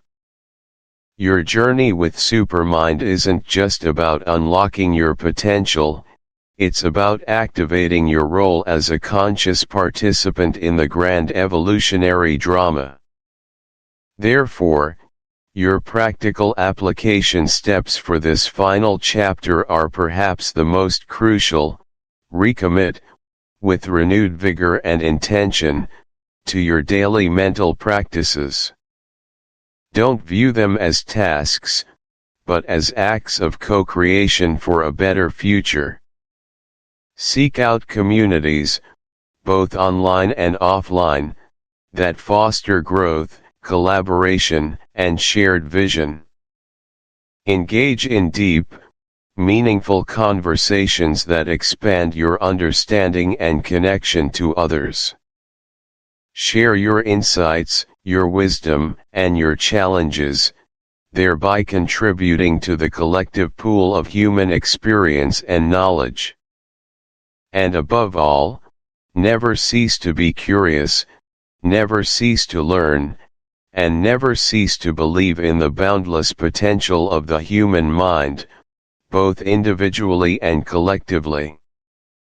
As we bring this chapter, and indeed, this book, to a close, let us reflect once more on the core message: human evolution is not a relic of the distant past, it is an ongoing, vibrant process, and cognitive evolution is at its very heart. The future is not a fixed destination but a living, breathing tapestry woven by our collective consciousness. It holds the promise of unprecedented intelligence, profound empathy, and global harmony, but it demands our conscious, dedicated effort. Your journey with Supermind has equipped you with the tools, the insights, and the inspiration to not just navigate this evolving landscape, but to actively shape it. Thank you for embarking on this transformative journey with me. May your Supermind continue to expand, illuminate, and enrich the world around you. The future of human evolution awaits your conscious participation. Go forth and create. Part 4, 7-Day Action Plan. Welcome back to Supermind. We've journeyed through the intricate landscapes of the mind, from the conscious to the subconscious, and even glimpsed the boundless potential of our intuitive and superconscious capabilities. We've explored the fascinating architecture of our inner world, delving into its intricacies, understanding its power, and recognizing its profound potential. Now, it's time to bridge the gap between theory and practice, to transform abstract knowledge into tangible, concrete action. This chapter isn't just a guide, it's your personalized roadmap, a meticulously crafted 7-day action plan designed to integrate the core principles of the Supermind directly into your daily life. Think of it as an intensive, yet deeply rewarding, experiential journey. We're not merely discussing concepts anymore, we're actively building the mental architecture that allows your Supermind to flourish, to truly come alive in every facet of your existence. This week, we will move from understanding to doing, from insight to integration, progressively layering practices that will unlock your innate abilities and redefine your personal and professional efficacy. Are you ready to embark on this transformative week, to witness firsthand the incredible shifts that focused intention and consistent practice can bring? Let's begin. Our journey commences with a vital 2-day immersion into the foundational elements of self-awareness, mindfulness and subconscious auditing. These aren't just exercises, they are the bedrock upon which all other Supermind capabilities are built. Why start here, you might ask? Because to truly leverage the expansive power of your Supermind, you first need to understand the current operational state of your inner systems. You need to become intimately aware of the conscious narratives you entertain and, perhaps even more critically, the hidden programs running silently in your subconscious background. Mindfulness provides the clarity, the non-judgmental space, and the heightened awareness necessary to effectively audit your subconscious without getting overwhelmed or defensive. It cultivates a calm, steady inner observer, a crucial prerequisite for honest self-inquiry. Consider Sarah, a perpetually busy marketing executive, who, before encountering the Supermind principles, found herself constantly stressed, feeling overwhelmed by her demanding career and family life. Her mind was a whirlwind of to-do lists, future anxieties, and past regrets. On day 1, Sarah committed to the simple, yet profound, practice of focused mindfulness. She started with just 10 minutes each morning, sitting quietly, bringing her attention to the gentle rhythm of her breath. Her mind, as expected, rebelled initially, flitting from an urgent email to a forgotten grocery item. But Sarah, guided by the Supermind principles, gently, repeatedly, brought her attention back to her breath, acknowledging each distraction without judgment before returning to her anchor. Throughout the day, she practiced many mindfulness breaks, truly tasting her lunch, noticing the sensations of walking to a meeting, or pausing for 3 conscious breaths before responding to a challenging email. By the end of day 1, a subtle shift occurred. The constant internal chatter hadn't vanished, but Sarah felt a slight sense of spaciousness, a small gap between stimulus and reaction that hadn't existed before. This brings us to the profound psychological importance of these initial steps. Mindfulness, far from being a mere relaxation technique, is a potent neurobiological training. It actively rewires your brain. Studies in neuroscience consistently demonstrate that regular mindfulness practice reduces the activity in the amygdala, our brain's alarm center, thereby decreasing our default stress response. Simultaneously, it enhances the function of the prefrontal cortex, the seat of executive functions like planning, decision-making, and emotional regulation. This means you gain greater control over your attention, improved emotional resilience, and an expanded see. She dedicated a quiet hour, armed with a journal, and began to write, not just about her surface-level worries, but probing deeper into recurring anxieties and pervasive self-doubts. She observed how often she felt compelled to be perfect in every aspect of her life, realizing this stemmed from deeply ingrained childhood beliefs about needing external validation. The mindfulness from day 1 allowed her to observe these thoughts and beliefs without immediately reacting with shame or defensiveness.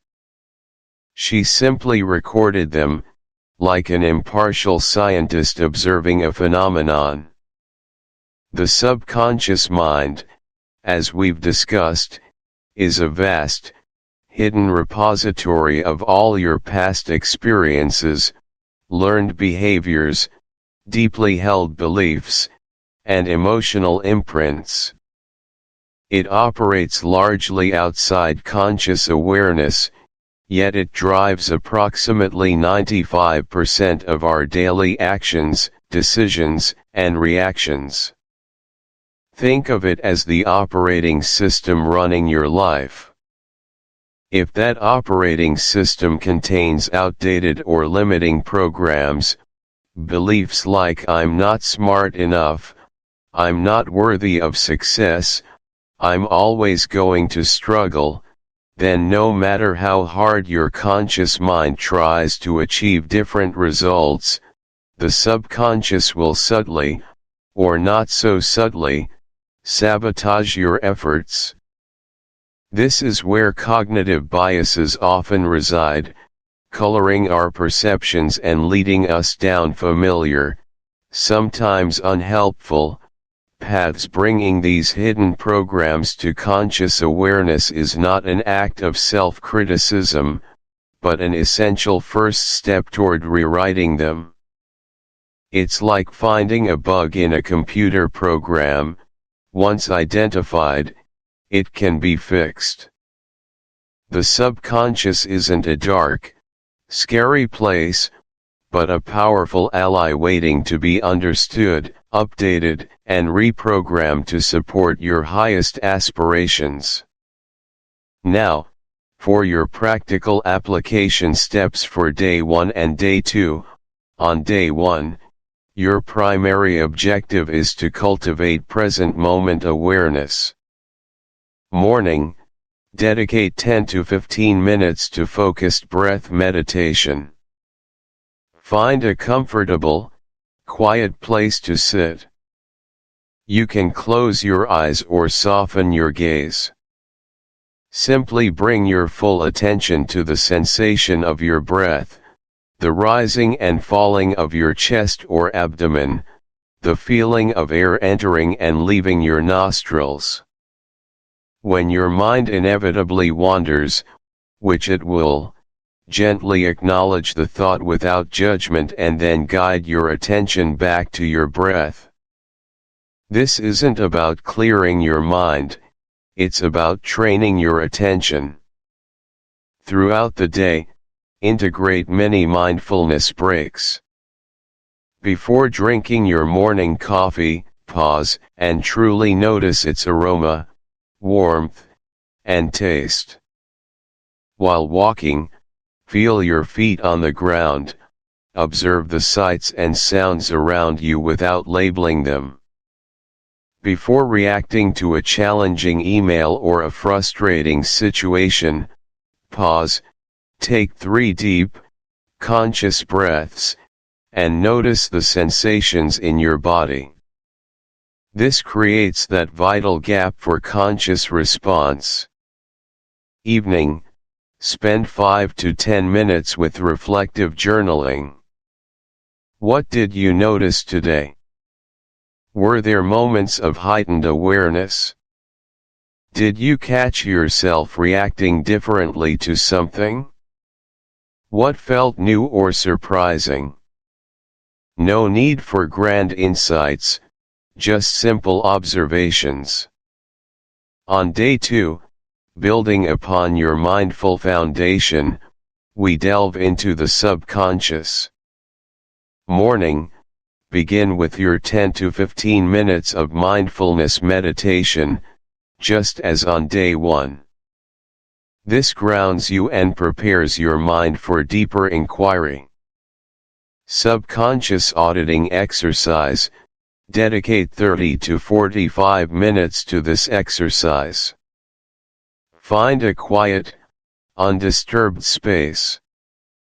With your journal or a blank document open, ask yourself a series of probing questions, and write down everything that comes to mind, without censoring or judging.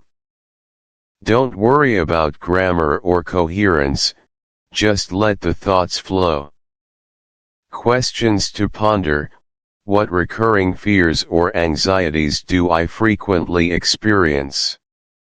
What beliefs do I hold about myself that consistently limit my potential or hold me back? Where do I feel stuck in my life, in relationships, career, personal growth, and what underlying thought patterns or assumptions might be? It's your brain's supercomputer doing a rapid-fire calculation and delivering an immediate answer. The challenge, of course, is distinguishing true intuition from fear, wishful thinking, or ingrained biases. The key lies in observing its characteristics. True intuition often comes with a sense of immediate clarity, an absence of internal debate, and a subtle physical sensation of openness or alignment, rather than the frantic anxiety of fear. Training yourself to notice and trust these subtle cues empowers your supermind to guide you with profound wisdom. And then there's the flow state, a concept meticulously studied by psychologist Mihaly Csikszentmihalyi. Flow is that optimal state of consciousness where you feel your best and perform your best. It's characterized by complete absorption in an activity, a distortion of your sense of time, a loss of self-consciousness, and a feeling of intrinsic enjoyment. In a flow state, there are clear goals, immediate feedback on your actions, and a perfect balance between the challenge of the task and your skill level. Neurologically, flow is fascinating. It involves transient hypofrontality, a temporary deactivation of parts of the prefrontal cortex, which usually handles our self-awareness and inner critic. This allows for unfettered creativity and focus. Simultaneously, a cascade of neurochemicals like dopamine, serotonin, anandamide, and noradrenaline floods your system, contributing to feelings of pleasure, focus, and well-being. When you enter flow, your supermind operates at its peak efficiency, making connections, solving problems, and creating with unparalleled ease and brilliance. Here are your practical application steps for Day 3 and Day 4. On Day 3, your focus is on recognizing and testing your intuitive nudges. Morning, begin with a brief mindfulness session. Before you get up, set a clear intention for the day. Today, I will pay conscious attention to my intuitive nudges and gut feelings. Intuition journaling and testing. For the next 24 hours, make a conscious effort to tune into your intuition for small, low-stakes decisions. Before making even trivial choices, pause, take a breath, and ask yourself, what does my intuition say? What feels right? Examples: should I take this route or that route to work? Which task on my to-do list should I tackle first? Should I call this person now or send an email later? What kind of meal does my body truly crave right now? Record these decisions in your journal or a simple note-taking app. Note down the intuitive choice and, later, the actual outcome or how you felt about the decision afterward. Pay close attention to any physical sensations that accompany your intuitive hits, a sense of expansion, lightness, clarity, or perhaps a gentle pull in one direction versus a feeling of contraction, heaviness, or resistance in another. Evening, review your intuition log. Reflect on your observations. Did your gut feelings lead you astray, or did they guide you effectively? Are there any discernible patterns? This is not about being right or wrong, but about building awareness and trust. On day 4, today, we aim to experience and understand the flow state. Morning, start with your mindfulness practice and a quick review of your intuition insights from day 3. How are you feeling about your developing intuitive sensitivity? Flow state identification and activation. Identify an activity you genuinely enjoy, one that provides a clear challenge but is still within your skill set. This could be a hobby, a creative pursuit like painting, writing, playing music, a complex work task that truly engages you, coding, strategic planning, design, or even a sport or physical activity. The key is that it's something you can get completely absorbed in. Allocate a dedicated block of time, ideally 1 to 2 hours, for this activity. Critically, eliminate all distractions, turn off your phone, close unnecessary browser tabs, inform others not to disturb you. Set a clear, specific intention for what you want to achieve. Viktor Frankl's timeless work highlighted how a clear why can enable individuals to endure almost any how. Purpose acts as a guiding star for your supermind, directing its vast resources and energies towards what truly matters to you.